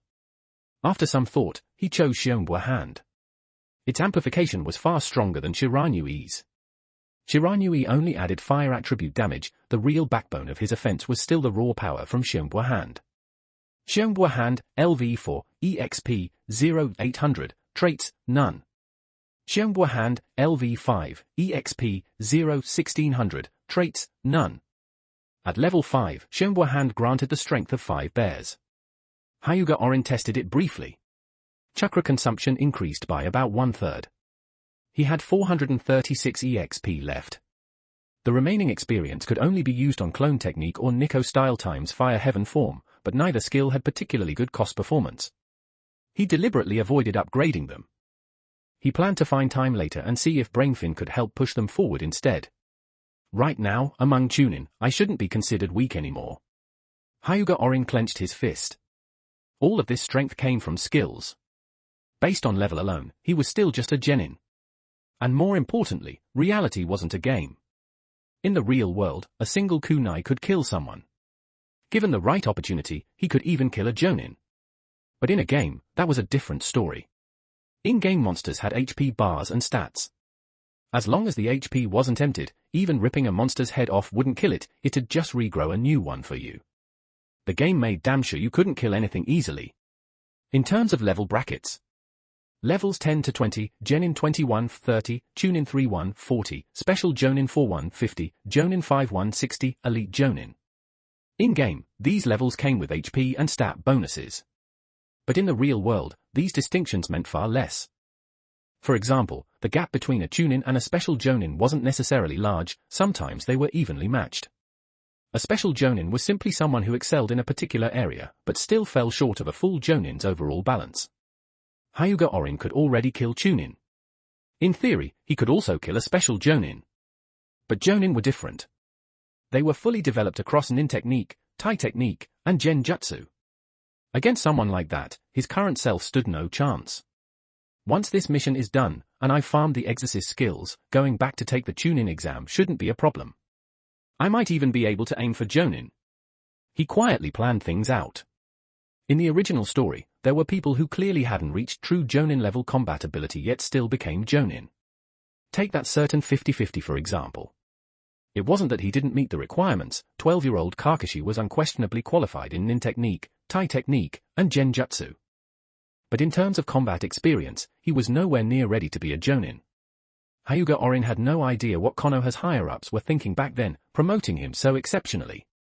Judging by Kakashi's 50-50 experience level, Hyuga Orin felt he could probably fight for a Jonin title as well. The next day. What? You want me to intercept and kill Konoha Ninja? Hyuga Orin's voice cracked as he stared at Murakami Hana in disbelief. Just yesterday he'd been thinking about returning to Konoha to become a Jonin. Today, he was being told to kill Konoha Ninja for fun. What kind of hellish joke was this? Do you have a problem with that? Murakami Hana asked, his fox-like smile returning. It seemed he'd adjusted his mindset overnight. Can we even win? Hyuga Orin really didn't want to kill Konoha Ninja. This kind of thing would turn into a permanent stain on his record. If it ever got exposed, forget becoming a Jonin, he could very well end up locked away. Konoha was absolutely capable of doing that. Don't talk about circumstances or necessity. They wouldn't care unless you had someone powerful backing you. Otherwise, you'd just rot in a cell. On the surface, Konoha looked democratic. In reality, it was full of twists and traps. Murakami Hana stroked his chin. According to our intelligence, Konoha has dispatched 1 Jonin and 3 Chunin. Hyuga Orin looked at Murakami Hana suspiciously. It wasn't that he looked down on him, it was just that Konoha Jonin carried too much weight. This guy might not be able to handle one. Murakami Hana noticed the doubt. His smile stiffened slightly. I'm very strong, you know. Even against Konoha Ninja. His voice trailed off noticeably toward the end. So you're not that confident either, are you? For Lord Hanzo. Don't just force a slogan to change the subject. Hey! Even their own team's Jonin lacked confidence. Were they really intercepting Konoha Ninja? This wasn't an ambush, this was a suicide mission. In any case, this mission allows no failure, Murakami Hana concluded firmly. Hyuga Orin slapped a hand over his face. This was it. Completely screwed. Worst case, he could drop his transformation and defect straight back to the Konoha team. Honestly, that was still an option. Besides you and me, who else is coming? Hyuga Orin asked. There was no way just the 2 of them were expected to take on for Konoha Ninja. Of course there are others. Murakami Hana led Hyuga Orin out into the central plaza. 2 people were already waiting. Looking at the familiar faces, weren't these his neighbors? Chunin Yushu. Chunin Yuka. Yushu was a tall young ninja, blue bangs covering one eye, giving him a mysterious air. Yuka looked gentle and elegant, with a pretty face and a graceful figure. Her flaxen hair draped over her shoulders. Hello, I'm Mu Yu, Hyuga Orin said, taking the initiative to greet her. Completely ignoring Yushu beside her. Yuka covered her mouth and laughed softly, placing her hand on his. Another lecture. Yushu snorted coldly. HMPH. Sheeing. A bronze longsword appeared out of nowhere. Yushu barely managed to block with a kunai, but the sheer force sent him staggering back over 10 steps before he stopped. Hyuga Orin didn't even look at him. He smiled warmly at Yuka instead. If we have time, we can discuss life together. Who would bother with a rough guy when there was a pretty lady around? Yuka laughed softly. Little brother, wait until you grow up. Hyuga Orin's smile stiffened. Yuka looked to be in her 20s, while Muyu's disguise made him look 15 or 16. This identity was absolutely useless. Completely ignoring the fact that his real body was only 12. Alright, "That's enough infighting," Murakami Hana said with a smile as he looked at Hyuga Orin. Muyu's strength was clearly greater than the last time he'd acted. Murakami Hana had judged it instantly when Hyuga Orin struck. Now, it's time to depart. Medium White Star want more? Read up to 85 chapters ahead on Patreon https://www.patreon.com/canonbreaker Medium White Star. The advanced chapters are already written, all that's left is unlocking them. Open Lock Bonus Chapter System. Every bit of support pushes the story forward. 10 reviews Open Book 1 Bonus Chapter. 100 Power Stones Gemstone 1 Bonus Chapter. Fire. The stronger the support, the faster the story evolves. Rocket more power. More chapters. More domination. Chapter 77, Preparing to Ambush Konoha Ninja. 1,149 words. The four of them were disguised as a merchant caravan, traveling along a constructed road. Calling it a constructed road was generous, it was merely a relatively flat dirt path. After constant rain, many sections were still muddy. Even so, a road like this was considered fairly decent in the land of rain. Although travel by carriage was difficult, it was still passable. A single horse pulled the carriage, which was piled high with goods, real goods, at that. All of them were daily necessities for city residents. Authenticity was the key. Hyuga Orin sat atop the cargo and asked Murakami Hana, who was driving the carriage. "How much intelligence do we have on the Konoha ninja?" Murakami Hana tossed him a scroll. "It's all written there."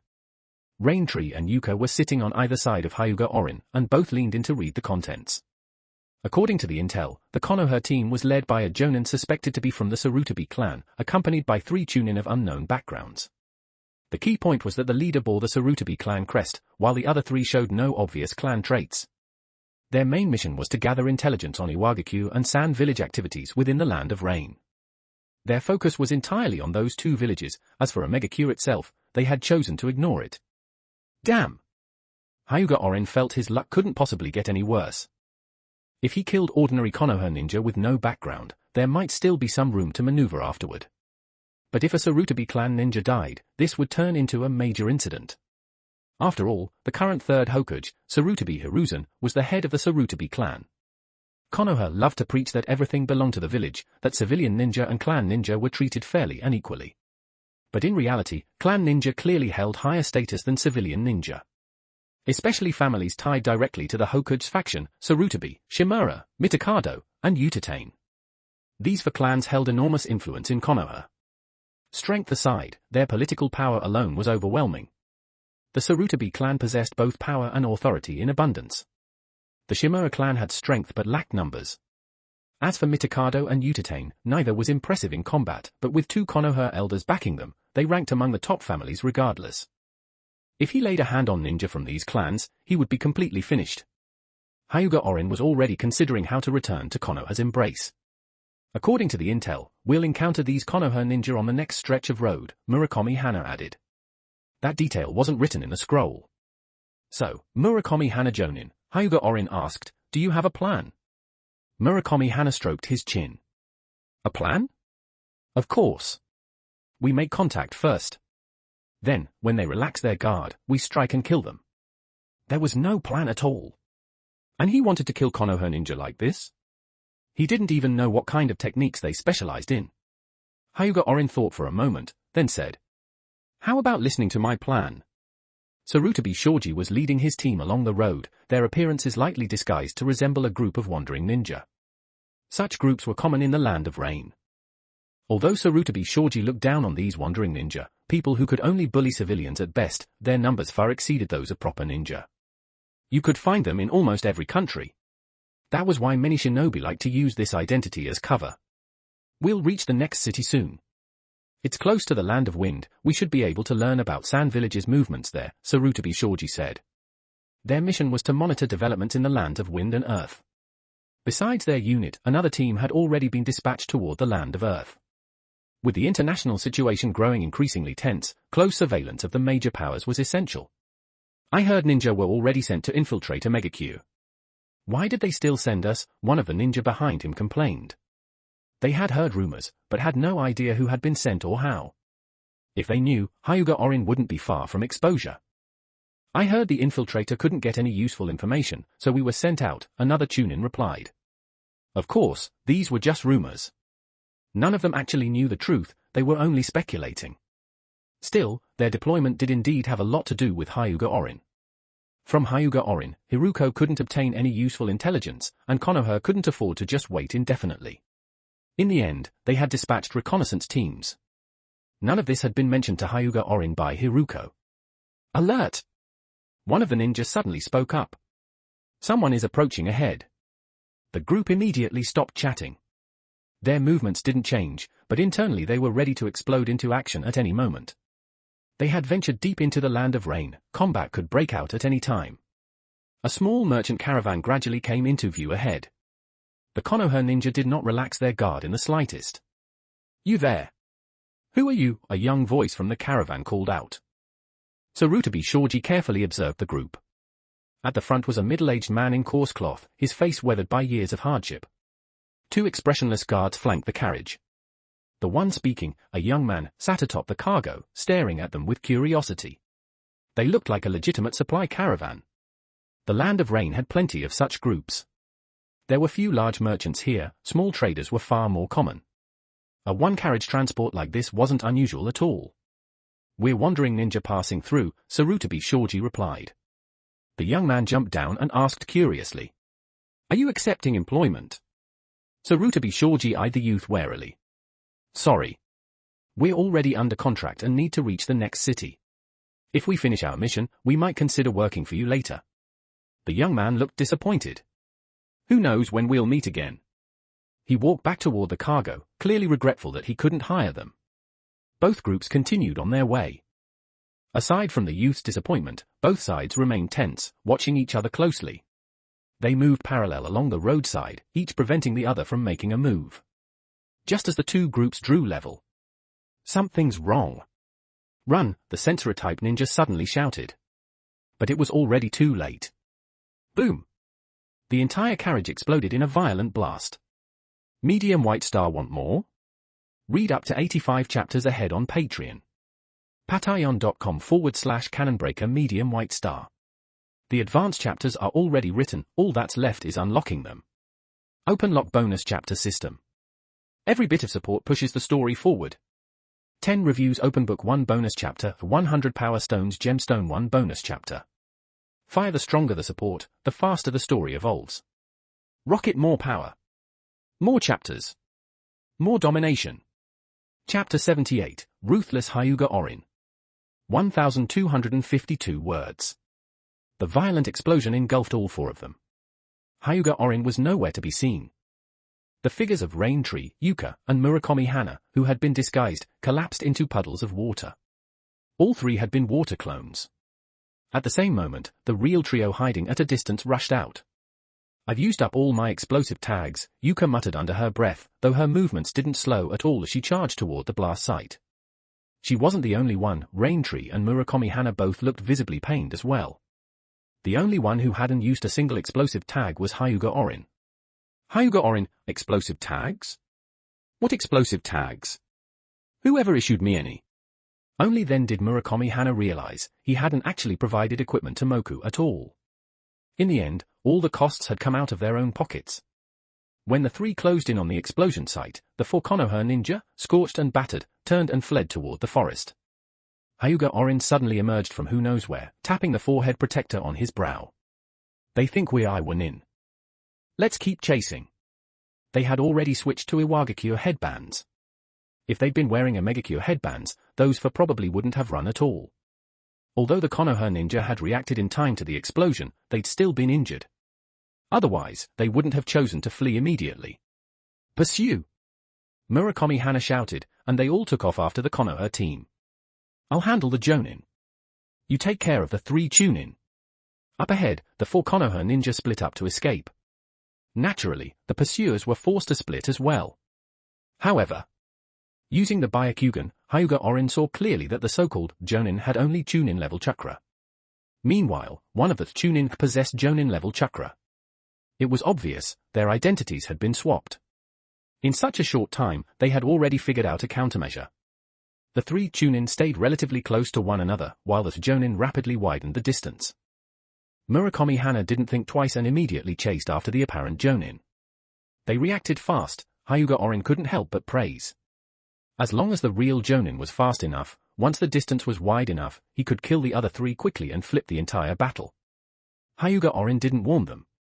Instead, he kept hurling shuriken at one of the Chunin, cutting off his escape route. During a high-speed retreat like this, the man didn't have time to react properly and was forced to separate from his team. The Konoha ninja's escape route split into three. One path, the disguised Jonin, actually a Chunin, with Murakami Hana.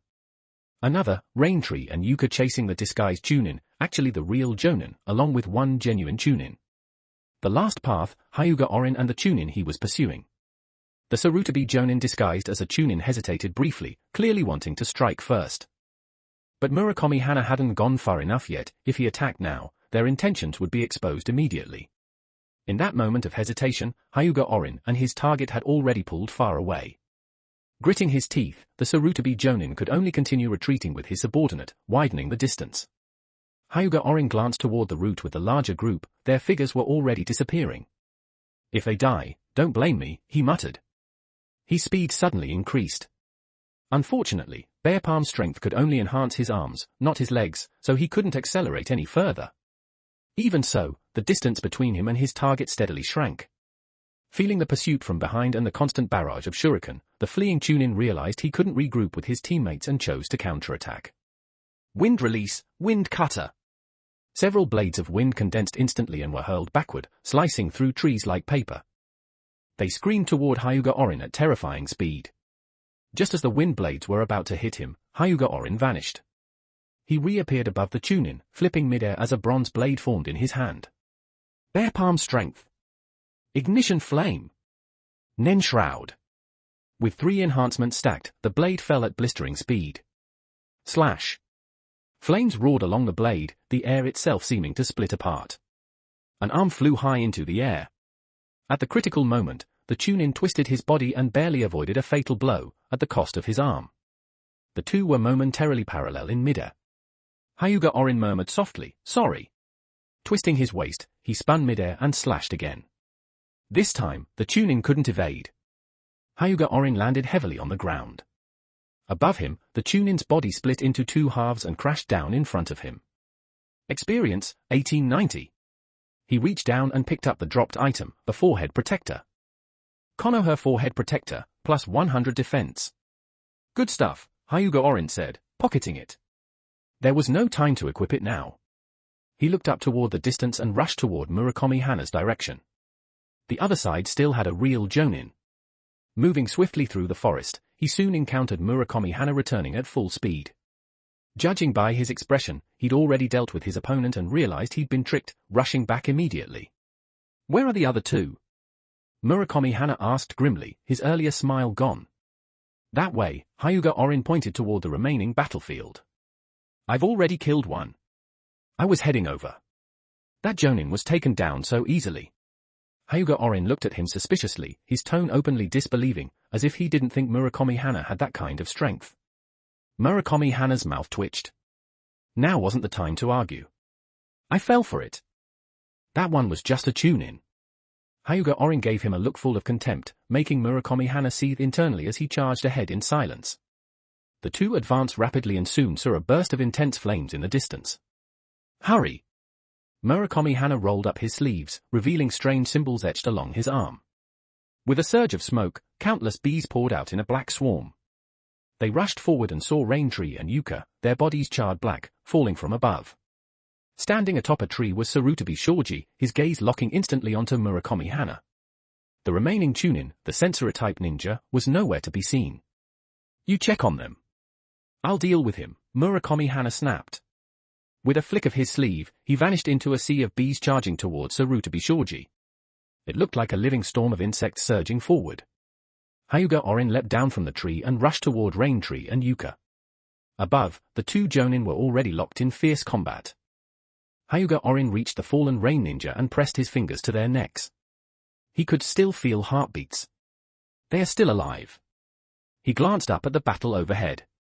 Then flames suddenly ignited in both his hands. He clamped them over their mouths and noses. The buzzing of bees filled the air. Explosions of flame erupted one after another as the insects burned. In Hyuga Orin's hands, the lives of the two rain ninja drained away rapidly. If they survived, well, then that would be his fault. Medium White Star want more? Read up to 85 chapters ahead on Patreon. patreon.com/canonbreaker Medium White Star. The advanced chapters are already written, all that's left is unlocking them. Open lock bonus chapter system. Every bit of support pushes the story forward. 10 reviews open book 1 bonus chapter, 100 power stones gemstone 1 bonus chapter. Fire the stronger the support, the faster the story evolves. Rocket more power. More chapters. More domination. Chapter 79, in Hyuga Orin's eyes, there are no companions, only experience. 1,222 words. At the final moment of their lives, both of them stared wide-eyed at Hyuga Orin, disbelief frozen in their gazes. They couldn't accept it. They hadn't died at the hands of an enemy Jonin, but at the hands of one of their own. Anyone would find that unbearable. Their eyes remained locked on Hyuga Orin until the last trace of life left them, dying with unclosed eyes. And he gained 2 chunks of experience. Experience plus 1,563. Experience plus 1,432. What a pity. My 2 neighbors just got traded away like this, Hyuga Orin muttered. No idea if the new neighbors will be easy to get along with. He suddenly turned his head toward a patch of grass to the side, grinning. I see you. Within the Byakugan's vision, a figure was hiding in the bushes, one hand clamped tightly over his mouth. The moment he saw Hyuga Orin looking over, he burst out of hiding and ran. Hyuga Orin collected the items from the 2 corpses and tossed them into his inventory. Nen Blade, plus 50/60 attack power, plus 10 penetration. A Nen gear set. I remember this thing has pretty strong Nen recovery. It was considered a decent mid-tier set, especially useful during the mid-game when energy shortages were common. Exorcist skill fragment, 1/10. The 3rd fragment was secured. 7 more exorcist fragments remained. After tossing both items into his backpack, Hyuga Orin chased after the fleeing Chunin. The commotion caught Sarutobi Shoji's attention mid-battle. In that split second of distraction, he was stung by a bee. His body dropped slightly, and he hurriedly pulled an antidote pill from his ninja pouch and swallowed it. His hands flew through seals. Fire release, great flame technique. A torrent of flames burst from his mouth, incinerating countless bees into ash and forcing Murakami Hana to retreat. Seizing the opportunity, Sarutobi Shoji rushed after Hyuga Orin. Murakami Hana pursued closely, thick white mist billowing from his body as even more bees poured out, the swarm growing denser. Under his control, the bees formed into a massive hand, reaching to seize Sarutobi Shoji. Sarutobi Shoji turned and unleashed another blast of intense flames, burning large numbers of bees to ash. But Omegakyu's constant drizzle was extremely unfavorable for a fire release specialist like him. The fine rain reduced the power of his fire techniques by nearly 30%. He wanted to rescue his companion, but with his technique weakened and his injuries worsening, he was firmly pinned down by Murakami Hana. Hyuga Orin glanced back once, finally feeling that Murakami Hana was at least somewhat reliable. What he hadn't expected was that Murakami Hana relied on summoning techniques, strikingly similar to Konoha's Aburame clan. Why did everyone in the Land of Rain rely on summons? Hanzo relied on the salamander. Murakami Hana relied on bees. Hyuga Orin sped up his pursuit. The enemy's speed no longer increased, it was gradually slowing. The injuries were catching up to him. At that moment, Hyuga Orin's hands began forming seals as well. Fire release, great fire dragon technique. He took a deep breath and spat out a roaring fire dragon that charged straight ahead. Damn it, this technique consumes a lot of chakra. Hyuga Orin felt his reserves plummet and quickly drank a low-grade mana potion. The blazing dragon surged forward, engulfing the fleeing ninja, whose face twisted in terror. Boom! Smoke billowed. A block of wood rapidly charred, crumbled, and turned to ash. With his Byakugan still active, Hyuga Orin instantly locked onto the enemy's real position. He leapt down toward the ground. The ninja who had barely managed to hide stared at Hyuga Orin in disbelief. Why, how can he pinpoint me so accurately? It was obvious, Hyuga Orin was coming straight for him, fully locked onto his location. It gave him the illusion of fighting a member of the Hyuga clan. Hyuga Orin landed, lightly tapping the ground as his body shot forward like an arrow. The sensory-type ninja realized he could no longer hide and charged out with a kunai in hand. They clashed, but at the first exchange, the sensory ninja was blown backward by the sheer force transmitted through the kunai, flipping and sticking to a tree trunk. So strong. He planted both hands against the trunk to keep from falling, rapidly forming seals. Demonic illusion, burned to ash. A sea of flames suddenly erupted around Hyuga Orin from all directions. He immediately used Genjutsu, Kai. The flames vanished instantly. In their place, the sensory ninja appeared, stabbing at Hyuga Orin with a kunai, aiming to end his life. Hyuga Orin flicked his wrist and threw several shuriken. The sensory ninja jumped left, dodging them. Estimating his remaining chakra, Hyuga Orin used substitution technique, swapping places with one of the shuriken. At that moment, the sensory ninja was still airborne, just about to land. Shuriken, heavy firepower, fireballs. One by one, the shuriken transformed into blazing fireballs, piercing straight through his body. Fly? Flying thunder god. The sensory ninja murmured in disbelief. In his memory, only that technique allowed spatial teleportation, and it was the second Hokage's ultimate art, something no one should still be able to use. He would never get his answer. Life drained away as his body collapsed to the ground. Experience plus 1564.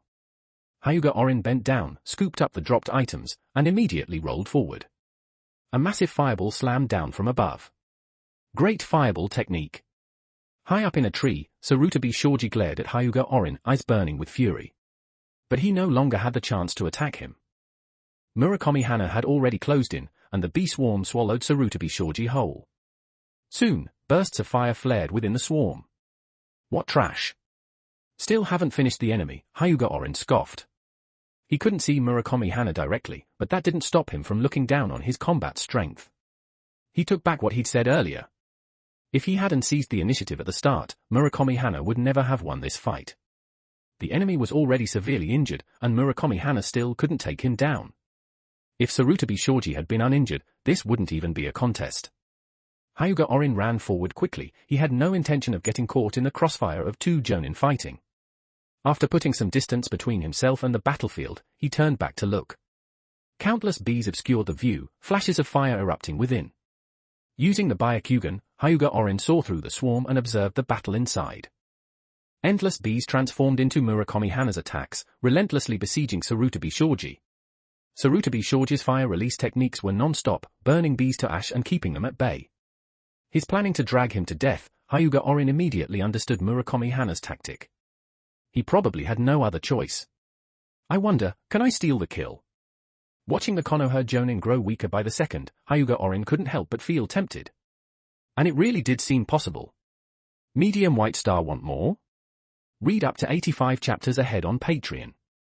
patreon.com/canonbreaker Medium White Star. The advanced chapters are already written, all that's left is unlocking them. Open-lock bonus chapter system. Every bit of support pushes the story forward. 10 reviews open book 1 bonus chapter. 100 power stones gemstone 1 bonus chapter. Fire the stronger the support, the faster the story evolves. Rocket more power. More chapters. More domination. Chapter 80, 1 jonin, a huge windfall. 1,270 words. Sarutobi Shoji was still resisting stubbornly. He was completely wrapped in dense swarms of bees, so thick that even the raindrops falling from above were blocked. The surrounding trees had been gnawed clean by the insects, only the tree beneath his feet remained barely intact. But his condition was terrible. The earlier explosion had shaken his internal organs, and one moment of carelessness afterward had allowed a bee to sting him. Although he had taken an antidote in time, it only suppressed the poison inside his body. If he couldn't break through this blockade of bees, he would be dragged to death right here. And that was exactly Murakami Hana's plan.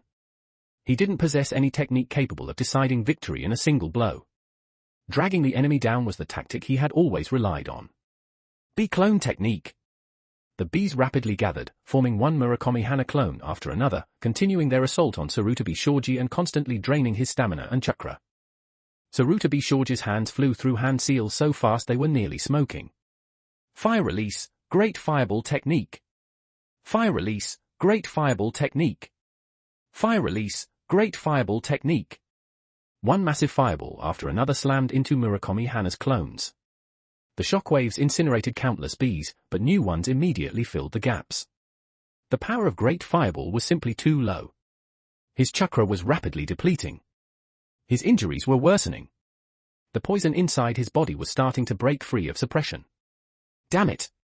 Sarutobi Shoji's hands moved again as he took a deep breath. He had no choice left. Fire release, Great Flame technique. This was the only technique that could break the deadlock.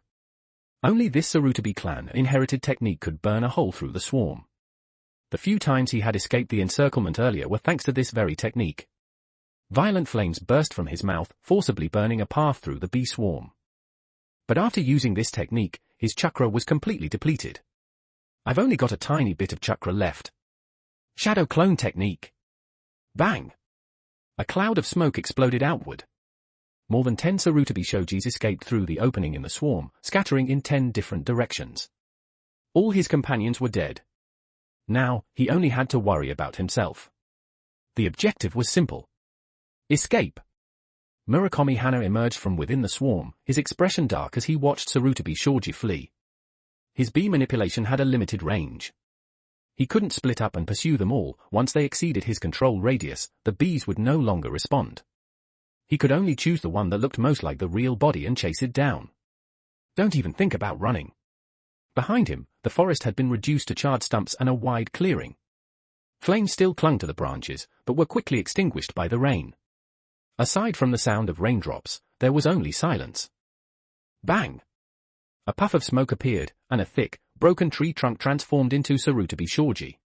At the same time he used shadow clone technique, he had also used transformation technique to hide his true body. Cough, cough. He coughed lightly, spitting up a trace of blood. The poison was about to break free. His chakra was nearly gone. His trembling hand reached toward his ninja pouch. Just then, a fireball suddenly flew in from the distance, interrupting his movement. Sarutobi Shoji awkwardly dodged to the right. But he had only avoided the first fireball. More followed in rapid succession. He grabbed a kunai and blocked frantically. The force behind each fireball was terrifying. Every time he deflected one, he was pushed back a step. While blocking, his eyes desperately searched for the attacker. But all he could discern was a general direction. There wasn't a single figure in sight. Damn it! At this point, he was completely spent. Even defending himself was difficult. One moment of carelessness. A fireball smashed into his shoulder, sending him flying. Fire release, Great Fire Dragon technique. At that moment, Hyuga Orin rapidly formed hand seals and charged forward, inhaling deeply before exhaling a massive fire dragon that surged towards Sarutobi Shoji. This is. Reflected in Sarutobi Shoji's pupils was the image of the blazing dragon. Kono has fire release. Boom! The fire dragon swallowed him whole. This time, he had no strength left to resist. Hyuga Orin looked at the notification before his eyes. Experience plus 12,548. TCH, as expected of a Jonin. One alone gives over 10,000 experience. He couldn't help but grin at the number. That much experience was enough to raise 3 levels, and still max out a skill. His chakra, however, was completely empty. He had nearly drained it dry in one burst. He immediately spent 5,000 experience to level up once. As his chakra refilled, he finally let out a breath of relief. Walking forward, he looked at the corpse that had already turned to charcoal. A Jonin didn't just drop one item. This one dropped 3, boss-tier loot. Skill, Shadow Clone Technique. Skill, Fire Release times Great Flame Technique. Sarutobi Bloodline, increases fire attribute damage. A Bloodline drop. Hyuga Orin immediately learned the 2 skills. As for the Bloodline, it was equipment, he equipped it right away. In the Naruto world, most bloodlines dropped in equipment form. Each person could equip only one, but they could be swapped freely. Kekkei Genkai, on the other hand, were more like skills. Killing one Jonin, instant jackpot. He heard faint whistling sounds as Murakami Hana rushed back from the distance. The shadow clone he had chased halfway had already dispersed into smoke. He knew immediately that he had chased the wrong one. This was already his second mistake. When he returned, he saw Muyu standing beside the charred corpse. This is. Murakami Hana asked uncertainly, staring at the body. Obviously the ninja you failed to take down earlier, Hyuga Orin said casually. I just picked up the scraps. He was already at his limit, one fire release finished him. This means our mission is successfully completed. Murakami Hana finally relaxed. Who got the kill didn't matter. What mattered was that the mission was done. However, Raintree and Jiehua are dead, Hyuga Orin added with a look of regret. They had died by his hand, but if he didn't say it, who would ever know? And they'd given him plenty of experience before dying. Those details naturally stayed unspoken. The smile vanished from Murakami Hana's face, replaced with a hint of sorrow. Take their bodies. We withdraw immediately. Murakami Hana and Hyuga Orin each carried a corpse as they returned to the base. We're not going back to the Hidden Rain Hidden Village directly. Hyuga Orin asked, genuinely curious. He had been looking forward to seeing a megacure. After all, it was a famous landmark. Future site of Jiraiya's death, no less. How was that not a tourist attraction? It's not suitable for us to return to the Hidden Rain Hidden Village right now, Murakami Hana said with a complicated expression. It wasn't that they couldn't go back. It was that he couldn't. Someone else will send their bodies back. Those who died outside but whose bodies were recovered would always be returned to the village for burial. Medium White Star want more? Read up to 85 chapters ahead on Patreon. patreon.com/canonbreaker Medium White Star. The advanced chapters are already written, all that's left is unlocking them. Open-lock bonus chapter system. Every bit of support pushes the story forward. 10 reviews open book 1 bonus chapter. 100 power stones gemstone 1 bonus chapter. Fire the stronger the support, the faster the story evolves. Rocket more power. More chapters. More domination.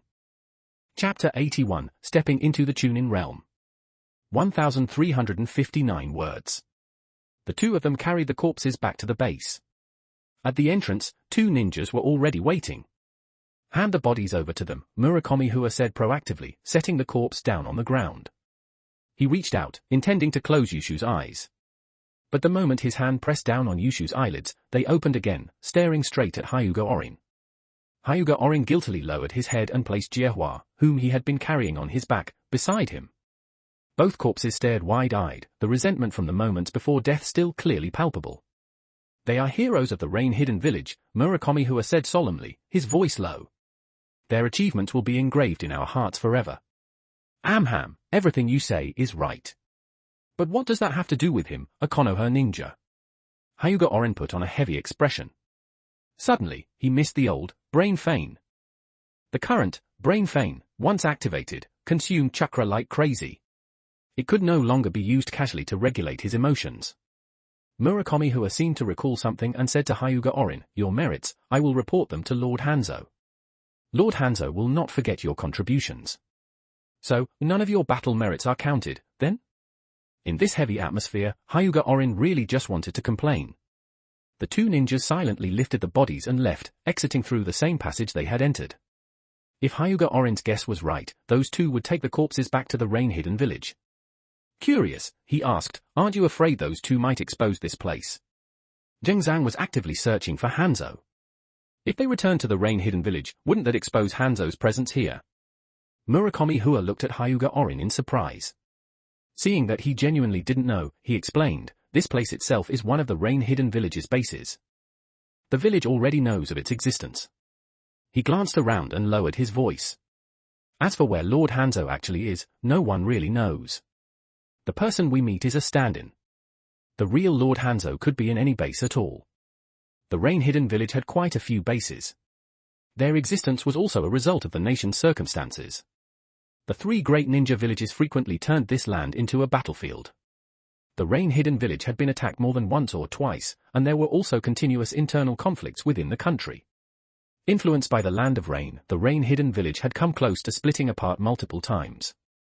The last person who resolved the issue of the Rain Hidden Village's fragmentation was the current leader of the Rain Hidden Village, Zhengzhang. The dragon-slaying youth eventually becomes the evil dragon. At least, that was how Murakami Hua saw it. In Zhengzhang's eyes, however, Hanzo and his supporters were unlawful elements attempting to split the Rain Hidden Village. Hearing this, Hyuga Orin fell into thought. Although Hanzo was hiding himself, he had no intention of starting a new faction. He was still using the Rain Hidden Village's existing bases. Yet his constant movement among these bases had left Zhengzhang unable to locate Hanzo's trail. From this, it was clear just how much prestige Hanzo currently held within the rain-hidden village. Under such circumstances, for Hanzo to replace Zhengzhang, he merely lacked an opportunity, a legitimate, justifiable opportunity. What kind of mindset was Zhengzhang in, to still oppose Hanzo head-on? He couldn't win. Not at all. Hyuga Orin shook his head. With the issue of the two corpses resolved, Murakami Hua went back to report in. Hyuga Orin returned to the cramped room. During times without missions, this was the only place he could stay. Unfortunately, his former neighbors were gone now. Though the three of them hadn't been close anyway, so it wasn't a big deal. He returned to his room and looked at his status panel. After deducting the experience gained from Vitality, he still had more than 14,000 experience points. These experience points are enough for me to level up twice. He glanced at his skills and fell into brief hesitation. 14,000 experience was enough to push a single skill to an advanced tier, causing his combat power to skyrocket, possibly no less than the boost from leveling up. Rubbing his chin, Hyuga Orin pondered, if these points could max out a skill, I could consider it. A max-level skill would be a qualitative change for me. Unfortunately, because of chakra limitations, some skills were simply hard to use. For example, max-level clone technique and brain feign, if used well, both were absolutely god-tier skills. But their chakra consumption was far beyond what he could afford. Better to level up, Hyuga Orin made his decision. If he could quickly reach level 36, he wouldn't need to go to the hunter world to search for ways to develop abilities. Name, I am Hyuga Orin. Class, Hunter. Level, LV 19, 0 to 5500. Chakra Tinen, 24610 plus 50 plus 20. Ever since changing classes, each level now increased chakra by a full 100, no longer the measly 10 points per level. What could you even do with 10 points of energy cap? Just give me 10 times that. He poured in 5,500 experience points. Name, I am Hyuga Orin. Class, Hunter. Level, LV 20, 0, 6500. Chakra Tinen, 24710 plus 50 plus 20. The experience requirement jumped by 1,000 immediately. Looks like from now on, each level up will require an extra 1,000 experience. Hyuga Orin had long been prepared for this. In the later stages, experience would be a massive bottleneck. This time, having so much experience was basically picking up a bargain. An opportunity like this wouldn't come often. He still had over 8,900 experience left and continued pouring it in.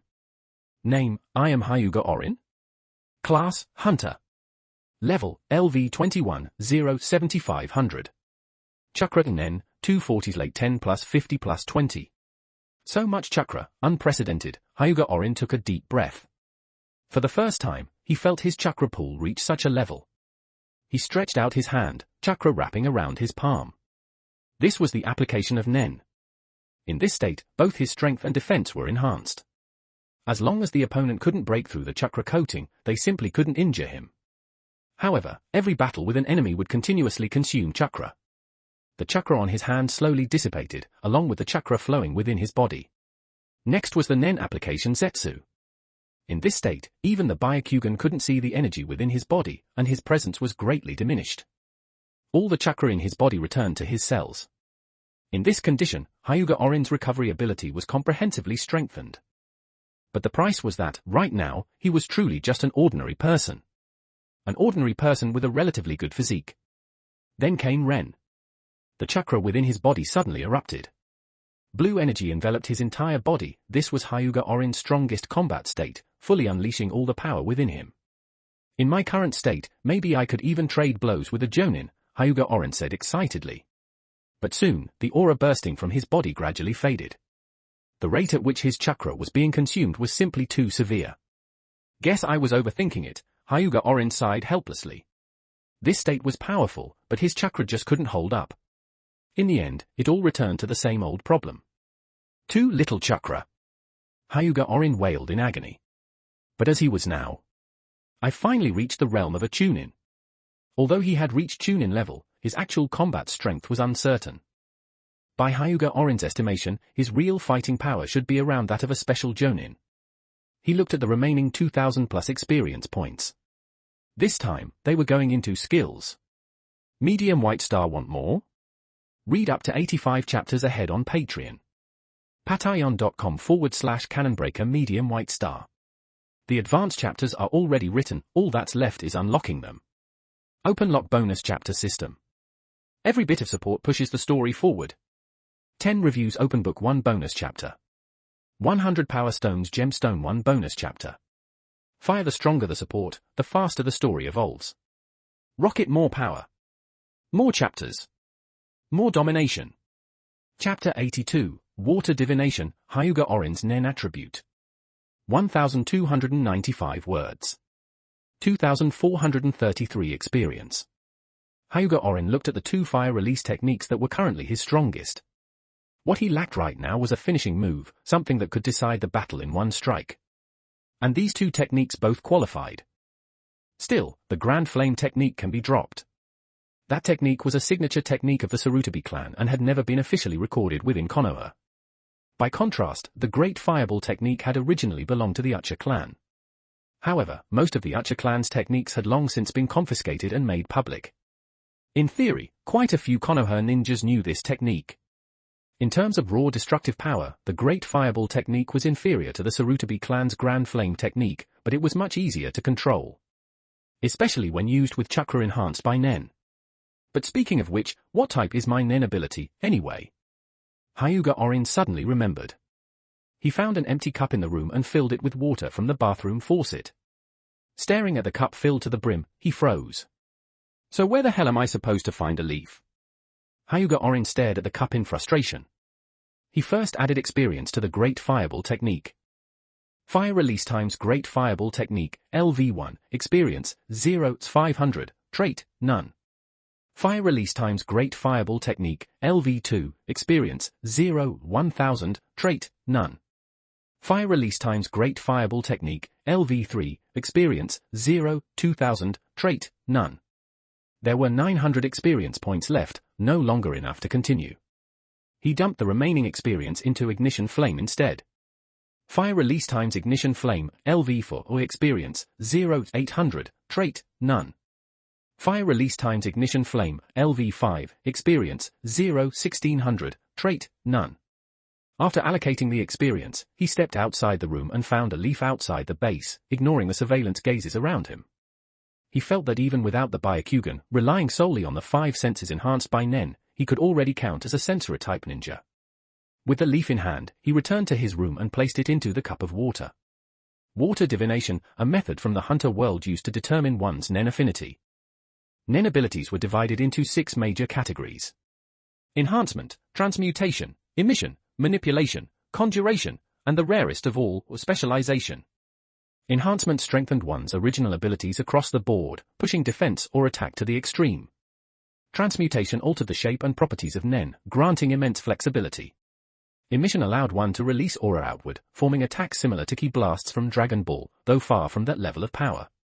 Manipulation involved injecting Nen into other objects and controlling them. Conjuration shaped Nen into physical objects and then controlled them. Specialization was the most unusual category, anything that didn't fit into the other 5 was thrown into this class. What Hyuga Orin wanted most was enhancement. It could comprehensively boost his offense and defense. As for emission and transmutation, chakra could already achieve similar effects, offering him little additional benefit. As for conjuration, why bother forming objects himself when he could just go find the Sage of 6 Paths ninja tools? Those were far stronger than anything conjured. Specialization was too unpredictable. It could produce many strange effects, but Hyuga Orin's game-like system already granted him plenty of special abilities, so he wasn't particularly interested.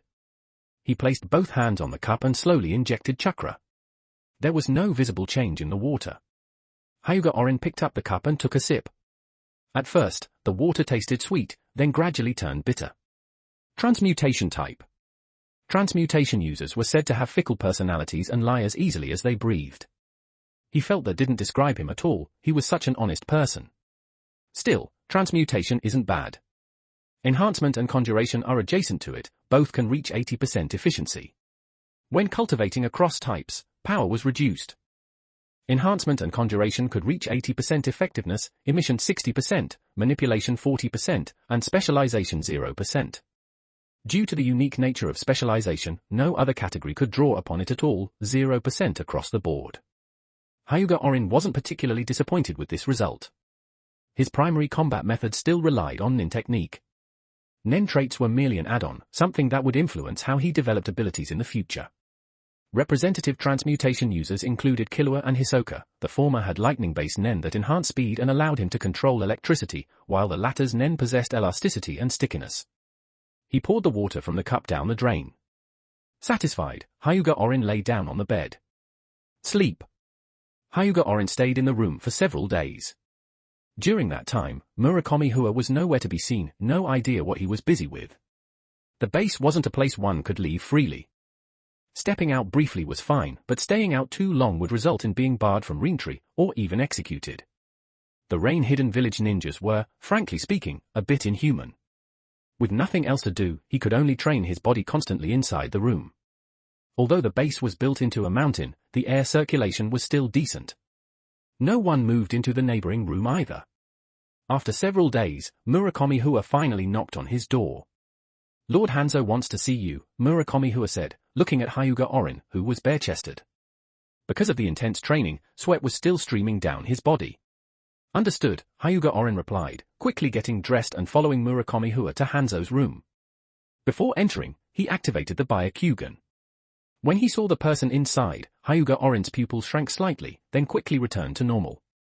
The Hanzo before him was still wearing the breathing apparatus, but the chakra within his body was no longer at Chunin level, it far exceeded even Jonin. It was comparable to Tsunade's. One had to remember that Tsunade was from the Senju clan, naturally blessed with massive chakra reserves. In the entire ninja world, only a handful of people surpassed her in that regard. And yet the person before him possessed chakra on par with hers. His strength was undoubtedly extraordinary. This must be the real Hanzo. "Muyu," Hanzo called out in a deep voice. Hyuga Orin dropped to one knee respectfully. "Lord Hanzo." Hanzo looked at him and continued, "From this moment on, you are promoted to Chunin of the Rain-Hidden Village. You may form your own squad and are permitted to access part of the village's intelligence." "Thank you, Lord Hanzo," Hyuga Orin replied, putting on a pleasantly surprised expression. He was still a genin in Konoha, yet the Rain-Hidden Village had promoted him first. A ninja at the side stepped forward holding a flak jacket. "This is the Chunin vest. From now on, you are a Rain Ninja Chunin." Hyuga Orin took the vest. Promoted to Chunin, given a vest, was this standard practice throughout the ninja world? In Konoha, becoming a Chunin meant receiving a green vest. In the Rain-Hidden Village, it was a grey one. He put it on directly. He was already wearing the Rain-Hidden Village's signature black bodysuit underneath, making it easy to layer the vest on top. If he added a breathing apparatus, that would truly complete the Rain-Hidden Village three-piece set. "Muyu," Hanzo spoke again once Hyuga Orin had finished putting on the vest. "What do you think of the Rain-Hidden Village?" The critical moment had arrived. Medium White Star want more? Read up to 85 chapters ahead on Patreon. patreon.com/canonbreaker Medium White Star. The advanced chapters are already written, all that's left is unlocking them. Open-lock bonus chapter system. Every bit of support pushes the story forward. 10 reviews open book 1 bonus chapter. 100 power stones gemstone 1 bonus chapter. Fire the stronger the support, the faster the story evolves. Rocket more power. More chapters. More domination. Chapter 83, Promotion to Chunin in the Rain-Hidden Village. 1,422 words. The Rain-Hidden Village. An experience point that had to be farmed. What opinion could he possibly have? As a player, he naturally judged everything by experience yield and item drops. After changing his class to Hunter, his love for the Rain-Hidden Village ran deep, plenty of good stuff could only be farmed here. Of course, saying that out loud was absolutely not an option. If he dared say that, Hanzo would dare to put on a live demonstration of splitting a man in half. And that man would almost certainly be him. Comparing the strength gap between the two sides, Hyuga Orin felt it was best to apply a bit of artistic processing. After some careful thought, he said, "In my view, the Rain-Hidden Village is crying." Hanzo's interest was piqued. This was the first time he had ever heard someone describe the Rain-Hidden Village like that. Explain in detail. By this point, Hyuga Orin already had a prepared speech in mind. To talk about the Rain-Hidden Village, we must first talk about the Land of Rain. The Land of Rain sits at the intersection of three great nations and is treated as a buffer zone by them. The ninja villages subordinate to those three nations continuously inflict damage upon the Land of Rain. The rain-hidden village, as the guardian of the land of rain, failed to resist the attacks of the 3 great ninja villages. Instead, it allowed them to run rampant across the country. Worse still, the rain-hidden village is even engaged in internal strife. As a guardian that cannot protect anything, the rain-hidden village can only continue crying. This entire speech was tailored to Hanzo's psychology. He didn't fully understand this version of Hanzo yet, but what Hanzo would go on to do later, Hyuga Orin knew all too well. Leading a small village like the rain-hidden village to directly confront the 3 great ninja villages, even striking into their territory, this was unprecedented in the history of the ninja world. If the rain-hidden village had simply turned a blind eye and ignored the actions of the 3 great villages, it would have suffered little loss itself. The one truly hurt would have been the land of rain. Yet even so, Hanzo still stepped forward. That alone proved that Hanzo stood up for the sake of the land of rain.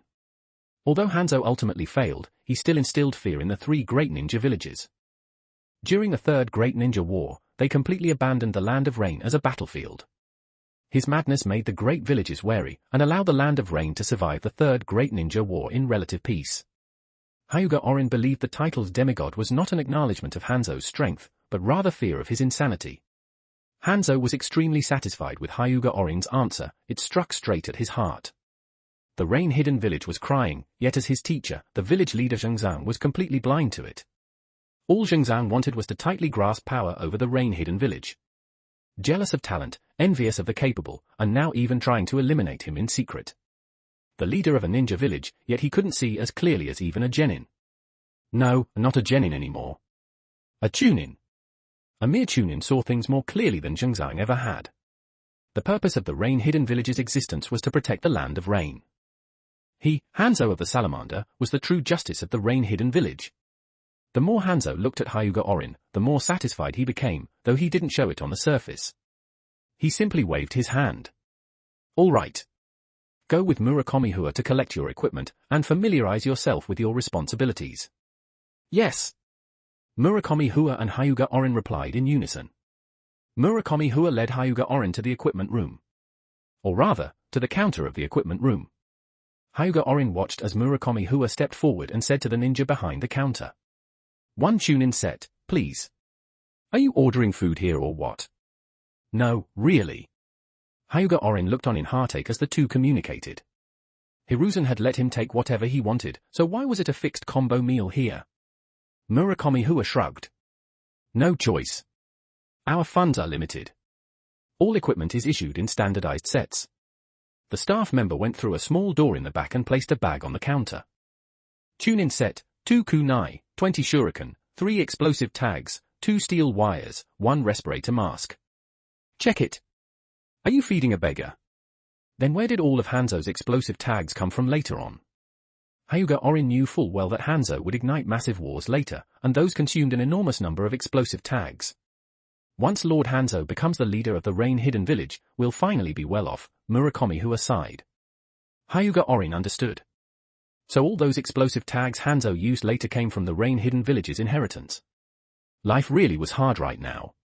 Equipment only became plentiful later on.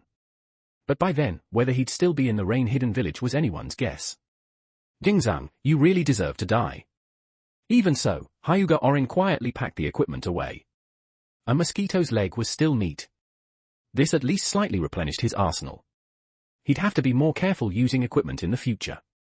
Murakami Hua waved to the staff and led Hyuga Orin away from the equipment room. They walked to the intelligence office on the same level. Inside were many small partitions. Murakami Hua pulled open a curtain and led Hyuga Orin into one of them. Inside, 2 rows of shelves were filled with scrolls. On the table in the middle lay summoning scrolls. Intelligence is divided into 4 levels, A, B, C, and D as a chunin. Levels C and D are open to you. Once you're promoted to Jonin, you'll gain access to B-rank intelligence. A-rank intelligence is only available to Lord Hanzo and his closest confidants. Murakami Hua casually grabbed a scroll from the shelf and tossed it to Hyuga Orin. This is C-rank intelligence, mostly information about other ninja villages. B-rank intelligence concerns matters that critically affect the rain-hidden village. A-rank intelligence concerns situations where the rain-hidden village could potentially be destroyed. Hyuga Orin nodded. For him, C-rank intelligence was the most crucial. Konoha didn't care about the rain-hidden village's fate. He opened the scroll in his hands. It detailed the movement of the Sand Village. The Sand Village had already begun pushing deep into the Land of Rain, establishing frontline bases. What exactly triggered the Second Great Ninja War? Hyuga Orin frowned. The Sand Village's actions were far too aggressive. At present, Konoha was still in a probing phase. Establishing forward positions was mainly a precaution. But the Sand Village was clearly preparing to start a full-scale war. Year 37 was when the Second Great Ninja War broke out. The Rain-Hidden Village didn't join until year 38. That meant the war initially had nothing to do with the Rain-Hidden Village. As for which of the 5 great ninja villages struck first, he didn't know. Can I read these here? Hyuga Orin waved the scroll in his hand. Murakami Hua smiled. You seem pretty concerned about the outside world. Well. Hyuga Orin sighed helplessly. It's closely tied to the Land of Rain. That statement was correct. If the great ninja villages went to war, the Land of Rain couldn't possibly remain uninvolved. I remember you grew up outside the village. Murakami Hua patted Hyuga Orin on the shoulder. Go ahead and read. Just remember to put everything back where it belongs when you're done. Grew up outside the village? Why didn't he know that? Ah, he meant Muyu, not Hyuga Orin. Then it was fine. Murakami Hua left without disturbing him further. Hyuga Orin immediately immersed himself in the intelligence room. This place really shouldn't be called the intelligence office. It should be called Hiruko's happy room. Everything here was exactly the kind of information Hiruko needed. Medium White Star want more? Read up to 85 chapters ahead on Patreon. patreon.com/canonbreaker Medium White Star. The advanced chapters are already written, all that's left is unlocking them. Open Lock Bonus Chapter System. Every bit of support pushes the story forward. 10 reviews Open Book 1 bonus chapter. 100 Power Stones Gemstone 1 bonus chapter. Fire. The stronger the support, the faster the story evolves. Rocket more power. More chapters. More domination. Chapter 84, A Konoha Spy. Protecting Hanzo? 1,361 words. When Hyuga Orin walked out of the intelligence room, Murakami Hua was leaning against the wall, waiting. You're done reading? Yeah. I've got a rough grasp of things. Hyuga Orin replied perfunctorily. After reading the intel, he had also organized and summarized it for Hiruko and sent it off. After all that effort, this mission was finally complete. Now all that remained was to wait for Hiruko's next instructions. Let's go. Next, we'll assign your task. Every Chunin has a long-term assignment, Murakami Hua said to Hyuga Orin. Under the Rain-Hidden Villages system, genin were nothing more than consumables. They waited passively to be selected by Chunin or Jonin, with no right to choose missions themselves, only the right to be chosen when manpower was needed. But once one reached Chunin, things were completely different. Chunin could choose missions on their own, but they were also required to carry at least one long-term assignment. Garrison duty, surveillance, intelligence gathering, each Chunin had to shoulder one such ongoing responsibility. Of course, there were Chunin without long-term assignments, but they essentially fell back into the same passive position as genin, waiting to be conscripted. Let's go. Today, Murakami Hua planned to take Hyuga Orin through all the important areas of the base. As a Chunin, how could he not be familiar with the key terrain here? In the end, Murakami Hua brought Hyuga Orin to the most important location. This wasn't a room, but the central plaza. For massive pillars supported the underground base. Countless sheets of paper were pinned to the pillars with shuriken. Hyuga Orin had seen these long ago. You can choose a task from there.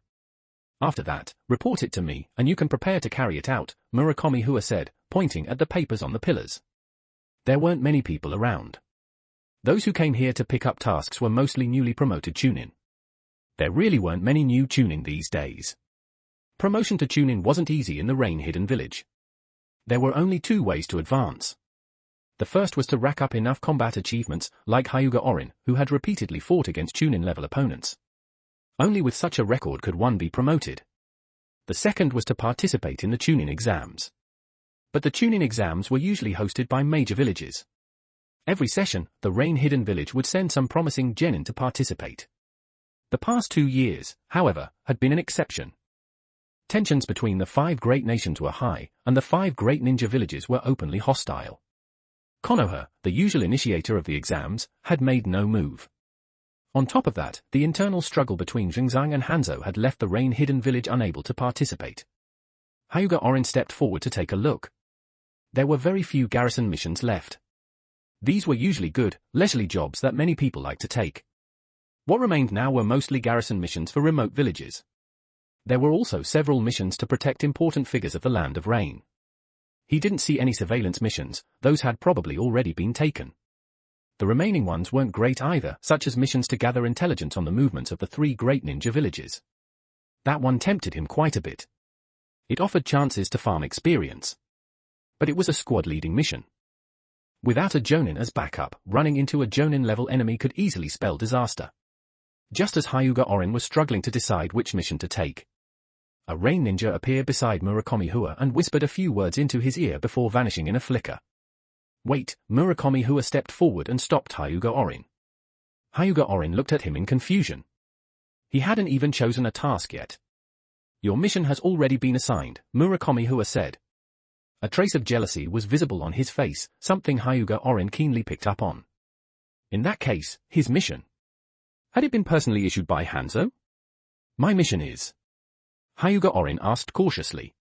To protect Lord Hanzo, Murakami Hua said in a deep voice. This task had actually fallen onto the shoulders of Muyu, a newcomer.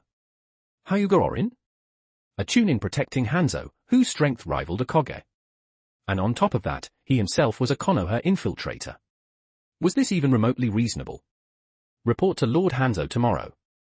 You know where it is, Murakami Hua said, no longer bothering to hide his jealousy. Following Lord Hanzo had been Murakami Hua's lifelong aspiration. Yet it had been snatched away by Hyuga Orin, who had clearly arrived later than him. Hyuga Orin wanted to refuse. Sure, he dared to pull small tricks under Murakami Hua's nose. This guy looked smart on the surface, but in reality his intelligence wasn't anything special, and his strength didn't stand out either. But pulling tricks under Hanzo's nose? That pressure was on an entirely different level. And Hanzo was always hiding away, never showing his face. Was he supposed to hide alongside Hanzo from now on? Then how was he supposed to farm experience? Murakami Hua clearly didn't want to continue the conversation. His figure dissolved into a stream of water and splashed onto the ground. Water body flicker technique. Hyuga Orin helplessly looked up at the ceiling. The massive chandelier was the main light source here. Even so, it couldn't illuminate every corner. Candles were still lit along the walls. This mission hadn't given him any chance to refuse. Suddenly, he sensed a gaze different from ordinary surveillance. He turned toward the rocky wall, but couldn't find the source. Hanzo looked through the window at Hyuga Orin standing in the hall, completely at a loss. The fake Hanzo stepped up beside him, puzzled. Lord Hanzo, he's only a Chunin. Why choose him?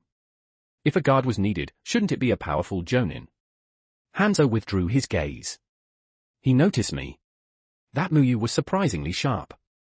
Do you think I need a strong guard? Hanzo asked in return. In the entire rain-hidden village, there wasn't a single person who could defeat him. This? The fake Hanzo was even more confused. Then what was the point of assigning a guard? Hanzo said gravely, what I value most about that Muyu isn't his strength, but his thinking. Someone with that kind of insight was exactly what he needed. Right now, he and Rengzang were locked in a stalemate. He needed a different way of thinking to break it. He was very optimistic about this Muyu. In the entire rain-hidden village, there was no one else who could say what that young man had said. Hyuga Orin returned to his quarters with a completely blank expression. Tomorrow, he would be going to protect Hanzo. That news didn't make him happy in the slightest. He wasn't sure whether staying by Hanzo's side would give him any chance to farm experience or exorcist skill fragments. Bang! A soft sound rang out as Hyuga Orin pulled Konoha's summoning scroll from his clothes. Hiruko had replied. He opened the letter, quickly read through its contents, then placed the paper beside the candle, watching as it was slowly consumed by the flames. Hiruko-sensei first praised him, saying the mission had been completed perfectly, and that he could now end the assignment and return. The firelight flickered in Hyuga Orin's pupils. Go back. Just now, his status in the rain-hidden village had finally risen, and there were plenty of opportunities to farm the rain-hidden village. If he went back now, he'd have to wait until the war broke out to continue farming. But if he stayed, he'd be stuck guarding Hanzo, this utterly cursed mission. For a moment, he found himself caught in a dilemma. Medium White Star want more? Read up to 85 chapters ahead on Patreon. patreon.com/canonbreaker Medium White Star. The advanced chapters are already written, all that's left is unlocking them. Open lock bonus chapter system. Every bit of support pushes the story forward. 10 reviews open book 1 bonus chapter. 100 power stones gemstone 1 bonus chapter. Fire. The stronger the support, the faster the story evolves. Rocket more power. More chapters. More domination. Chapter 85, The Rain Hidden Village. 1,329 words. Lord Hanzo. In the end, Hyuga Orin still chose to stay by Hanzo's side for the time being. Based on the intelligence he had gathered, Konoha had already entered a semi-stagnant state. Most ninjas were on standby, waiting for a war that could erupt at any moment. Even if he returned to Konoha now, he would end up with no missions. Leveling up would become extremely difficult. Could he really just drag things out until the war broke out? In just a few months here, he had already reached level 21, his strength multiplying several times over. How could he be willing to go back to Konoha? How could Konoha compare to this place, danger everywhere, and opportunities to level up everywhere as well? The choice was obvious. Hanzo nodded lightly in response, his eyes fixed on the table. A sheet of white paper lay before him as he slowly wrote something with a brush. Hyuga Orin stood directly in front of Hanzo and couldn't see what he was writing. He discreetly activated the Byakugan and glanced at him, confirming that this was indeed Hanzo's true body. Hanzo finished his final stroke, looked at the character on the paper, and said without lifting his head. "Come take a look. How is my writing?" Hyuga Orin obediently stood up, walked over to Hanzo's side, and looked down at the paper. A single character greeted his eyes. Rain. He didn't know much about calligraphy, but looking at this character, he felt a chill, like being swept by killing intent. So characters really could carry presence. "It's written very well," Hyuga Orin said. "Next time, don't write it." Hanzo finally looked up at him, a trace of surprise on his face. That answer was truly unexpected. "You're not afraid of me?" Among the people of the rain-hidden village, many worshipped him, but they also feared him. Yet Hanzo couldn't see the slightest trace of fear on Hyuga Orin's face.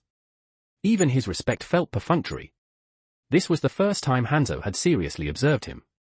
Before, his gaze had merely brushed past. Did this man really admire him? Hanzo couldn't feel it at all. "There's nothing frightening about Lord Hanzo," Hyuga Orin replied casually. If Hanzo's level weren't so high, he'd have drawn his blade and started the fight already. What was there to fear? He only hated that his own level was too low and his strength too weak. Ha ha ha. Hanzo burst out laughing. After a moment, he looked at Hyuga Orin again. "You're quite interesting." Perhaps it was precisely because of this personality that he could speak so deeply. Without fear, one saw things more clearly. "Come with me to the rain-hidden village," Hanzo said, setting down his brush. "Ah, what?" Hyuga Orin looked at him in shock. Is it really okay to go to the rain-hidden village like this? He knew very well that Zhengzhang was hunting Hanzo. This wasn't exactly a secret within the base. Hanzo calmly put away the paper and glanced at Hyuga Orin. "You seem to have some misunderstandings about my relationship with the rain-hidden village. I haven't betrayed the rain-hidden village. I simply disagree with the leader. What he does in secret is beyond my control." Hyuga Orin understood. On the surface, it was all smiles and harmony. In the shadows, both sides wished the other dead. Once they arrived at the rain-hidden village, Hyuga Orin finally understood Hanzo's relationship with it. At the village entrance, 2 lines of ninjas knelt on one knee, forming a ceremonial path. "Lord Hanzo!" Everyone shouted in unison. The sound echoed through the entire rain-hidden village. Yeah, their relationship was good. No, this was too good. Wasn't this kind of reception for a leader asking for trouble with Yingzhang? Hyuga Orin glanced around but didn't see anyone who looked like the official leader of the rain-hidden village. It seemed that on the surface, Hanzo completely dominated, while in the shadows, Yingzhang held the advantage. What Hyuga Orin couldn't understand was this. With Hanzo's prestige already at this level, how exactly was Zhengzhang still fighting him? Was it really just righteous cause crushing everything? Like the will of fire, believe in it together, and even if your whole family is killed, you must forgive the other side. Hyuga Orin was deeply shaken. Hanzo walked straight ahead, expressionless, with Hyuga Orin following behind. Everyone remained kneeling, their gazes fixed on the two of them. Hyuga Orin's eyes suddenly sharpened as he glanced toward a building on the left. From there came a gaze filled with killing intent. When the owner of that gaze realized Hyuga Orin had noticed, they were clearly startled and quickly withdrew it. Hyuga Orin guessed that this was none other than the so-called leader of the rain-hidden village. Jingzhang. A figure who had no presence whatsoever in the original Naruto storyline, not even worth a passing mention. Hanzo headed toward the building on the left. Hyuga Orin slowed his pace slightly and followed behind. As he observed the rain-hidden village, he couldn't help feeling surprised. Most of the buildings here were stone structures, but there were also plenty of modern elements. Like utility poles. There were power lines here. Compared to the rest of the Land of Rain, this was like an entirely different world. Outside was still stuck in something resembling the ancient Warring States period, while the rain-hidden village was steadily entering modernization. The gap was enormous. Did no one find this strange? This kind of technological growth was downright deformed. How had they even developed this stuff? Hyuga Orin couldn't help complaining inwardly. But following behind Hanzo, he couldn't speak freely. He behaved himself and acted like a useless bodyguard. After all, if a fight broke out, what kind of bodyguard needed their employer's protection? His did. They reached the 5th floor of the building, the highest one. Upon entering, they found an entire tatami floor. It was clear that this level had been turned into living quarters. Looking ahead, Hyuga Orin saw an elderly man with long hair seated calmly at a tea table, pouring tea from a kettle into cups. 2 cups were quickly filled with green tea. In the ninja world, tea basically boiled down to matcha. How they had developed an entire tea culture around just matcha was beyond him. This world truly had no most ridiculous, only even more ridiculous. You've come, Hanzo, the old man spoke softly, a gentle smile on his face. If not for Hyuga Orin's sharp senses, he would never have detected the killing intent hidden beneath that smile. So this must be the leader of the Land of Rain. Jingzhang. Teacher. Hanzo raised a hand slightly. Hyuga Orin understood the signal. His figure flickered, and he leapt onto the ceiling beam like a shadow. There were already several people hanging upside down from the ceiling. When Hyuga Orin joined them, all their gazes turned toward him. Hyuga Orin gave an awkward smile and waved in greeting. No one responded. They simply continued to watch the conversation below in silence. Hanzo knelt at the tea table, facing Jingzhang. Jingzhang slid a cup of tea toward him, a nostalgic look on his face. Seeing you like this takes me back. You were the only test subject of mine who survived. What kind of hellish memories are you reminiscing about? That was Hanzo's trauma. Hanzo didn't respond directly. Instead, he said in a deep voice. Teacher, the Land of Rain is crying. Medium White Star want more? Read up to 85 chapters ahead on Patreon. patreon.com/canonbreaker Medium White Star. The advanced chapters are already written, all that's left is unlocking them.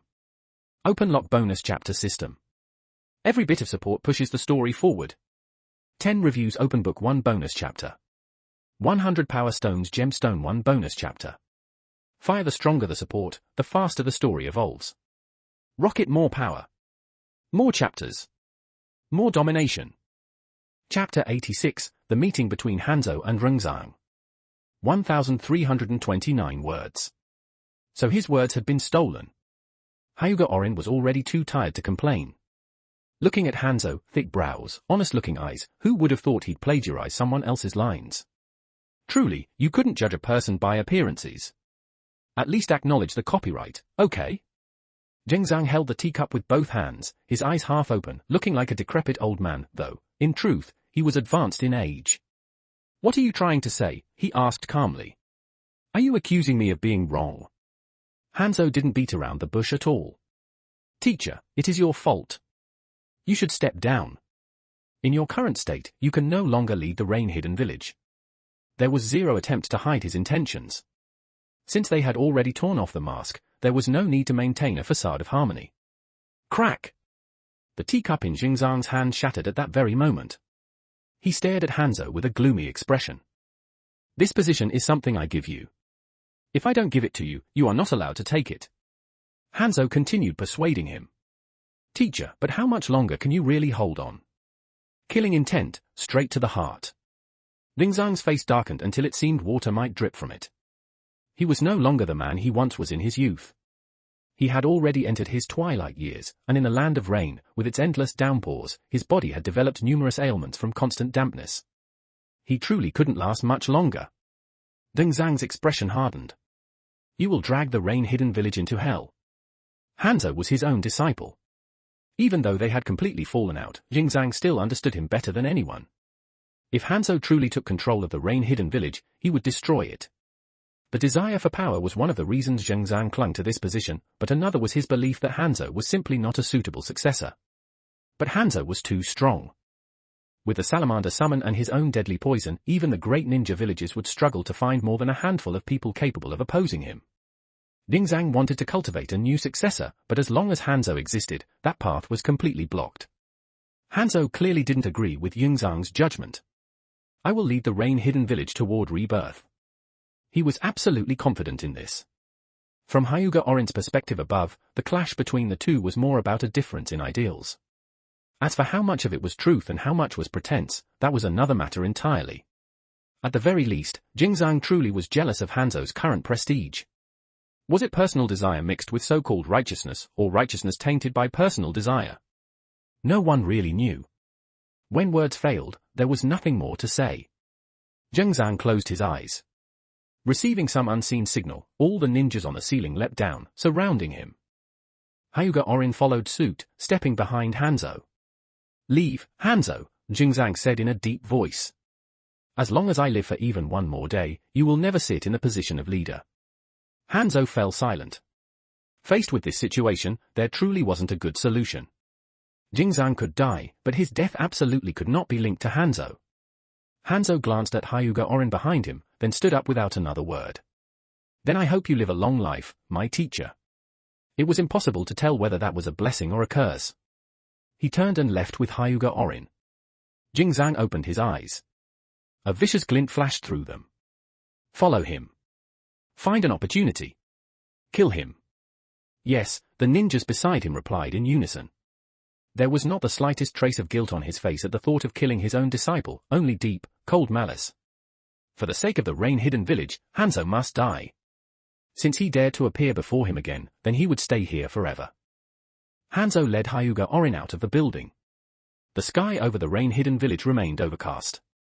Fine rain fell like needles against the skin, carrying a biting chill. Do you think I'll really lead the rain-hidden village to destruction? Hanzo asked, stopping in his tracks. Hyuga Orin recalled what happened after Hanzo later became the village's leader. No. At least during the Second Great Ninja War, Hanzo's decisions had been sound. The real issue came later, his handling of Akatsuki, which ultimately led to his own downfall. Although the rain-hidden village still existed in later generations, it had completely declined. That was, to some extent, Hanzo's responsibility. After all, he had killed Akatsuki's true leader, Yahiko. His decisions weren't wrong. He just ran into an overpowered anomaly. Who could have predicted that? Hanzo was very satisfied with Hyuga Orin's answer. But Hyuga Orin had no time to care about Hanzo's satisfaction. His gaze shifted backward. Those men from Wang Zhang's side were already trailing them. The road ahead was clearly going to be dangerous. Hanzo acted as though he noticed nothing, continuing to lead Hyuga Orin out of the rain-hidden village. The rain grew heavier. Raindrops pounded against the ground in dense crackling sounds, like countless tiny arrows falling from the sky. In the distance, mountain ridges loomed faintly behind the curtain of rain. The people behind them no longer bothered to hide their presence. Hyuga Orin didn't even need the Byakugan to clearly sense those ninjas. Ding Zhang's assassination squad followed like ghosts, keeping a delicate distance, never losing track, yet never fully revealing themselves. Lord Hanzo, Hyuga Orin warned softly. Hanzo seemed to be looking at something unseen. He replied calmly. He needs to learn what pain is. Take care of yourself. As his words fell, Hanzo vanished from Hyuga Orin's sight. All that remained was a splash of water on the ground, hardly noticeable among the puddles. Water body flicker technique. A sharp whistling sound tore through the air beside Hyuga Orin, like shuriken slicing through wind. Without hesitation, he lunged forward. Clang! Shuriken struck the ground behind him. His clothes were instantly soaked, mud splattering across the fabric. He didn't have time to think, he broke into a sprint toward the distant forest.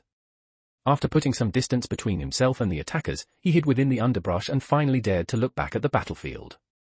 There were too many obstructions. He could only rely on the Byakugan. In the black and white world of his vision, only chakra appeared in shades of blue. The pursuers had no intention of chasing Hyuga Orin. Instead, they surrounded Hanzo. As Hanzo pressed one hand against the ground, thick smoke erupted. A massive salamander appeared on the battlefield. Hanzo stood atop the salamander, saying something, but from this distance, Hyuga Orin couldn't hear a word. Then the battle began. The salamander spewed out massive amounts of poisonous mist, which spread rapidly outward. A group of ninjas charged straight at Hanzo. They were divided into two layers. The inner layer engaged in close combat, surrounding Hanzo. He swung the sickle in his hand, suppressing the entire group by himself. The outer layer rapidly formed hand seals. One water dragon after another surged forth, rushing toward Hanzo. Water dragon bullet technique. Hyuga Orin muttered as he began concentrating chakra into his eyes. This was a Nen application. Focus. Originally, this was meant to allow him to see Nen techniques. He was curious, what would happen if he used focus again after merging Nen with chakra, especially combined with his own bloodline limit, the Byakugan.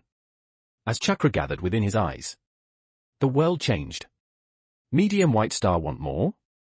Read up to 85 chapters ahead on Patreon. patreon.com/canonbreaker Medium White Star. The advanced chapters are already written, all that's left is unlocking them. Open lock bonus chapter system. Every bit of support pushes the story forward. 10 reviews open book 1 bonus chapter. 100 power stones gemstone 1 bonus chapter. Fire the stronger the support, the faster the story evolves. Rocket more power. More chapters. More domination. Chapter 87, Hyuga Orin picking up the scraps. 1,274 words.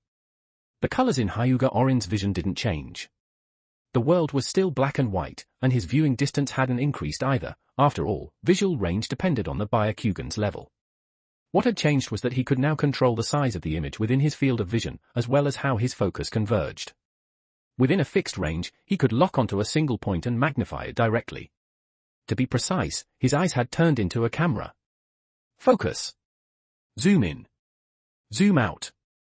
Functions just like a camera. By adjusting the amount of chakra, he could do this with ease. No longer was it like using binoculars. It was a camera now. If I could take photos and develop them, I'd be able to cosplay as an actual camera, Hyuga Orin muttered. If only he knew how to draw.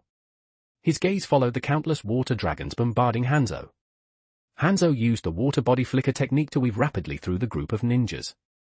These ninjas were no pushovers either. One-on-one, they could barely contend with Hanzo for a short time, but not for long. However, with numbers and coordination, they could completely hold him back. That said, Hanzo's most terrifying asset wasn't his Tai technique. Though even the samurai of the Land of Iron praised his physical combat. What truly made people fear him was his poison. Large quantities of toxins spread across the battlefield, and signs of poisoning had already appeared on the ninjas' bodies. They likely believed that killing Hanzo was the top priority. Even after swallowing antidote pills, they continued to fight him head-on. The outer ring of ninjas continuously bombarded Hanzo with nin technique, but his water body flicker was simply too fast. They couldn't land a hit at all. The inner ring could contend with him in close combat, but injuries were inevitable. And Hanzo's sickle was coated with poison as well. Any wound inflicted was immediately tainted by toxins. As the poisoning worsened, they could no longer keep up. Their movement slowed, and as Hanzo darted relentlessly through them, casualties began to appear. Once the first death occurred, everything spiraled out of control. The number of fighters in the inner ring rapidly dwindled under Hanzo's hands, forcing the outer ring to abandon their positions and join the close-quarters battle. But the moment they made that choice, there was no turning back. Hyuga Orin began edging closer to the battlefield, watching rain ninjas fall one after another, his face full of pain. Each one of those was experience points. And although these people weren't Jonin, the chakra within their bodies was immense, even by Chunin standards. He strongly suspected they were all special Jonin. Jonin were valuable assets in the rain-hidden village, not something that could be casually deployed. It all depended on personal willingness, just like Murakami Hua, who was willing to give his life for Hanzo. Even Hanzo himself didn't have many Jonin under his command, and Jingzang certainly couldn't muster many either. In theory, Jonin within the rain-hidden village stood on equal footing with both Hanzo and Ringzang. Jingzang lacked Hanzo's personal charisma. Expecting those Jonin to die for him was nothing but a pipe dream. So, with no Jonin at all, sending this group of elite Chunin to assassinate Hanzo. Was Jingzang dreaming with his eyes open? Hyuga Orin stopped at a relatively safe distance. The area around Hanzo was filled with poisonous mist. One careless step and he'd be poisoned. He watched as Zhang Zhang's men were rapidly being whittled down. His hands flew through seals. Fire release times Great Fire Dragon technique. A blazing fire dragon erupted from his mouth. As it cut through the falling rain, massive clouds of steam billowed outward, surging toward the battlefield. Hanzo frowned and glanced in Hyuga Orin's direction. This technique wasn't one recorded in the rain-hidden village. The roaring fire dragon slammed into one of Feng Zhang's men. Boom! Already poisoned and fully focused on Hanzo, the ninja didn't even have time to react before being swallowed by flames. Experience plus 5,431. So they really are special Jonin, Hyuga Orin muttered, sensing the state of his chakra. He still had enough chakra left to cast it once more. But now that they'd noticed him, pulling off another sneak attack like that would be impossible. He immediately retreated back into the forest, activating Zetsu to erase his presence and rapidly widen the distance, vanishing from their sight. Their momentary distraction gave Hanzo another opening. In just that short span, 2 more fell to his blade. With no other choice, the remaining ninjas clenched their teeth and all charged at Hanzo, desperate to bring him down as quickly as possible. But Hanzo's overwhelming skill, combined with his ghost-like water body flicker, meant they were fighting him with their lives. And the giant salamander beneath his feet hadn't even made a move yet. Hanzo alone was suppressing all of them. Only one thought came to mind. As expected of Hanzo. Just as the battle reached a critical moment. Fire release times Great Fire Dragon technique. Another fire dragon burst forth, claiming yet another rain ninja. Experience plus 5,432. This second ambush pushed them all to the brink of collapse. Kill him. Someone pointed furiously toward Hyuga Orin's direction and roared. They couldn't defeat Hanzo, but they could kill Hyuga Orin. Fear and rage boiled over as several of them charged toward the forest. But they couldn't find him. After casting the technique, Hyuga Orin had already slipped deep into the woods, his presence completely erased. It was as if he had vanished into thin air. Using a concealment cloth to hide beside a tree, combined with Zetsu to sever his aura completely, Hyuga Orin remained perfectly still. A textbook stealth technique taught at the Ninja Academy. Theoretical perfect invisibility. The rain ninjas searched like headless flies, even splitting their forces to hunt for Hyuga Orin. This only gave Hanzo more room to reap lives. By the time they realized what was happening, bodies already littered the ground. Hanzo stood atop the salamander, gazing down at the forest from above. The remaining rain ninjas searching for Hyuga Orin collapsed to their knees in despair. They couldn't win. Not even close. Why does the rain-hidden village have such a terrifying monster? Their ambush, something that would have doomed any ordinary Jonin, had failed utterly. They were Jingzang's assassination unit. And for the first time in their lives, they understood what true despair was. One kneeling rain ninja had completely broken down, not even noticing Hyuga Orin silently approaching from behind. A blade pierced straight through his back, ending his life. Experience plus 5,430. Hyuga Orin stepped out of concealment. Which also meant everyone saw him. At least kill you. The rain ninjas, already on the verge of collapse, seemed to find a new target for their hatred. Eyes bloodshot, they charged at Hyuga Orin. Wait. What did this have to do with him? He'd just fired a few sneak attacks. How did he become the main target? Just as they rushed toward him, intent on tearing him apart. Hyuga Orin's figure vanished once more. All that remained were several ignited explosive tags on the ground. By the time they noticed, it was already too late.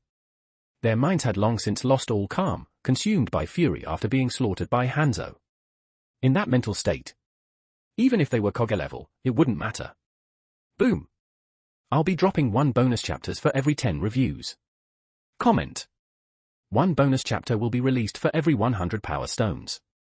You can read 90 chapter ahead on Patreon if you're interested, patreon.com/canonbreaker. Chapter 88, picking up quite a few leftovers, bonus chapter. 1,355 words. Ninjas were a group with high offense but low defense. What mattered most in their battles was composure and the ability to think clearly in the midst of combat. The reason Jonin were strong wasn't just their abilities and experience, but their capacity to remain calm during a fight. Even when at a disadvantage, they could still search for a chance to turn the tables. But once one's mentality collapsed, even a Jonin could easily die at the hands of a Genin. Just like these special Jonin. Under normal circumstances, in a one-on-one fight, Hyuga Orin would have had a chance to win, but it definitely wouldn't have been easy. Yet these people had been slaughtered by Hanzo to the point of complete mental breakdown. At the instant the explosive tags detonated, the scene was as dazzling as fireworks. Only, instead of sparks, what flew through the air were severed limbs. Experience plus 5,231, experience plus 5,124, experience plus 5,142. 3 lines of experience flashed by in an instant. Hyuga Orin walked over from a distance. Not far away, for people were still on the ground, 2 struggled back to their feet, while the other 2 had completely lost their ability to fight, lying there wailing. But the 2 who stood up hadn't even managed to act before a flying sickle sliced across one man's neck. With a tug of the chain, the sickle returned to Hanzo's hand. And Hanzo was already standing behind the second man. My experience. Hyuga Orin's expression changed. A shuriken flew from his hand, harvesting the lives of the remaining 2. Those 2 had no ability to resist at all, only able to watch helplessly as the shuriken descended. Experience plus 5,548, experience plus 5,657. If he'd gone after the man still standing, he wouldn't have made it in time. Hanzo's retrieved sickle chopped off the head of the man in front of him. The terrified head hit the ground with a dull thud. Hyuga Orin let out a soft breath. Another 2 heads picked up. Nice. You did well, Hanzo praised Hyuga Orin. At least he'd taken the initiative to support him during the fight. Hyuga Orin gave an awkward chuckle. But this wasn't over yet, there was still plenty left to loot. Lord Hanzo, I'll clean up the battlefield, Hyuga Orin said respectfully. No need, Hanzo refused outright. This must be left for Zhengzhang to see, to let him understand how laughable the power in his hands truly is. He had deliberately drawn these people out. They were also the only remaining force Zhengzhang had. He wanted to tell Zhengzhang clearly, if not for the burden of a righteous cause, he, Hanzo, could take his life at any time, to instill fear, to make him wary. You say no need, then how am I supposed to loot anything? Hyuga Orin cursed inwardly. Items couldn't be seen by anyone until he picked them up. But once he did, others could see them, and even use them. That was precisely why Hyuga Orin had once given a bandit's bracer to Nawaki. After a moment of thought, Hyuga Orin said, Lord Hanzo, they were still rain-hidden village ninjas.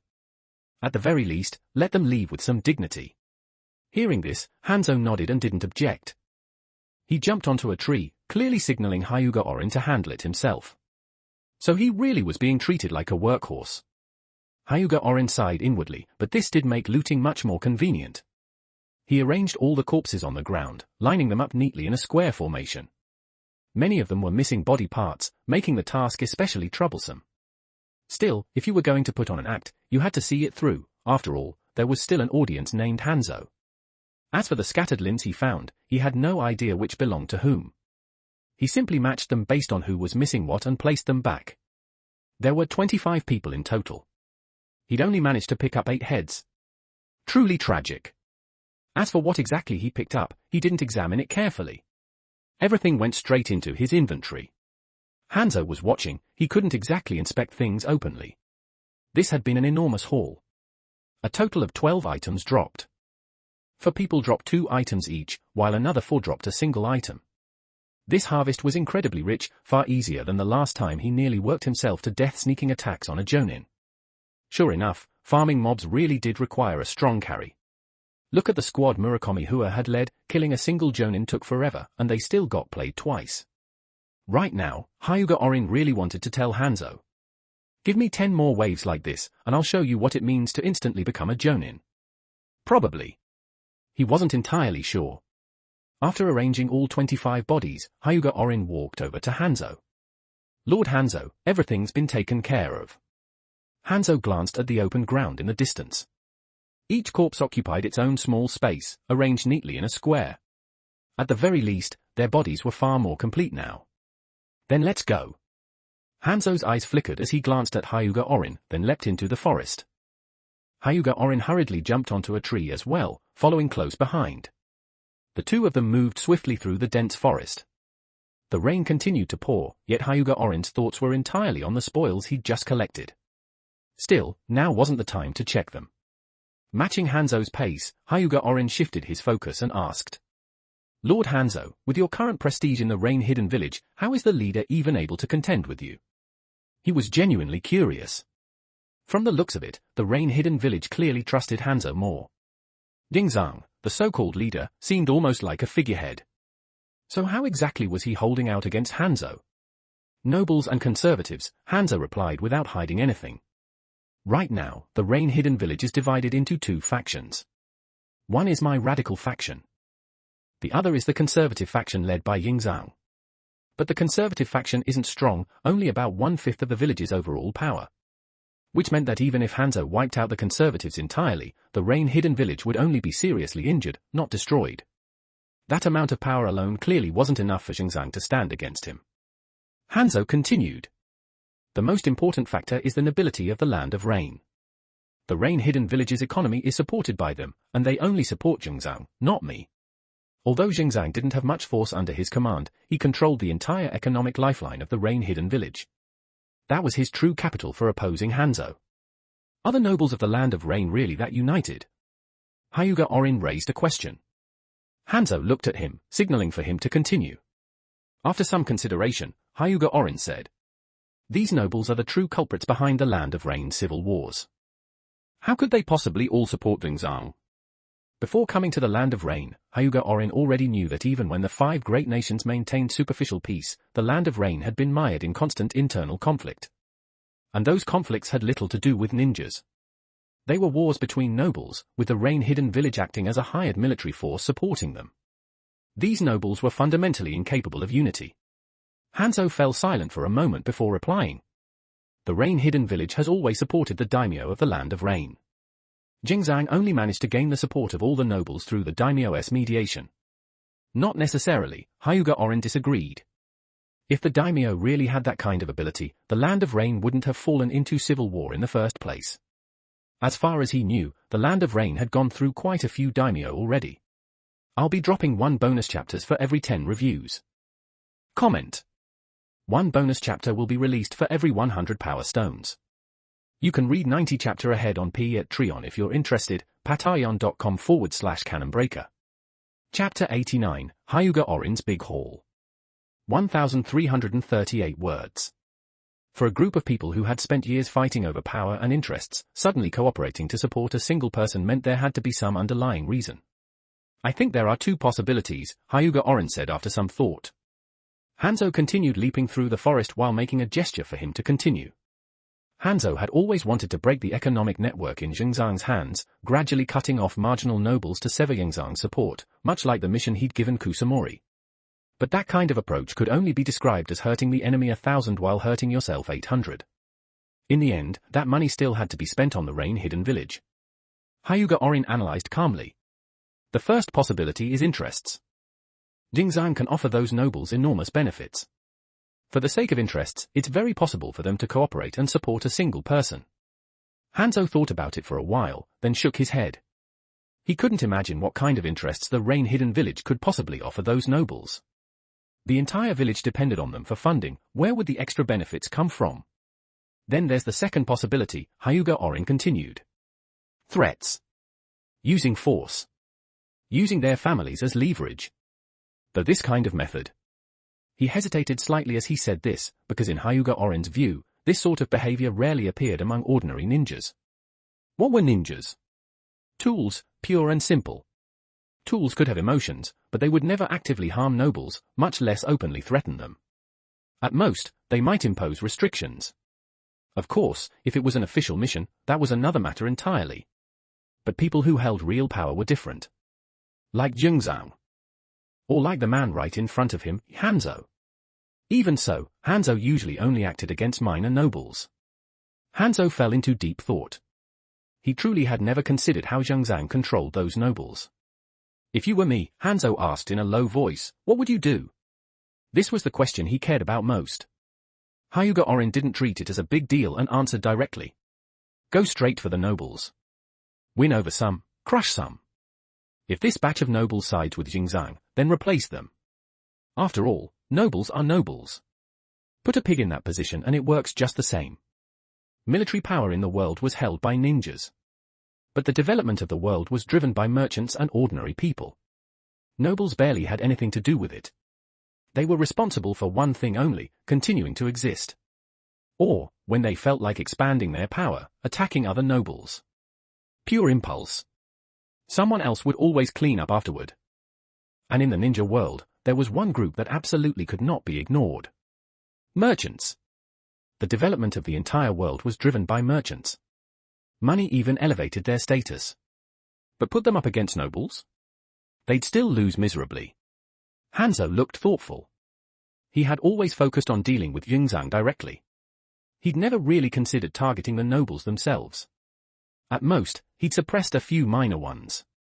Once fiscal power is seized, Hyuga Orin continued, the rain-hidden village will be stable. After that, Xingzang can simply die of illness. At that point, even the conservative faction would have no way to resist. Military power and finances would both be firmly in hand. Even if they wanted to rebel, it would be meaningless. And once total control was achieved, no one would care how Xingzang died. Hanzo had always opposed Xingzang as a ninja. And because of the nature of ninjas, he couldn't truly strike back without justification. But if he shifted perspectives, if he fought as a politician, then dealing with Xingzang would become absurdly simple. Hanzo pondered quietly. An answer was already forming in his mind. But what if the nobles aren't satisfied with our control? Hanzo asked again.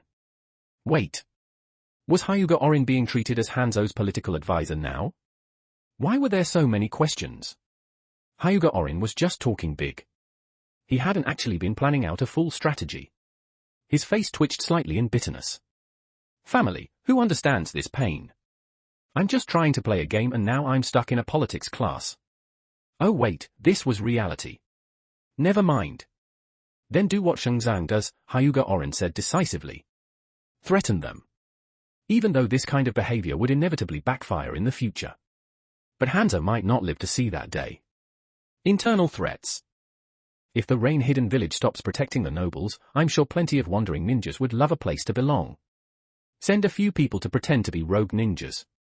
Rob a couple of noble households. They'll be scared soon enough. External threats. Tensions between the 5 great nations are rising. The Second Ninja World War is inevitable. When that happens, just tell the nobles that the rain-hidden village will no longer protect them. Ninjas from the great villages would probably enjoy pretending to be bandits too. Hyuga Orin paused. Actually, regular ninja forces from the great villages might not go that far. If they don't rob anyone, then we'll do it ourselves. Pretend to be them. In the eyes of nobles, all ninjas look the same anyway. He had never regarded nobles as particularly intelligent to begin with. This kind of scheme was actually easy to see through. But once it was truly implemented, even if they understood what was going on, they might not have the courage to expose it. Because such actions would already send a clear message. The ninjas had begun to bite back. What happened afterward wouldn't be Hyuga Orin's problem anymore. Hanzo nodded slowly. He had to admit, Hyuga Orin's suggestions opened up an entirely new line of thinking. Nobles were people too. And people could feel fear. Perhaps this was exactly the method Xingzang was using. It was time to teach Xingzang a lesson. After returning to the base, Hanzo dismissed Hyuga Orin. So he really is treating me like an advisor, Hyuga Orin muttered under his breath. To be honest, he would have loved for Hanzo to hand this task over to him. Killing a few nobles, farming the guards around them, that was a solid chunk of experience right there. Whether he could do it well or not didn't matter. Hyuga Orin would definitely not lose out. Back in his own room, Hyuga Orin rubbed his hands together excitedly. It felt a bit like opening loot boxes. He dumped everything straight into his inventory earlier without even checking what he picked up. And given how strong those people were, the drops were guaranteed to be high quality. He took out all 12 items.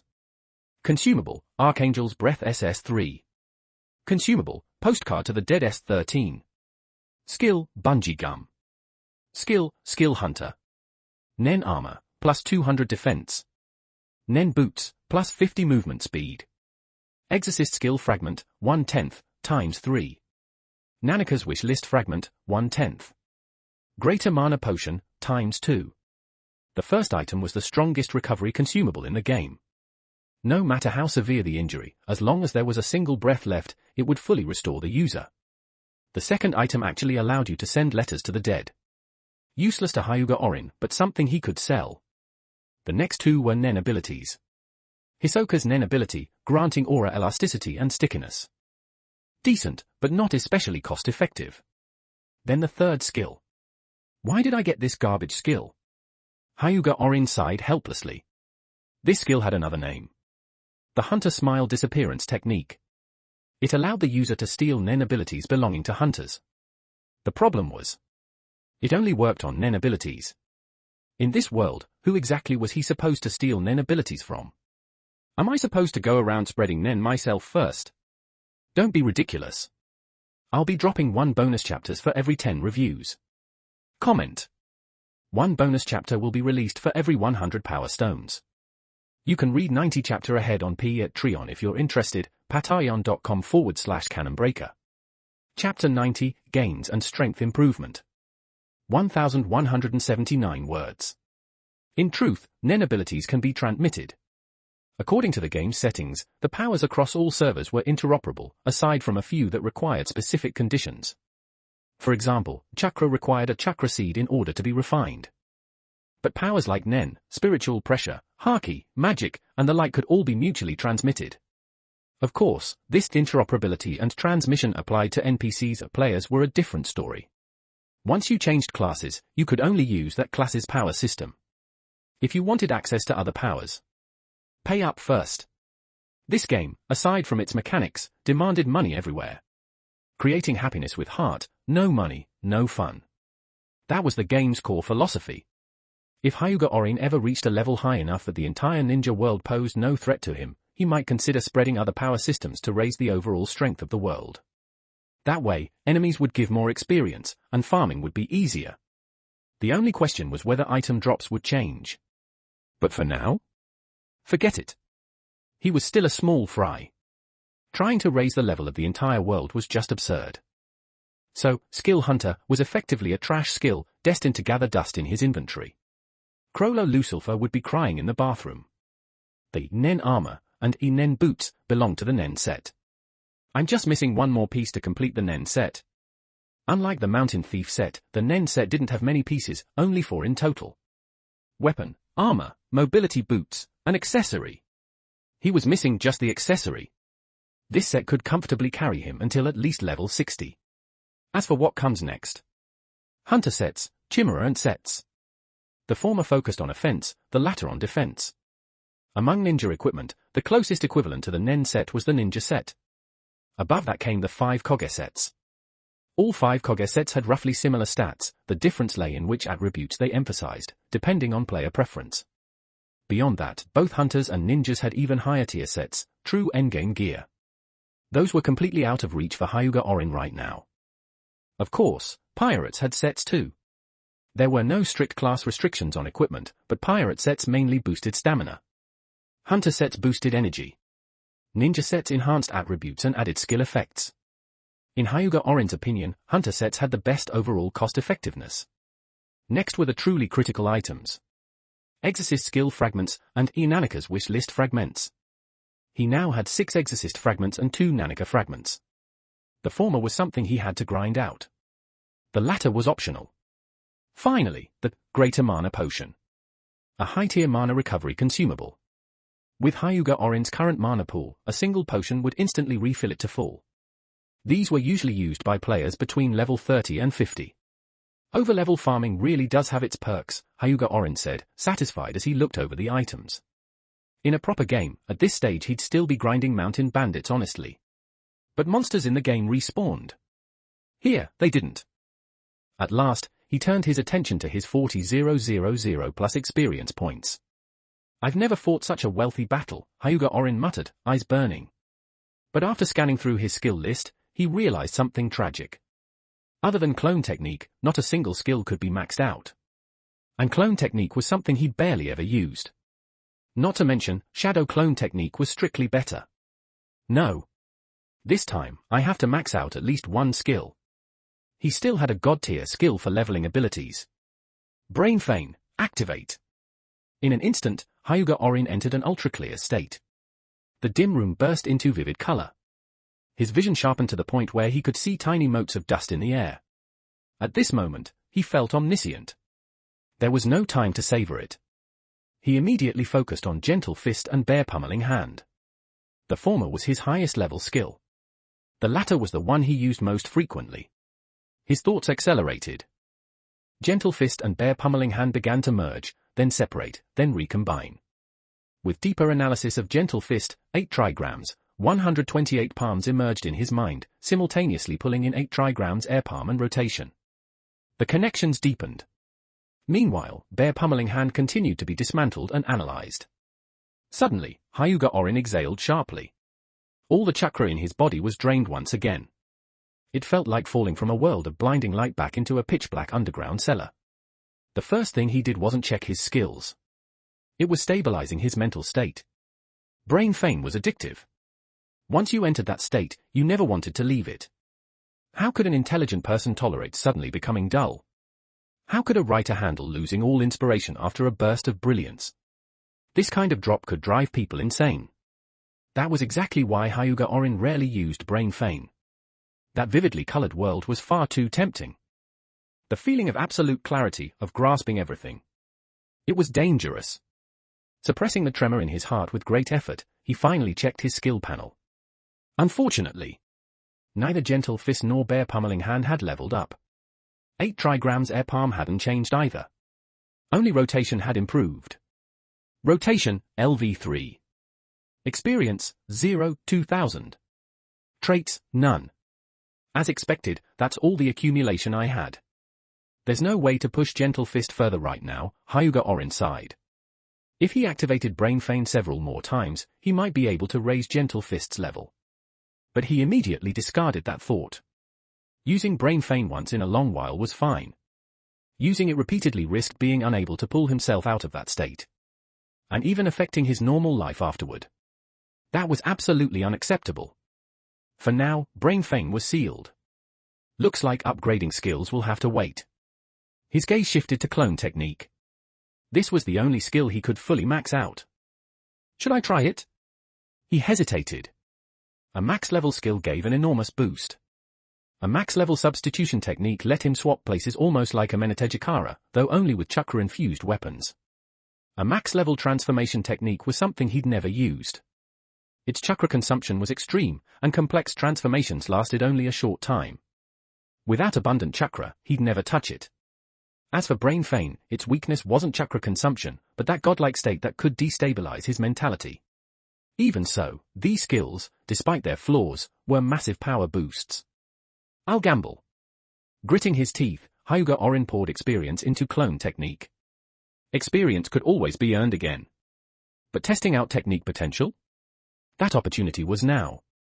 After all, how could the 3 basic techniques be complete without Clone Technique? Clone Technique, LV2. Experience, 0-200. Traits, none. Clone Technique, LV3. Experience, 0-300. Traits, none. Clone Technique, LV5. Experience, 0-500. Traits, none. Clone Technique, LV9.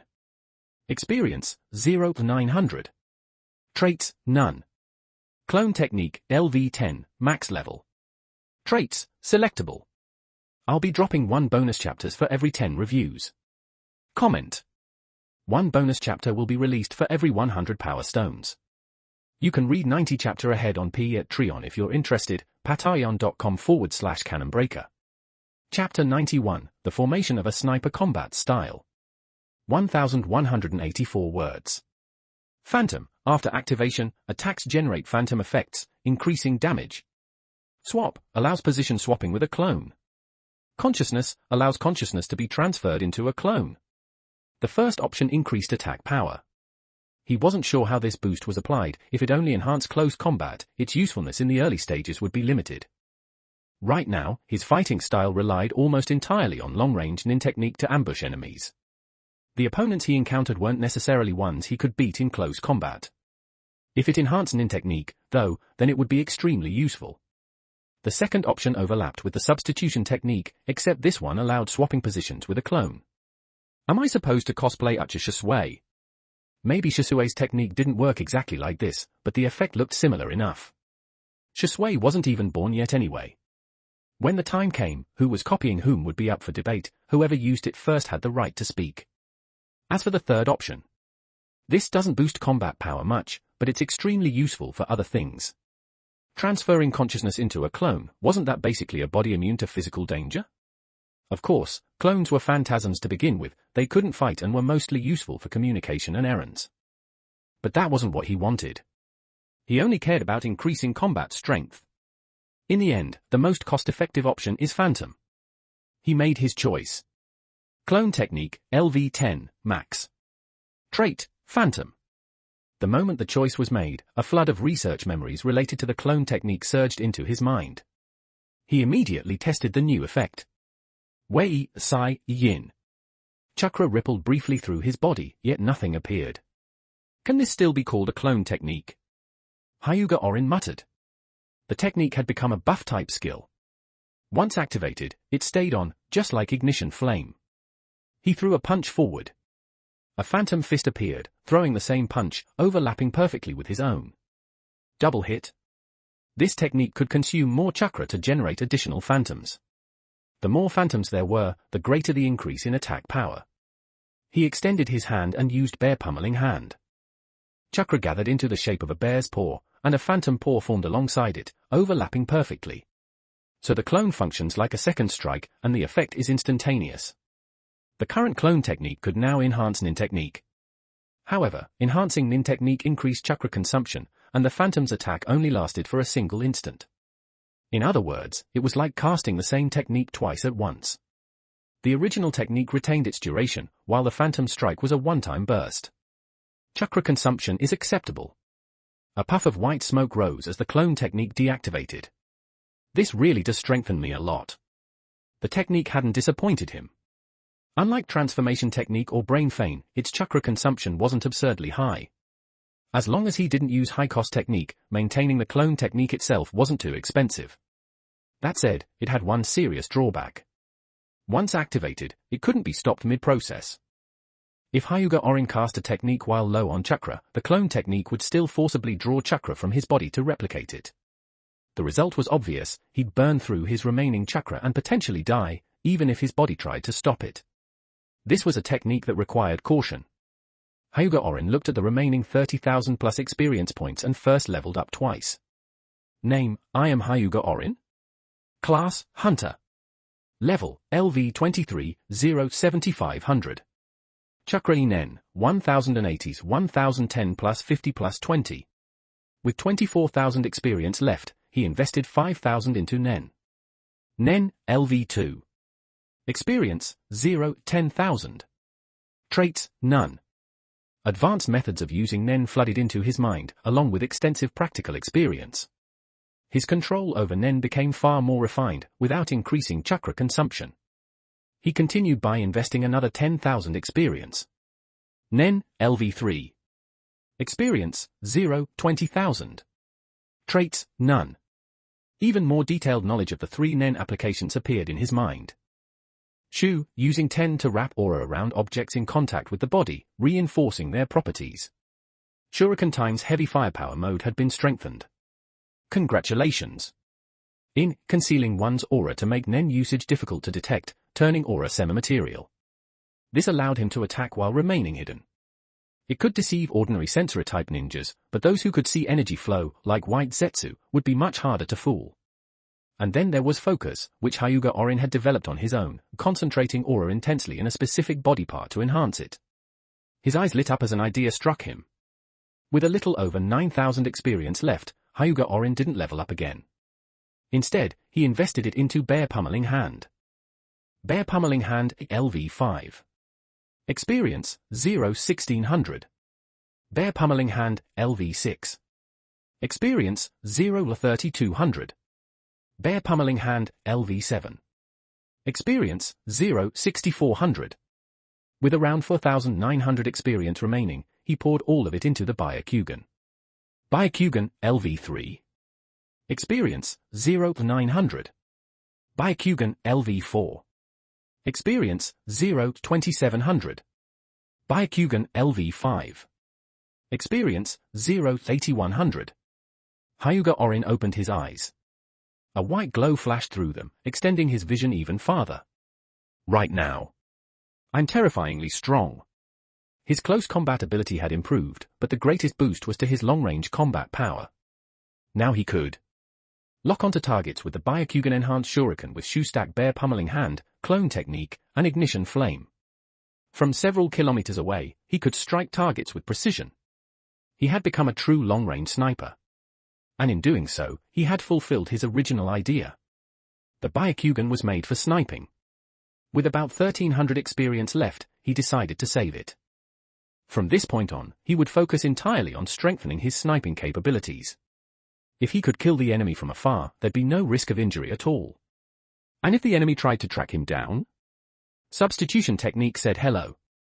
With proper setup, he could even snipe Jonin, or possibly even Kage-level opponents. Hyuga Orin was already envisioning a beautiful future.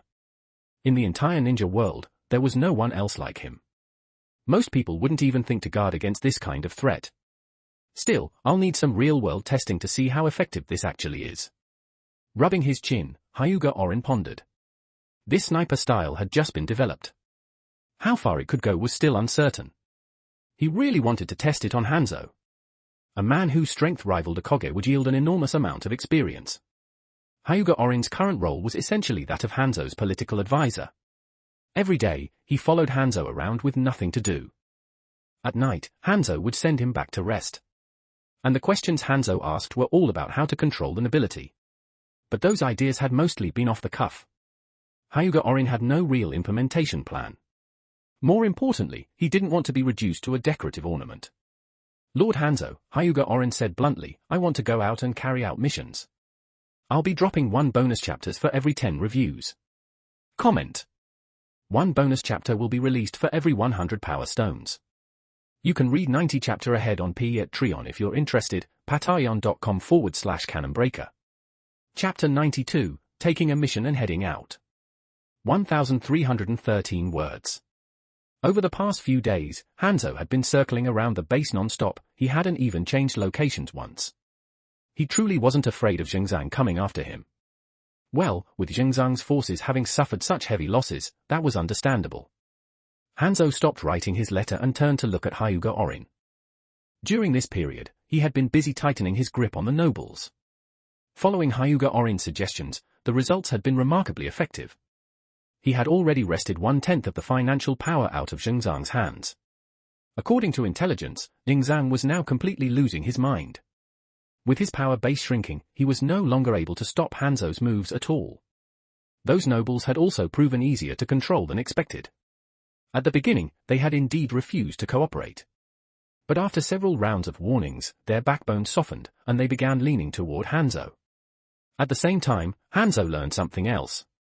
Those nobles had actually been watching from the sidelines all along, waiting for him and Xingzang to determine a winner. They had simply been more inclined toward Xingzang. Hanzo's style was too radical and difficult to control. And through this, Hanzo finally discovered how Xingzang had kept those nobles on his side. The reason shocked even him. It wasn't threats at all. It was naked, blatant profit. The rain-hidden village itself truly couldn't provide the nobles with profits, but Hanzo could. Over the years, he had repeatedly gone to war abroad, even attacking minor ninja villages. He had thought all he gained was a fearsome reputation. But in reality, those small nations he defeated paid enormous sums in reparations, simply to ensure that Hanzo wouldn't attack them again. And as long as Hanzo lived, they paid this money every single year. Xingzang had voluntarily handed over this profit stream. A small portion went to the rain-hidden village. The vast majority flowed straight into the pockets of those nobles. Which meant Hanzo had effectively been working for Xingzang and those nobles all these years. The realization was utterly absurd. If not for Hyuga Orin's reminder, Hanzo might never have noticed this hidden layer of exploitation. After all, he was merely the rain-hidden village's top enforcer, the double-flowered red pole, with no access to these internal financial details. Hyuga Orin's way of thinking had helped him immensely. To the point where Hanzo was even vaguely tempted to just keep this Mu Yu around long term. And yet, unexpectedly, Hyuga Orin took the initiative to ask for a mission. Hanzo pondered for a moment before speaking. I'll have Murakami Hua take you to carry out. Lord Hanzo, Hyuga Orin interrupted confidently, I've completed a very powerful technique. I can handle missions on my own now. Even Jonin won't be a problem. Having completed his sniper mode combat style, his confidence was at an all-time high. Hanzo's gaze flickered slightly. After a moment of thought, he picked up a portrait from the side and handed it to Hyuga Orin. Yamada Nakakan. A major noble. Go kill him. Yamada Nakakan was guarded by 3 Chunin. Hanzo knew Mu Yu's strength well, he was at the very peak of Chunin level. This was well within his capabilities. Although Hyuga Orin was clearly feeling a bit inflated, Hanzo had no intention of sending him to his death, so he deliberately assigned a relatively simple task. Moreover, Yamada Nakakan's death would shatter 1/3 of Xingzang's economic support. At that point, the tides would truly turn. The rest of the details, get them from the intelligence room. Yes. Inside the dim intelligence room, Hyuga Orin found the files on the Yamada family. They controlled an entire city. The Land of Rain operated under a feudal system. The daimyo ruled the capital, while each city was governed by a noble. In theory, all nobles were subordinate to the daimyo, but if that were actually the case, there wouldn't be endless civil wars. The Yamada family was considered a major noble precisely because they controlled one of the largest cities in the Land of Rain. Cities of this size had enormous influence over the entire country. Hyuga Orin rubbed the rough paper of the intelligence report between his fingers. One piece of information stood out to him. In the coming days, Yamada Nakakan would be traveling to another major noble city. The report didn't specify his purpose, but considering Hanzo's recent actions, Hyuga Orin could guess most of it. Hanzo's moves had been far too aggressive. This man was almost certainly going to seek support. The Land of Rain had 1 capital, 3 major cities, and more than 10 minor cities. As the ruler of one of the 3 major cities, Yamada Nakakan wouldn't seek help from minor lords. His only options were nobles of equal standing. As for why he didn't go directly to the daimyo, Hyuga Orin couldn't quite figure that out. Still, this movement created an opportunity for him. Only. Just 3 Chunin. Hyuga Orin said with a disappointed expression. What could 3 Chunin even do? That was barely 3,000 experience points. After getting used to 5-figure experience gains, Hyuga Orin found it hard to get excited over such a small amount. That said, these Chunin were perfect test subjects for his new combat style. Clutching the intelligence report tightly, he left the intelligence room. With a mission authorization slip in hand, he could leave the base freely. If he wanted to return, he'd need to hand the slip back, success or failure didn't matter. It was his key to re-entering the base. Once the surveillance behind him faded away, Hyuga Orin sped through the forest. He found a high mountain and activated his Byakugan, gazing several kilometers into the distance. That area was Yamada Nakakan's unavoidable route, a main road within the Land of Rain. Hyuga Orin had arrived early. All he had to do now was wait. His current visual limit was about 6 kilometers. To see farther, he'd need to raise his Byakugan level again. And this range happened to fully cover the main road. At this distance, ordinary ninjas couldn't possibly spot him. Even if they somehow discovered his position and sprinted at full speed, it would take them about 5 minutes to reach him.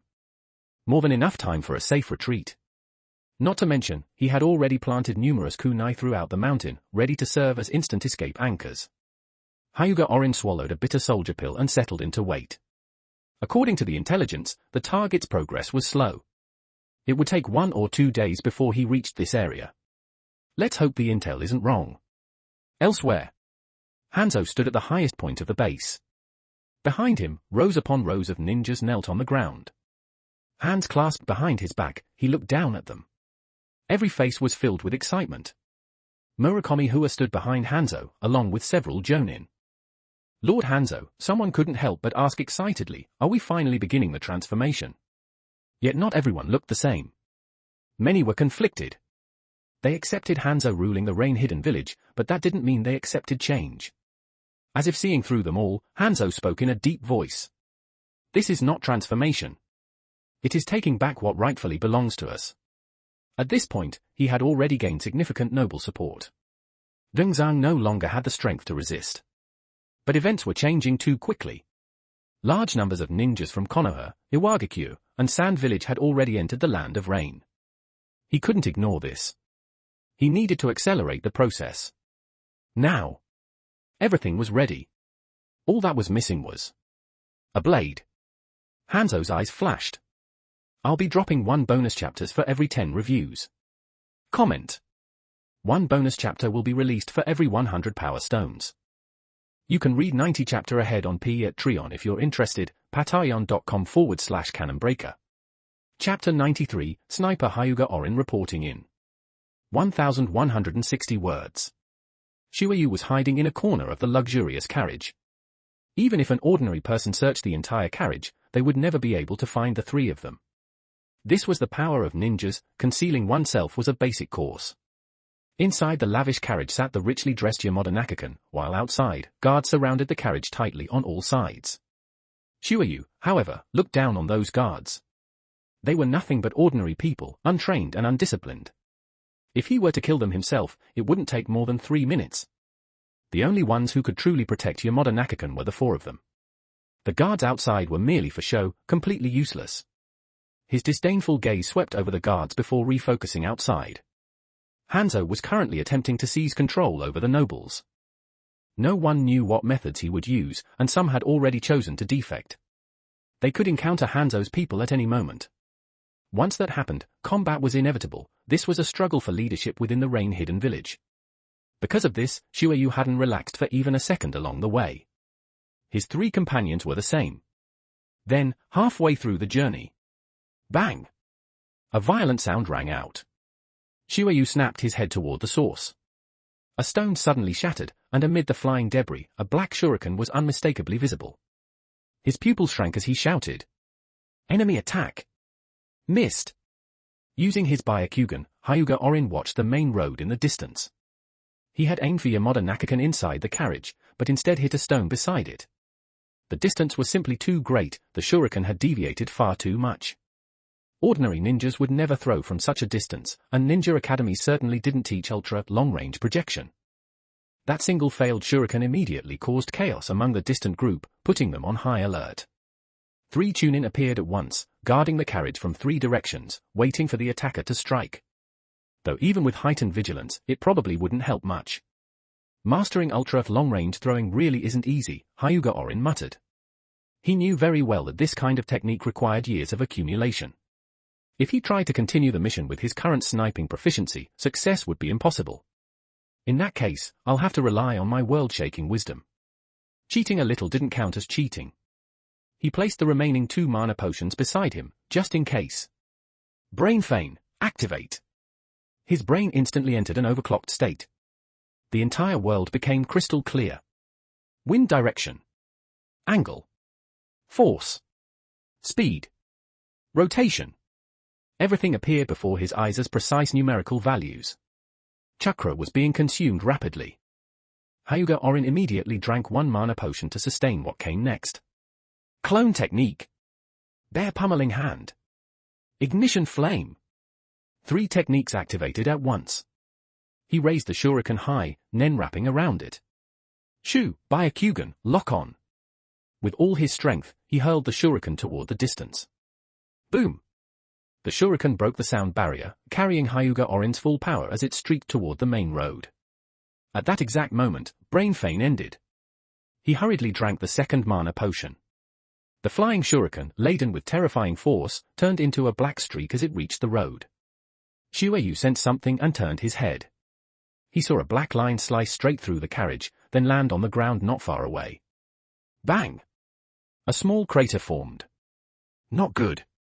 He ripped open the carriage curtain and rushed inside, only to see a headless corpse collapse limply onto the floor.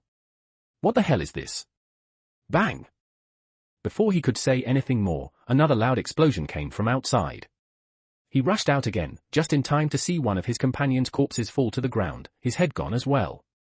Mission failed. Run! Shueyu shouted to the last remaining companion, then turned and fled without hesitation. The final ninja didn't hesitate either, dashing straight into the forest on the other side of the road. On the distant mountain, Hyuga Orin slowly exhaled. Just leaving the Brain Feign state left him with a sense of emptiness. But it was fine. He'd learned it. I've got it. By using Brainfeight's mental overclocking, he had rapidly mastered this throwing method. Looking at the distant group, the two remaining ninjas had split up and fled separately, both choosing the nearby forest. Trying to block my line of sight with trees. Hyuga Orin found it amusing. The Byakugan could see straight through. Once more, he raised a shuriken, Nen wrapping around it, and hurled it toward one of them in the forest. Boom! Another sonic boom echoed. The shuriken tore through the forest. That ninja was just a split second faster, barely dodging the projectile. The shuriken slammed into the ground, blasting out a crater. Under the Byakugan, such tactics were meaningless.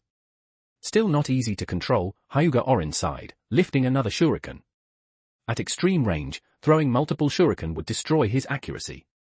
He could only throw them one by one. Boom! The sonic boom rang out again. The shuriken pierced through layers of trees, hitting the target, but not a vital spot. One of the ninja's legs was blown apart. The fallen ninja stared in terror. Where is this attack coming from? He only knew it was from far away, but he couldn't see anyone at all. He couldn't comprehend this method of attack. He tried to crawl away. And in the next instant, his head exploded as another shuriken landed where it had been. Shueyu was fleeing desperately. Those deadly shuriken, he could only hear the sound. Though he could vaguely sense the direction, the speed was far too fast. Boom! The moment he heard it, he dove to the left. By sheer luck, he dodged the attack. He stared in disbelief at the crater in the ground. Why was the shuriken itself completely intact despite that power? Boom! The fatal sound rang out again. This time he couldn't dodge in time, but the enemy's aim seemed imperfect. The shuriken sliced off his ear and blasted a crater behind him. He scrambled to his feet and sprinted forward. Boom! Boom! The explosions came one after another. He cursed the fact that he hadn't been born with 2 extra legs as he fled madly. Why weren't these trees blocking the enemy's vision at all? He had never seen shuriken with this kind of power. Weren't shuriken supposed to be things you could casually dodge? Boom! Still full of confusion. His headless corpse collapsed to the ground. On the mountain, Hyuga Orin glanced at the experience notifications. EXP plus 1587. Adding in the 2 earlier kills. EXP plus 1456. EXP plus 1253. At this rate, I might actually be able to kill Senju Hashirama with a single shuriken from 800 li away. I'll be dropping 1 bonus chapters for every 10 reviews. Comment. 1 bonus chapter will be released for every 100 power stones. You can read 90 chapter ahead on Patreon if you're interested, patreon.com/canonbreaker. Chapter 94, The Rain Hidden Village Civil War begins. 1256 words. Of course, that was nothing more than a beautiful fantasy. If Hyuga Orin shuriken really could fly 800 li, then in theory, an unguarded Senju Hashirama really could be killed by a single throw. But if you had the strength to throw a shuriken 800 li, you might as well fight Hashirama head-on anyway. Hyuga Orin broke into a run, heading downhill. At this distance, he absolutely couldn't use the substitution technique. After teleporting, his chakra would be completely drained. The chakra cost of substitution was determined by distance. At this range, his chakra truly wouldn't be enough, not even a drop would remain. He sprinted down the mountain, rushed into the forest, and picked up the 2 dropped items. Exorcist Skill Fragment, 1/10.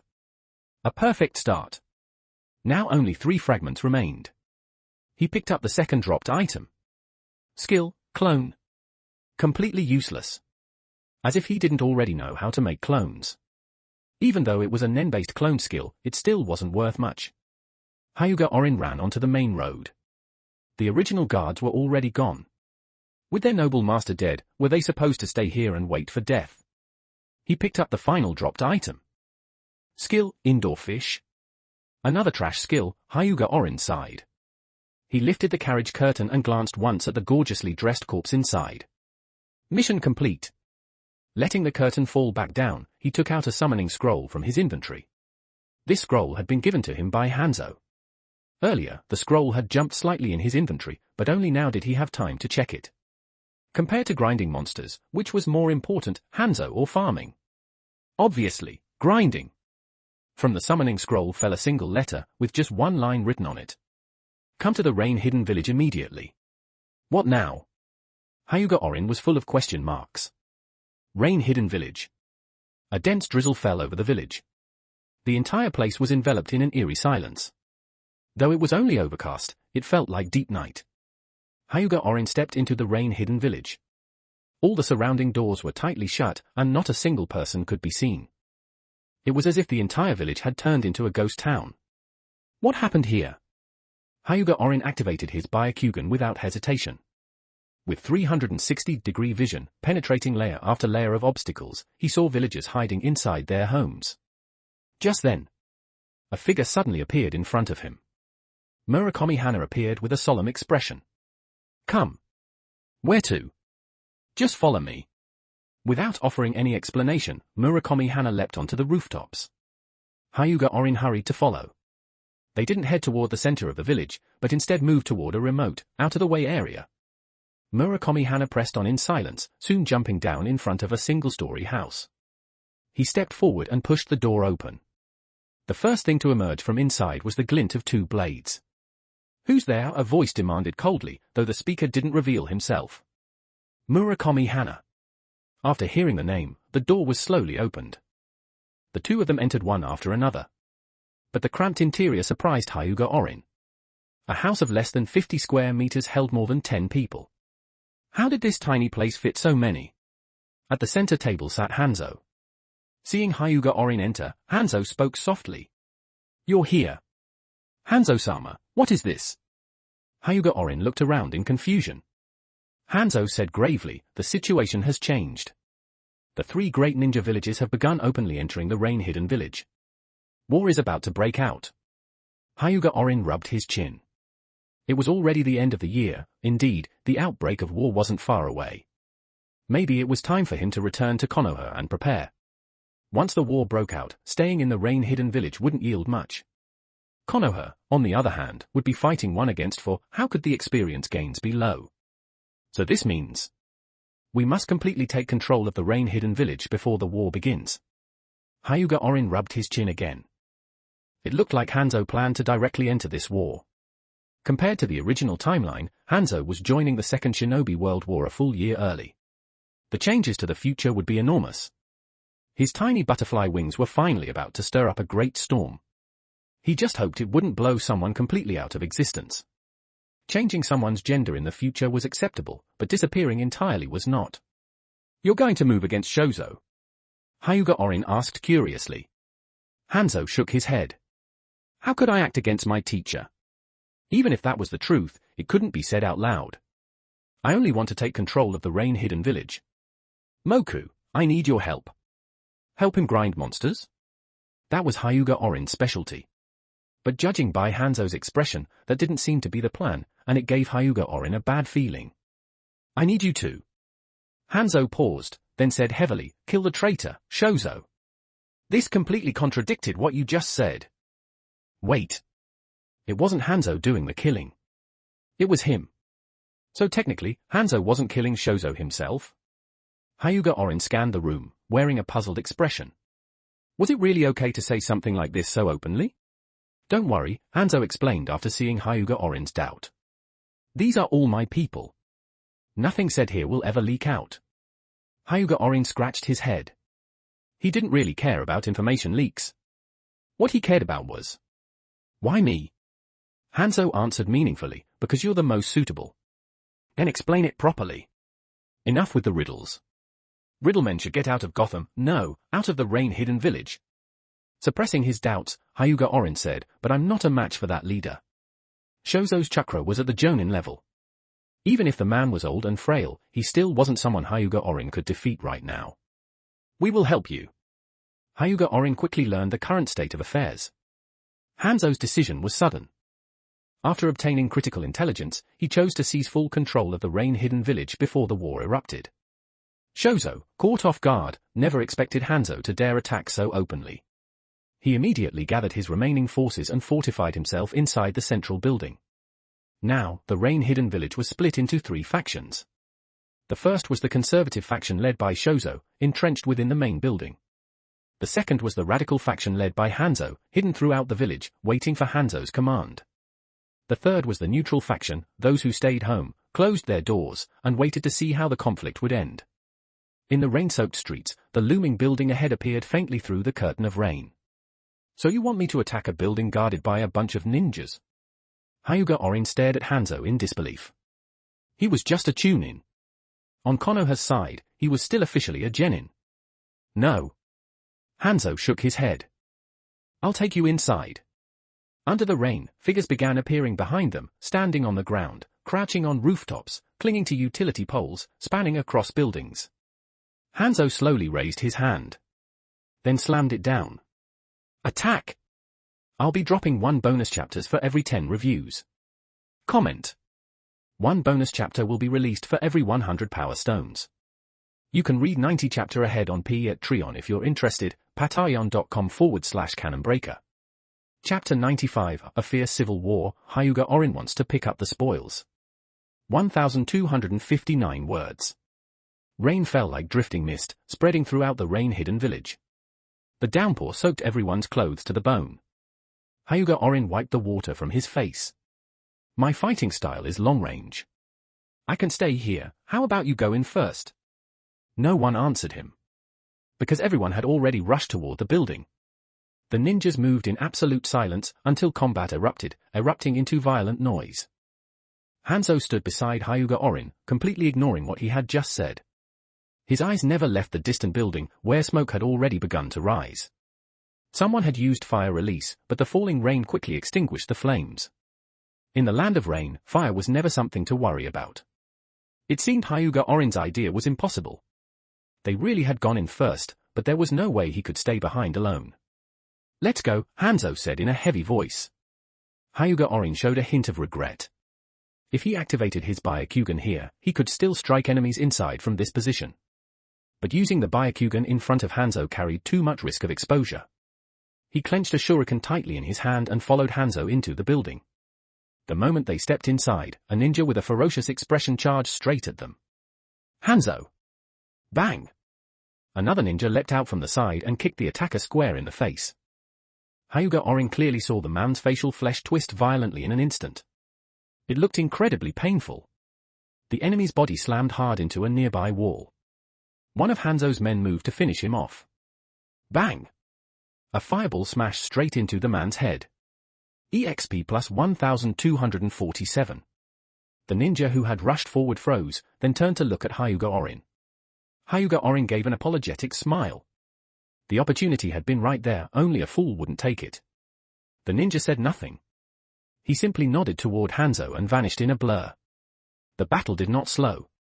Impacts, collisions, and screams echoed endlessly through the building. In the shadows, kunai and ninja blades collided, throwing off sparks that briefly illuminated the fighters' faces. People who should have belonged to the same faction were now slashing at one another without hesitation.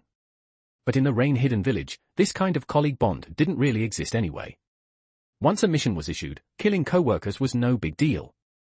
What were a bunch of overworked 007-style wage slaves supposed to show mercy? Their resentment was probably stronger than any ghosts. Hanzo moved slowly, almost like he was taking a leisurely walk, until he reached the staircase leading upward. As such a conspicuous target, ninjas constantly tried to rush him down first. From both sides of the stairwell, and from above, figures kept leaping out, attempting to close in on Hanzo. That was when Hyuga Orin remembered, he was Hanzo's bodyguard.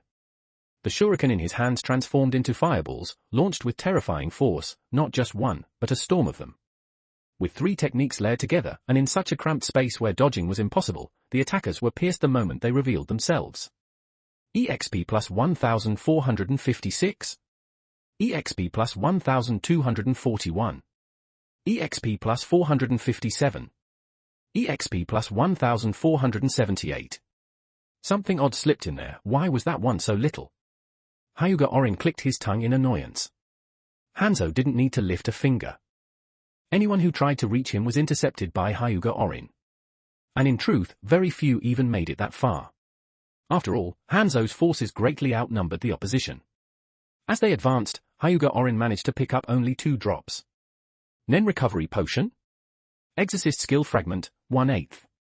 Was the drop rate this good? Now he only needed 2 more fragments to completely solve the caged bird seal. Along the way, he could only pick up drops on the stairwell. The bodies inside the rooms were off limits. Hanzo was right there. If he suddenly wandered off to loot corpses, it would look far too suspicious. They reached the third floor. Only 2 floors remained before reaching Shozo's location. Hanzo's men slaughtered their way through the building with reckless abandon. But at the entrance to the 4th floor, the situation suddenly changed. The number of enemy ninjas skyrocketed. A dense crowd of them formed a human wall, blocking the way forward. Clearly, the ninjas on the 4th and 5th floors had realized something was wrong and chose to intercept them here. So many. Hyuga Orin's eyes lit up with excitement, and his kunai flew out instantly. Dense shuriken turned into fireballs, filling the corridor with blazing light. Water release, water dragon technique. A massive water dragon formed out of thin air, swallowing every fireball mid-flight. Water dragon again. This technique was practically street food at this point. Even if it was missing one character, did they really think Hyuga Orin wouldn't recognize it? This was Kirigaku's signature move. Where were the Mist Village lawyers? Everyone was using their trademark technique. Even the second Hokage, Senju Tobirama, could use it.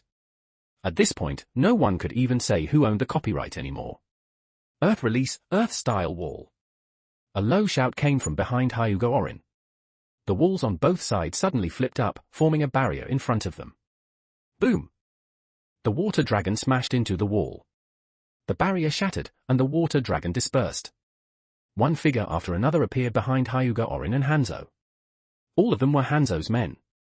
Their presence here meant one thing: the enemies below had already been completely wiped out.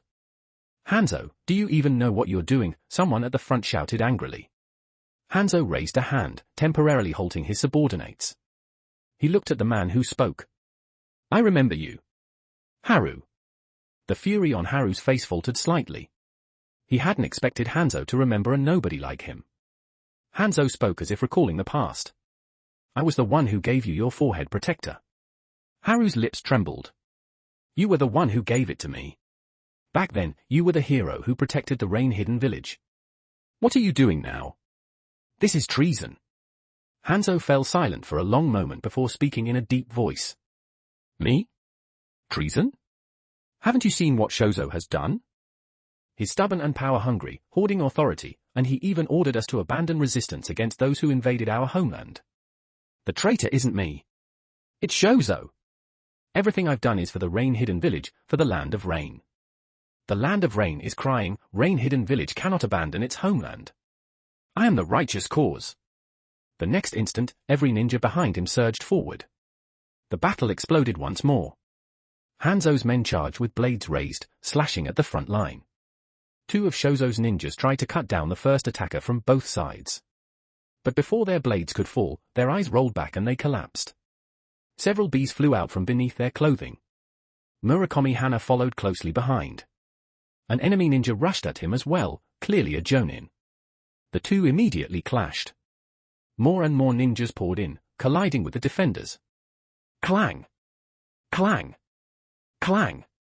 The sound of weapons striking echoed without end. If he could just unleash a single fire release, Great Fire Dragon technique, he'd earn an enormous amount of experience. Hyuga Orin hesitated. Then chose not to act. From this angle, he'd easily hit his own allies. I'll be dropping 1 bonus chapters for every 10 reviews. Comment. 1 bonus chapter will be released for every 100 power stones. You can read 90 chapter ahead on Patreon if you're interested, patreon.com/canonbreaker. Chapter 96, Has the Rain-Hidden Village Civil War Ended? 1,266 words. Hyuga Orin shot a glance at Hanzo. He was seriously considering the odds of Hanzo turning on him if he wiped out both allies and enemies at the same time. Yeah, probably 100%. And even if he really did unleash Fire Release, Great Fire Dragon technique, it might not accomplish much. Most of the people here were Chunin. There were Jonin present, but blocking Hyuga Orin's Nin technique wouldn't be hard for them at all. Even with Sarutobi bloodline-boosted Fire Release, there was no way to cross that many tiers and kill a Jonin. Unless the other side chose not to resist at all. Before he could think it through, Hanzo's men forced the blocking ninjas to either side, clearing a path forward. Hanzo continued up the stairs.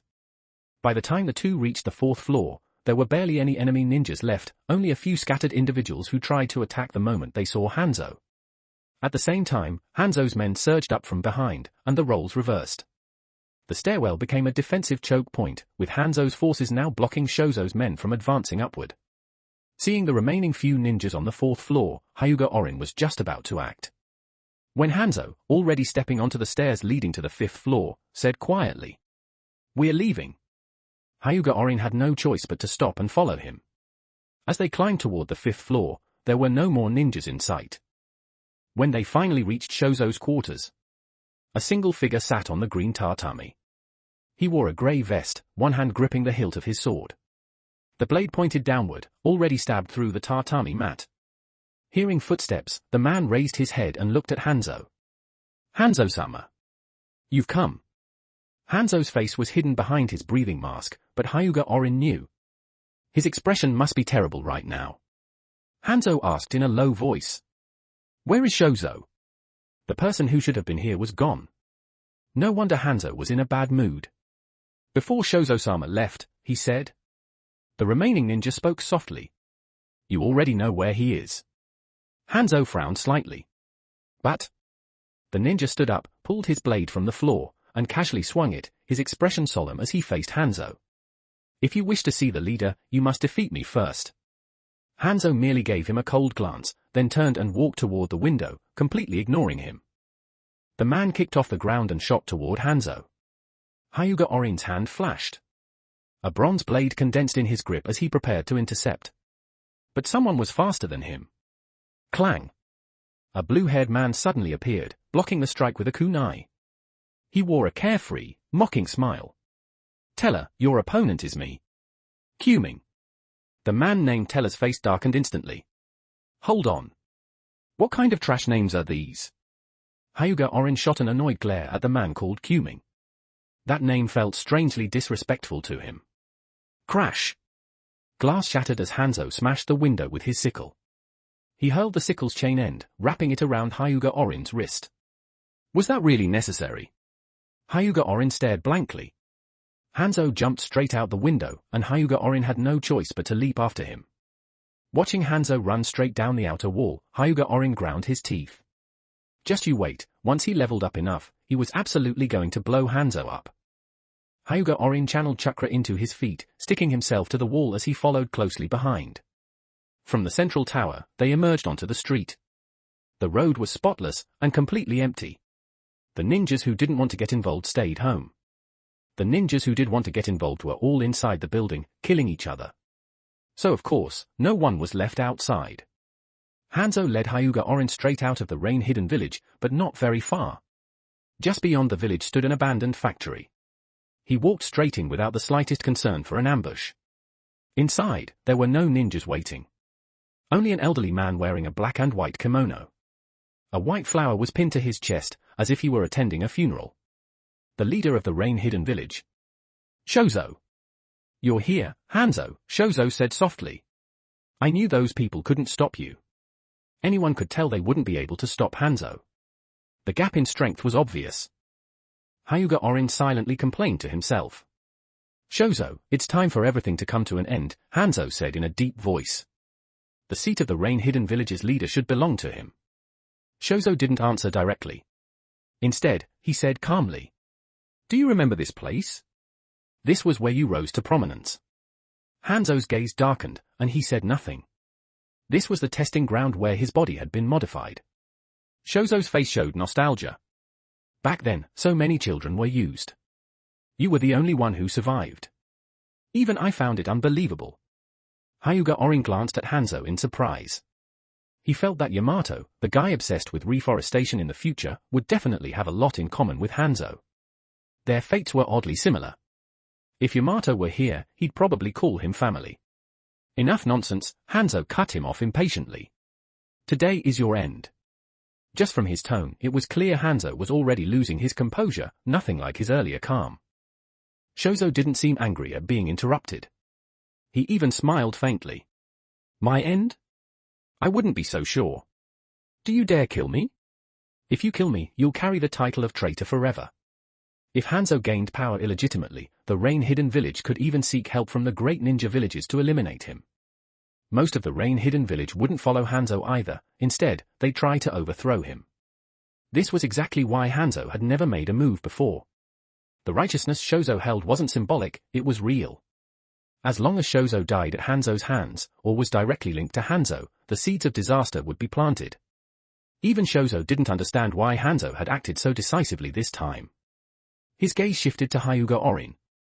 "So your backup plan is him?" Shozo asked calmly. "Can he bear the weight of my death?" The only explanation Shozo could think of was that Hanzo intended for Hyuga Orin to kill him. Then have Hyuga Orin defect, placing the blame squarely on his head and redirecting the village's hatred. Not only did Shozo realize this, Hyuga Orin did too. Wait. Seriously? This escalated fast. Hyuga Orin suddenly raised his hand and hurled a shuriken into the distance, drawing both men's attention. "I saw a black shadow," he said awkwardly, forcing a smile. "There's no one else here," Shozo chuckled. "And no traps either." "He can bear it," Hanzo said heavily. "I can't." Hyuga Orin desperately wanted to shout that at Hanzo. But then again, Shozo was worth over 10,000 experience points. And Hyuga Orin really didn't want to let that go. "Do it," Hanzo ordered. Hyuga Orin immediately threw several shuriken, and the bronze blade reappeared in his hand. But the battle he expected never came. The shuriken he threw passed straight through Shozo's body. They pierced him cleanly, leaving several bloody holes. Shozo slowly closed his eyes. Just like that. He died. Dead? Dead. I'll be dropping 1 bonus chapters for every 10 reviews. Comment. 1 bonus chapter will be released for every 100 power stones. You can read 90 chapter ahead on Patreon if you're interested, patreon.com/canonbreaker. Chapter 97, Hyuga Orin has been exposed. 1,244 words. EXP plus 50,000? Seeing the experience value, Hyuga Orin was certain the man was truly dead. But staring at that number, he froze. Why is it so high? Hyuga Orin was completely baffled. The man's chakra level was clearly only at the Jonin tier. This amount of experience far exceeded that. This was elite Jonin level experience. So the old bastard had actually been an elite Jonin all along, and this was the first time Hyuga Orin had ever seen a perfectly round experience value. Still, elite Jonin didn't necessarily have more chakra than ordinary Jonin. It usually meant that some aspect of their abilities far surpassed the norm. With strength like that, why didn't he fight Hanzo? Why did he choose to just wait for death? Hyuga Orin couldn't understand it. Whoosh! A tearing sound split the air as Hanzo's sickle suddenly slashed toward Hyuga Orin. Hyuga Orin vanished from where he stood, causing the sickle to cut through empty space. In the next instant, he reappeared behind Shozo's corpse. He grabbed all 5 dropped items without even looking and shoved them straight into his inventory. There was no time to check them now. Turning back, Hyuga Orin stared at Hanzo warily. "Hanzo-sama, attacking so suddenly like that really makes me nervous." Hanzo tugged the chain, retracting his sickle, then looked straight at Hyuga Orin. "You're a Konoha ninja, aren't you? From the Ucha clan? Your transformation technique is quite good." Hyuga Orin? How had he been exposed? And why was he suddenly being labeled an Ucha? He scratched his head, feeling that the shuriken he'd thrown earlier, his substitution marker, was still intact. That eased him a little. He asked curiously, "How did I give myself away?" He had sensed danger earlier and thrown out a shuriken in advance, ready to use the substitution technique at any moment. As far as disguise went, he felt he'd done nothing wrong. So how had he been exposed so thoroughly? Hanzo didn't attack. Instead, he patiently explained. "Because you're not respectful toward me. You never use honorifics when addressing me." This? Hyuga Orin was speechless. Was it really that simple? That ridiculous? Rain-hidden ninjas always used honorifics when speaking to Hanzo, but Hyuga Orin had never formed that habit. "So how do you know I'm from Konoha?" "I've killed Konoha ninjas." Murakami Hana had taken him along to ambush Konoha shinobi before, and he'd shown absolutely no mercy. Sure, that was because he sensed experience drops, but it still proved he wasn't exactly friendly with Konoha. Hanzo continued, "At first, I didn't suspect you either. But your Great Fire Dragon technique was quite telling. That immediately reminded Hyuga Orin of the time he'd returned to the rain-hidden village with Hanzo, when he'd used Great Fire Dragon technique to ambush a rain ninja. But what did that prove? Hanzo explained further, Great Fire Dragon technique belongs to the Uchiha clan of Konoha. In the entire shinobi world, only the Uchiha use it. And only the Uchiha would dare show such ruthlessness toward the Sarutobi clan. Hyuga Orin thought silently, the Hyuga can do that too, case in point, me. Your intel is outdated. That technique has already been incorporated into Konoha's general nin technique library. But, aside from the Uchiha, it really did seem like no one else used it. Hanzo continued, you prefer acting alone, show no mercy toward rain ninjas, and deliberately avoid surveillance. If not for that powerful transformation technique of yours, this would have been a very poor infiltration job. That technique really was troublesome. Hanzo had never noticed a single flaw. If Hyuga Orin hadn't used Great Fire Dragon technique, Hanzo would never have doubted Imoku. Once the first suspicion appeared, every subsequent action only reinforced it, especially to someone as cautious as Shozo. Of course, there was another crucial reason as well. Hanzo simply didn't say it. So you had me kill Shozo, shifting the hatred onto Konoha.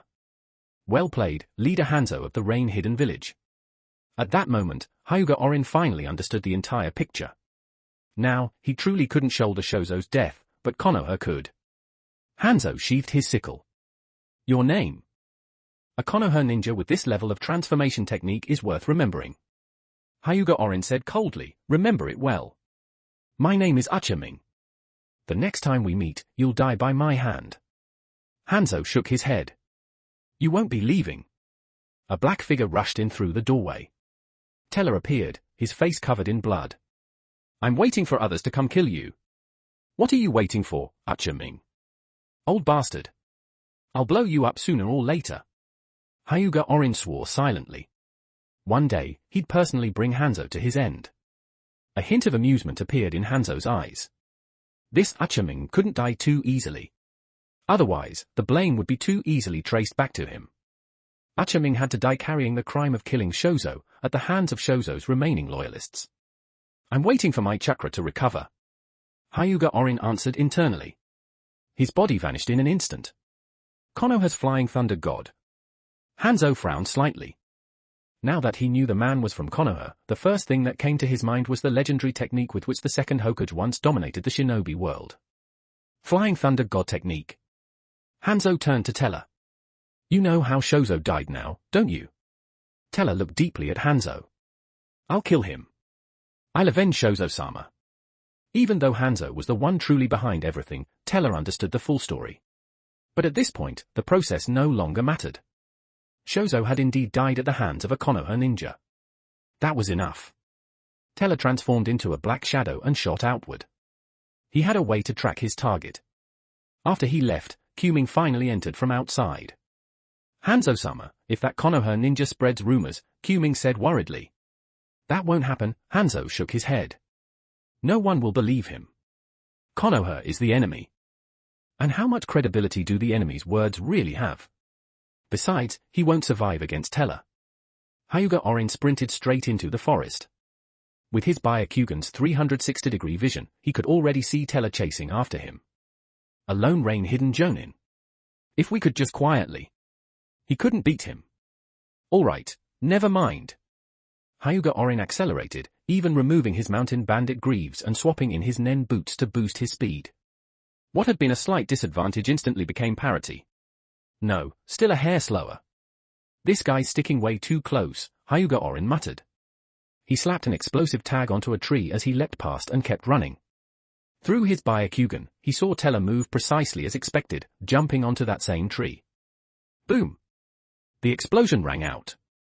Yet Teller instantly used the water body flicker technique to evade and continued the pursuit. A Jonin's reaction speed was simply too fast. Delayed explosive tags were practically useless. Hyuga Orin gritted his teeth and kept running, his mind racing for a way to escape. At this pace, getting caught was only a matter of time. A head-on fight was impossible. Even if Teller were injured, it wouldn't change much. Hanzo, remember this. Hyuga Orin roared internally. I'll blow you up sooner or later. I'll be dropping 1 bonus chapters for every 10 reviews. Comment. 1 bonus chapter will be released for every 100 power stones. You can read 90 chapter ahead on Patreon if you're interested, patreon.com/canonbreaker. Chapter 98, Hyuga Orin on the Run. 1,262 words. Now Hyuga Orin finally understood why Hanzo had only kept him as a consultant and never allowed him to directly participate in the Rain-Hidden Village's civil war. Clearly, all the strategies had come from him, yet every action had been carried out personally by Hanzo. Back then, Hanzo had already begun to doubt him, already grown wary. It was just that Hyuga Orin hadn't noticed it at the time. Ironically, his ideas really had helped Hanzo. That was why Hanzo hadn't exposed his disguise earlier and had continued listening to his advice. In the end, though, he'd still been used one last time. Shozo's death gave Hanzo a perfect justification to join the coming war. I just hope teacher Hiruko can hold on, Hyuga Orin muttered. Don't defect too early. As long as Hiruko was still around, the impact on him wouldn't be too great. But if Hiruko defected early, then things would become very troublesome. Behind him, Teller was still in relentless pursuit. Hyuga Orin rapidly formed the ram hand seal. Shadow clone technique. In an instant, Hyuga Orin split into 5 figures, each sprinting off in a different direction. Teller immediately noticed the 5 Hyuga Orins and quickly formed seals of his own. Water clone technique. Water surged and split into 5 clones, each one locking onto a Hyuga Orin and continuing the chase. This guy, if you've got the guts, go after Hanzo. Why are you chasing me? Hyuga Orin cursed inwardly. The real culprit behind everything was Hanzo. At their current speed, getting caught was only a matter of time. So, faster. Hyuga Orin raised his hand, a shuriken appearing in his grip.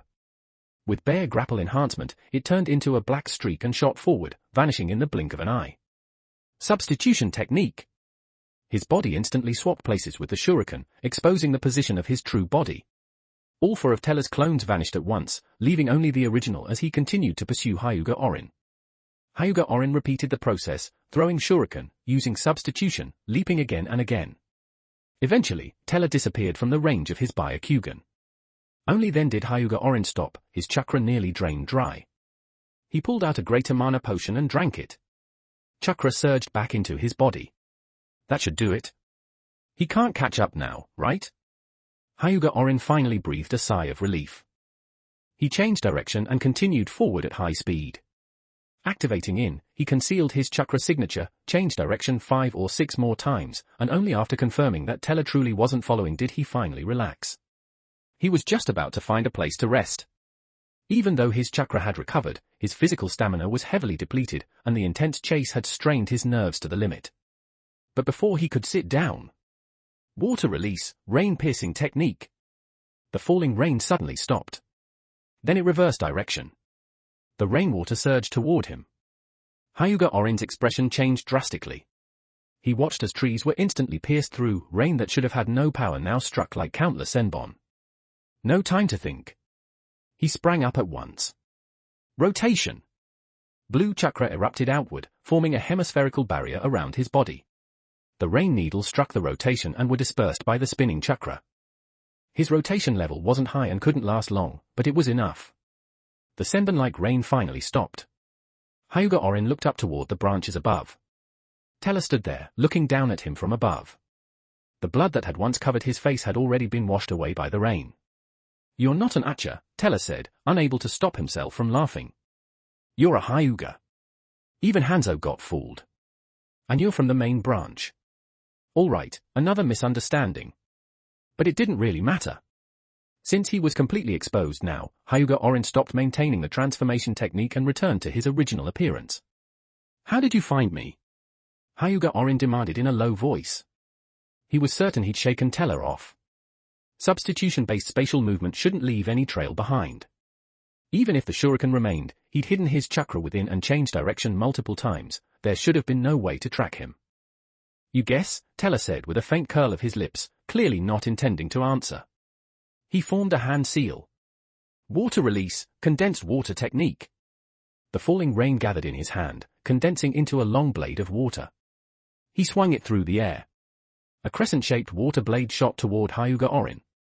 Hyuga Orin dove hard to the right, even rolling on the ground to barely avoid the attack. At the same time, Teller leapt down from the tree, closing in fast. I've killed Jonin before. Hyuga Orin gritted his teeth. A nen blade formed in his right hand, while his left held a ninja sword. Dual-wielding Hyuga Orin, entering the fray. The mountain bandit set was already outdated, he'd even replaced his clothes with the nen armor. Both blades swung toward Teller. No form. No strength, Teller said coldly. His water blade passed straight through the nen blade and slashed toward Hyuga Orin's chest. Hyuga Orin might not know swordsmanship, but he knew one thing very well. Brute force breaks everything. Bear grapple. Shadow clone, activate. There was no time to form seals, so he couldn't use unquenchable flame. And in heavy rain, that technique wouldn't be very effective anyway. Hyuga Orin's blade suddenly accelerated, moving faster than Teller's. A pure, reckless exchange of lives. Teller's expression changed.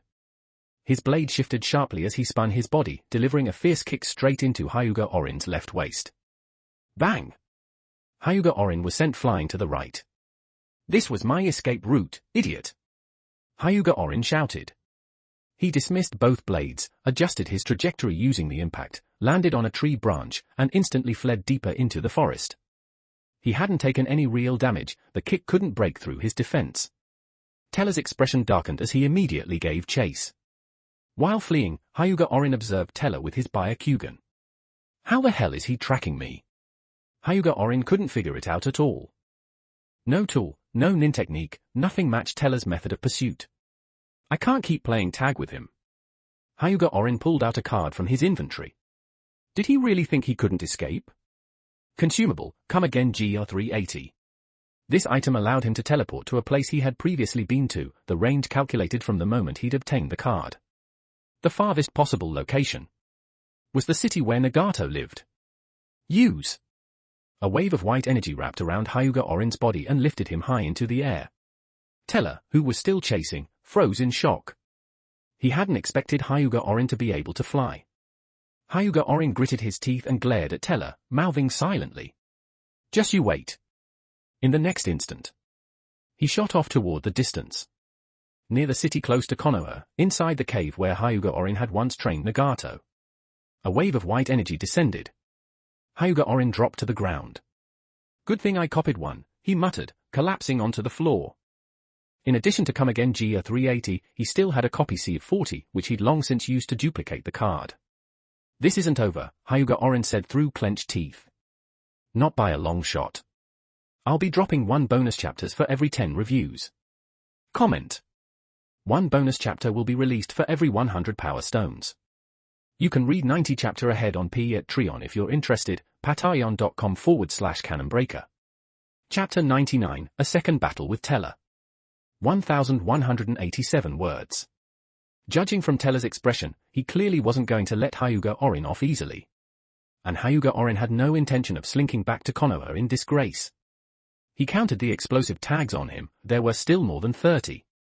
That's enough. He glanced around the cave. There were no signs of recent habitation, it seemed Nagato hadn't been here for a long time. Hyuga Orin walked out of the cave, found a suitable area nearby, and began setting traps. A Jonin was still human. Just because he couldn't win head-on didn't mean he couldn't win at all. In the real world, a single kunai could end a Jonin's life. Let alone explosive tags. Hyuga Orin sat cross-legged on a tree branch, head tilted up toward the sky. For once, the rain in the land of rain had stopped. Yet the dark clouds still hung low and dense, casting a heavy gloom over the land. The air was damp and uncomfortable, hardly a pleasant place to live. After a long while. He's here. Byakugan. The veins around Hyuga Orin's eyes bulged as his pale irises shifted into a stark black and white world. Chakra gathered in his eyes. Focus, Gaio. This refined version of Gaio didn't just turn his Byakugan into something like a camera, it also granted extremely powerful dynamic vision. Enough to rival the Sharingan, at least to some extent. In the distance, a figure sped forward, landing on a nearby tree. Teller frowned as he looked at Hyuga Orin, his gaze sweeping the surroundings. Seeing Hyuga Orin openly waiting for him, he didn't need to think much to know traps had been laid. Looks like you're ready, Teller sneered. With just a glance, he spotted no fewer than 5 traps. Did this kid really think Rain Country Jonin earned their rank for nothing? Sure, Jonin from small nations were generally weaker than those from the great villages, but they still climbed up through blood and fire. Killing him with traps alone? A pipe dream. Hyuga Orin stood up and pulled out a massive, fan-shaped blade with a hole in the center, large enough to slip a hand through. He placed his hand into the hole, and the blade unfolded into a gigantic shuriken. A Fuma shuriken. Hyuga Orin grinned. Boss fight start. He hurled the Fuma shuriken toward Teller. Teller sprang upward from his spot, neatly dodging the massive weapon. Suddenly, Hyuga Orin pulled both hands apart, yanking on steel wire. The Fuma shuriken abruptly changed direction, chasing after Teller. Teller rapidly formed hand seals. Water release, condensed water technique. Water gathered in his hands, forming a blade. He swung it down hard, forcibly blocking the Fuma shuriken. Hyuga Orin's lips curled. From the shadow of the Fuma shuriken, another one burst forth. Shadow shuriken technique. This time, Teller couldn't defend in time. The shuriken sliced cleanly through his neck. Bang! Teller's body instantly turned into a puddle of water. Hyuga Orin immediately dropped the wire and leapt to another tree branch. From above, Teller suddenly descended, water blade slashing downward. Slash! The branch was severed. Several explosive tags drifted in the air, their fuses burning. Boom! The explosion swallowed Teller whole. I saw you coming, Hyuga Orin said calmly, his Byakugan clearly tracking Teller as he used the water body flicker to escape the blast. Water release, rain tiger at will. Dense rain poured down from the sky. On the ground below, Teller looked coldly at Hyuga Orin perched in the tree. How many explosive tags did you use? Take a guess, Hyuga Orin smirked. They're all waterproof, by the way. Teller quickly formed seals. Water release, rain manipulation technique. The falling rain began to swirl around him. Holding the ram seal with one hand, he charged straight toward Hyuga Orin. Using water flow to dampen the explosive force, Hyuga Orin understood the tactic instantly, but by then, he had finished forming his own seals. Fire release, great fire dragon technique. A blazing dragon erupted from his mouth and surged toward Teller. Mid-air, Teller continuously swung his blade, water slashes flying out to collide with the fire dragon, creating thick clouds of steam. The fire dragon dissipated. Teller landed in a crouch on a tree branch, eyes scanning the fog-filled surroundings. A Jonin is just. Hyuga Orin's mocking voice echoed from within the mist. The fog blocked Teller's vision, but it couldn't block the Byakugan. Suddenly, Teller tilted his head slightly, dodging a kunai that flew out of the fog. He noticed the explosive tag attached to it. Boom! Another explosion erupted. This time, Teller didn't use water body flicker. Instead, he relied on the water flowing around him to block the blast. Even so, the shockwave sent him flying. His body slammed into steel wires suspended in midair. The wires wrapped tightly around him, pulling two shuriken at either end into a spinning motion. As the wires coiled tighter, the shuriken drew closer and closer. But even so, Teller had enough time to form the hand seals for body flicker. The bound Teller turned into a puddle of water. The real Teller reappeared on the ground, instantly slashing his blade to the left. I see you too. Hyuga Orin burst out of the fog, wielding two blades, only for one of his arms to be cleanly severed. The fog may not block your vision, Teller said coldly, but Rain Tiger at will is a sensory technique. Hyuga Orin gritted his teeth against the pain of losing his arm. He let go of his blade and lunged forward, wrapping both arms around Teller's leg. Blood sprayed from his severed left arm. He looked up and grinned. So what? He tore open his clothes, revealing burning explosive tags strapped beneath. Teller's pupils shrank. You lunatic! Boom! The explosion erupted at point-blank range. Hyuga Orin protected himself with chakra, while Teller was shielded by flowing water, but the shock still heavily injured them both. At the same time, the ground beneath them collapsed, and both fell downward. Hyuga Orin had already dug out a hollow underground. Inside the subterranean chamber, Hyuga Orin and Teller staggered to their feet, both in a sorry state. But Hyuga Orin was far worse off, one arm gone, his body soaked in blood. And you thought you could take me with you? Teller sneered. You can't do it. He hadn't expected Hyuga Orin to be this insane, to try dragging him into death together. Hyuga Orin ignored him, instead glancing upward at where they'd fallen from. The entrance was already sealed by collapsed earth. This underground space had become a sealed chamber. Can't I? Hyuga Orin grinned. Look at your feet.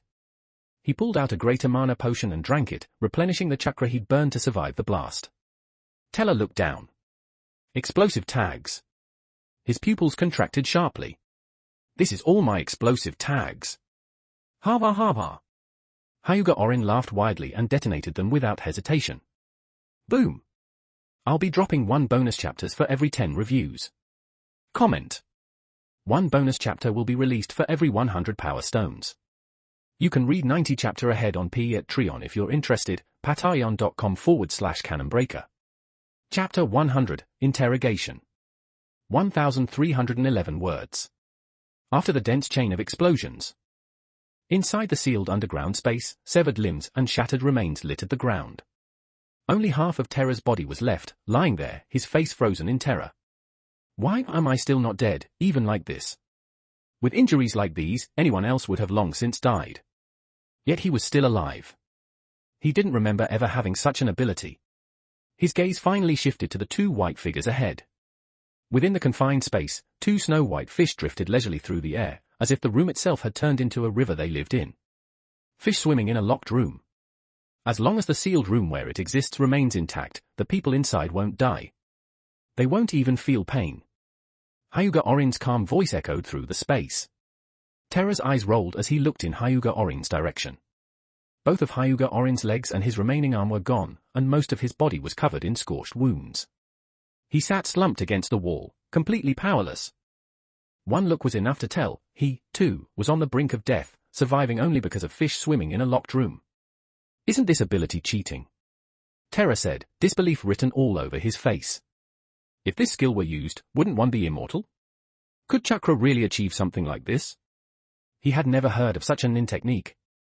This ability wasn't supposed to work like this in the first place. This game shows absolutely no respect for the original source, Hyuga Orin said flatly. If he remembered correctly, in the original work, it was only those bitten by the nen fish who wouldn't die immediately. But here, it had turned into, as long as the nen fish existed in a sealed room, no one inside could die. The difference was enormous. What Hyuga Orin had once dismissed as a useless ability, looking at its current effect, calling it a god-tier skill wouldn't be an exaggeration. Of course, the conditions for activating it were rather strict. Fish swimming in a locked room, LV.3. EXP, 0,400. Traits, none. His original plan really did require the power of fish swimming in a locked room. But the skill turned out to be far stronger than he had anticipated, and far more convenient for his actions. Without a mutual destruction method, he couldn't think of any way to drag the opponent into the trap. All the traps outside were just a smoke screen. The real trap was here, and he himself was the bait that lured Terra down. What are you talking about? Terra couldn't understand Hyuga Orin's words.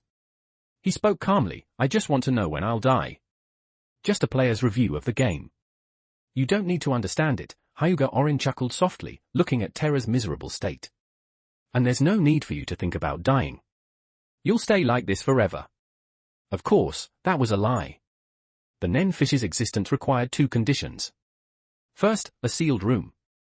Once that condition failed, the nen fish would die and disappear. Second, nen, now replaced by Hyuga Orin's chakra. He strongly suspected that the change in the nen fish's ability had a lot to do with his chakra, but he couldn't find any evidence. At present, both the nen fish and the condition of the 2 men were being sustained by Hyuga Orin's chakra. Once his chakra was completely exhausted, the nen fish would disappear.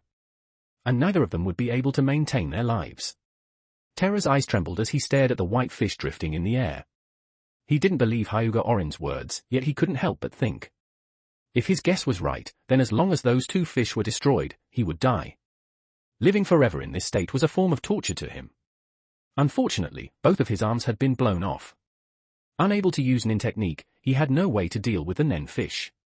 He couldn't even stand, he could only lie there. At least you'll stay here with me. That's not so bad, Terra said, a malicious grin spreading across his face. That's not necessarily true, Hyuga Orin chuckled. The wounds and burn marks on his body began to fade at a rate visible to the naked eye. The arm he had lost rapidly regrew. In the blink of an eye, Hyuga Orin's once mangled body was completely restored. Even his clothes were clean again, as if they had just been washed. That was a bit excessive. Hyuga Orin clenched his fist, walked up to Terra, and stepped on his chest. So, what do you think now? After leveling up, one's body would be restored to its optimal state. Originally, Hyuga Orin wasn't sure whether severe bodily damage would affect that, so he had prepared a backup consumable, Breath of the Archangel SS3. But this level-up recovery was even more powerful than he had imagined. Terra stared blankly at Hyuga Orin. That arm, he had personally chopped it off. Yet now it was completely intact. An ability that restored the body in an instant like this. Are you a god? A ninja could never do something like this. Anyone who could surpass the limits of ninjas was worthy of being called a god. God or not, let's put that aside, Hyuga Orin said, looking down at Terra. What I'm curious about is how you managed to find me. The way Terra tracked him down was absurd. Hyuga Orin had crossed who knew how many cities, yet the other party still found him. He refused to believe it was just nin technique, there had to be something he didn't know. And deep down, he already had some suspicions. Terra snorted. You really want to know? Then why should I tell you? At this point, whether he lived or died no longer mattered. Hyuga Orin said indifferently, we have plenty of time to talk. I'm not in a hurry at all. In the end, you'll tell me. He lowered his foot, took out a kunai, and threw it straight into Terra's body. The kunai pierced through him, destroying his lungs. Terra tilted his head slightly, looking at the kunai that had gone through his chest. His ability to breathe began to fade. Fish swimming in a locked room ensured he wouldn't die and wouldn't feel pain. But that didn't mean he couldn't feel suffocation. Pain can be forcibly endured with willpower, Hyuga Orin said calmly. But what about the feeling of suffocating? I wonder how long you can bear it. And even though you won't die or feel pain, that doesn't mean you won't feel hunger. Some things are far more painful than pain itself. As he spoke, his voice grew softer and softer, but the threat in his words was unmistakable. Terra opened his mouth, trying to say something, but without the ability to breathe, no sound came out. Hyuga Orin had already anticipated this. A gentle green glow lit up his hands. He was a medical ninja, after all. Temporarily repairing damaged lungs was no problem for him. The operation was quickly completed, and Terra finally exhaled softly. Now you can speak, Hyuga Orin said, flicking the blood off the kunai. Terra spat out a thick wad of phlegm like an arrow. Fortunately, Hyuga Orin reacted fast enough and tilted his head to dodge it. If you want to know, wait for the next life. He bit down hard, severing his own tongue and cutting off any possibility of speaking. Hyuga Orin shook his head. I told you, we have plenty of time. Why are you in such a hurry? The interrogation continued. I'll be dropping 1 bonus chapters for every 10 reviews. Comment. 1 bonus chapter will be released for every 100 power stones. You can read 90 chapter ahead on Patreon if you're interested, patreon.com/canonbreaker. Don't forget to like and subscribe to Sally Fox audiobook.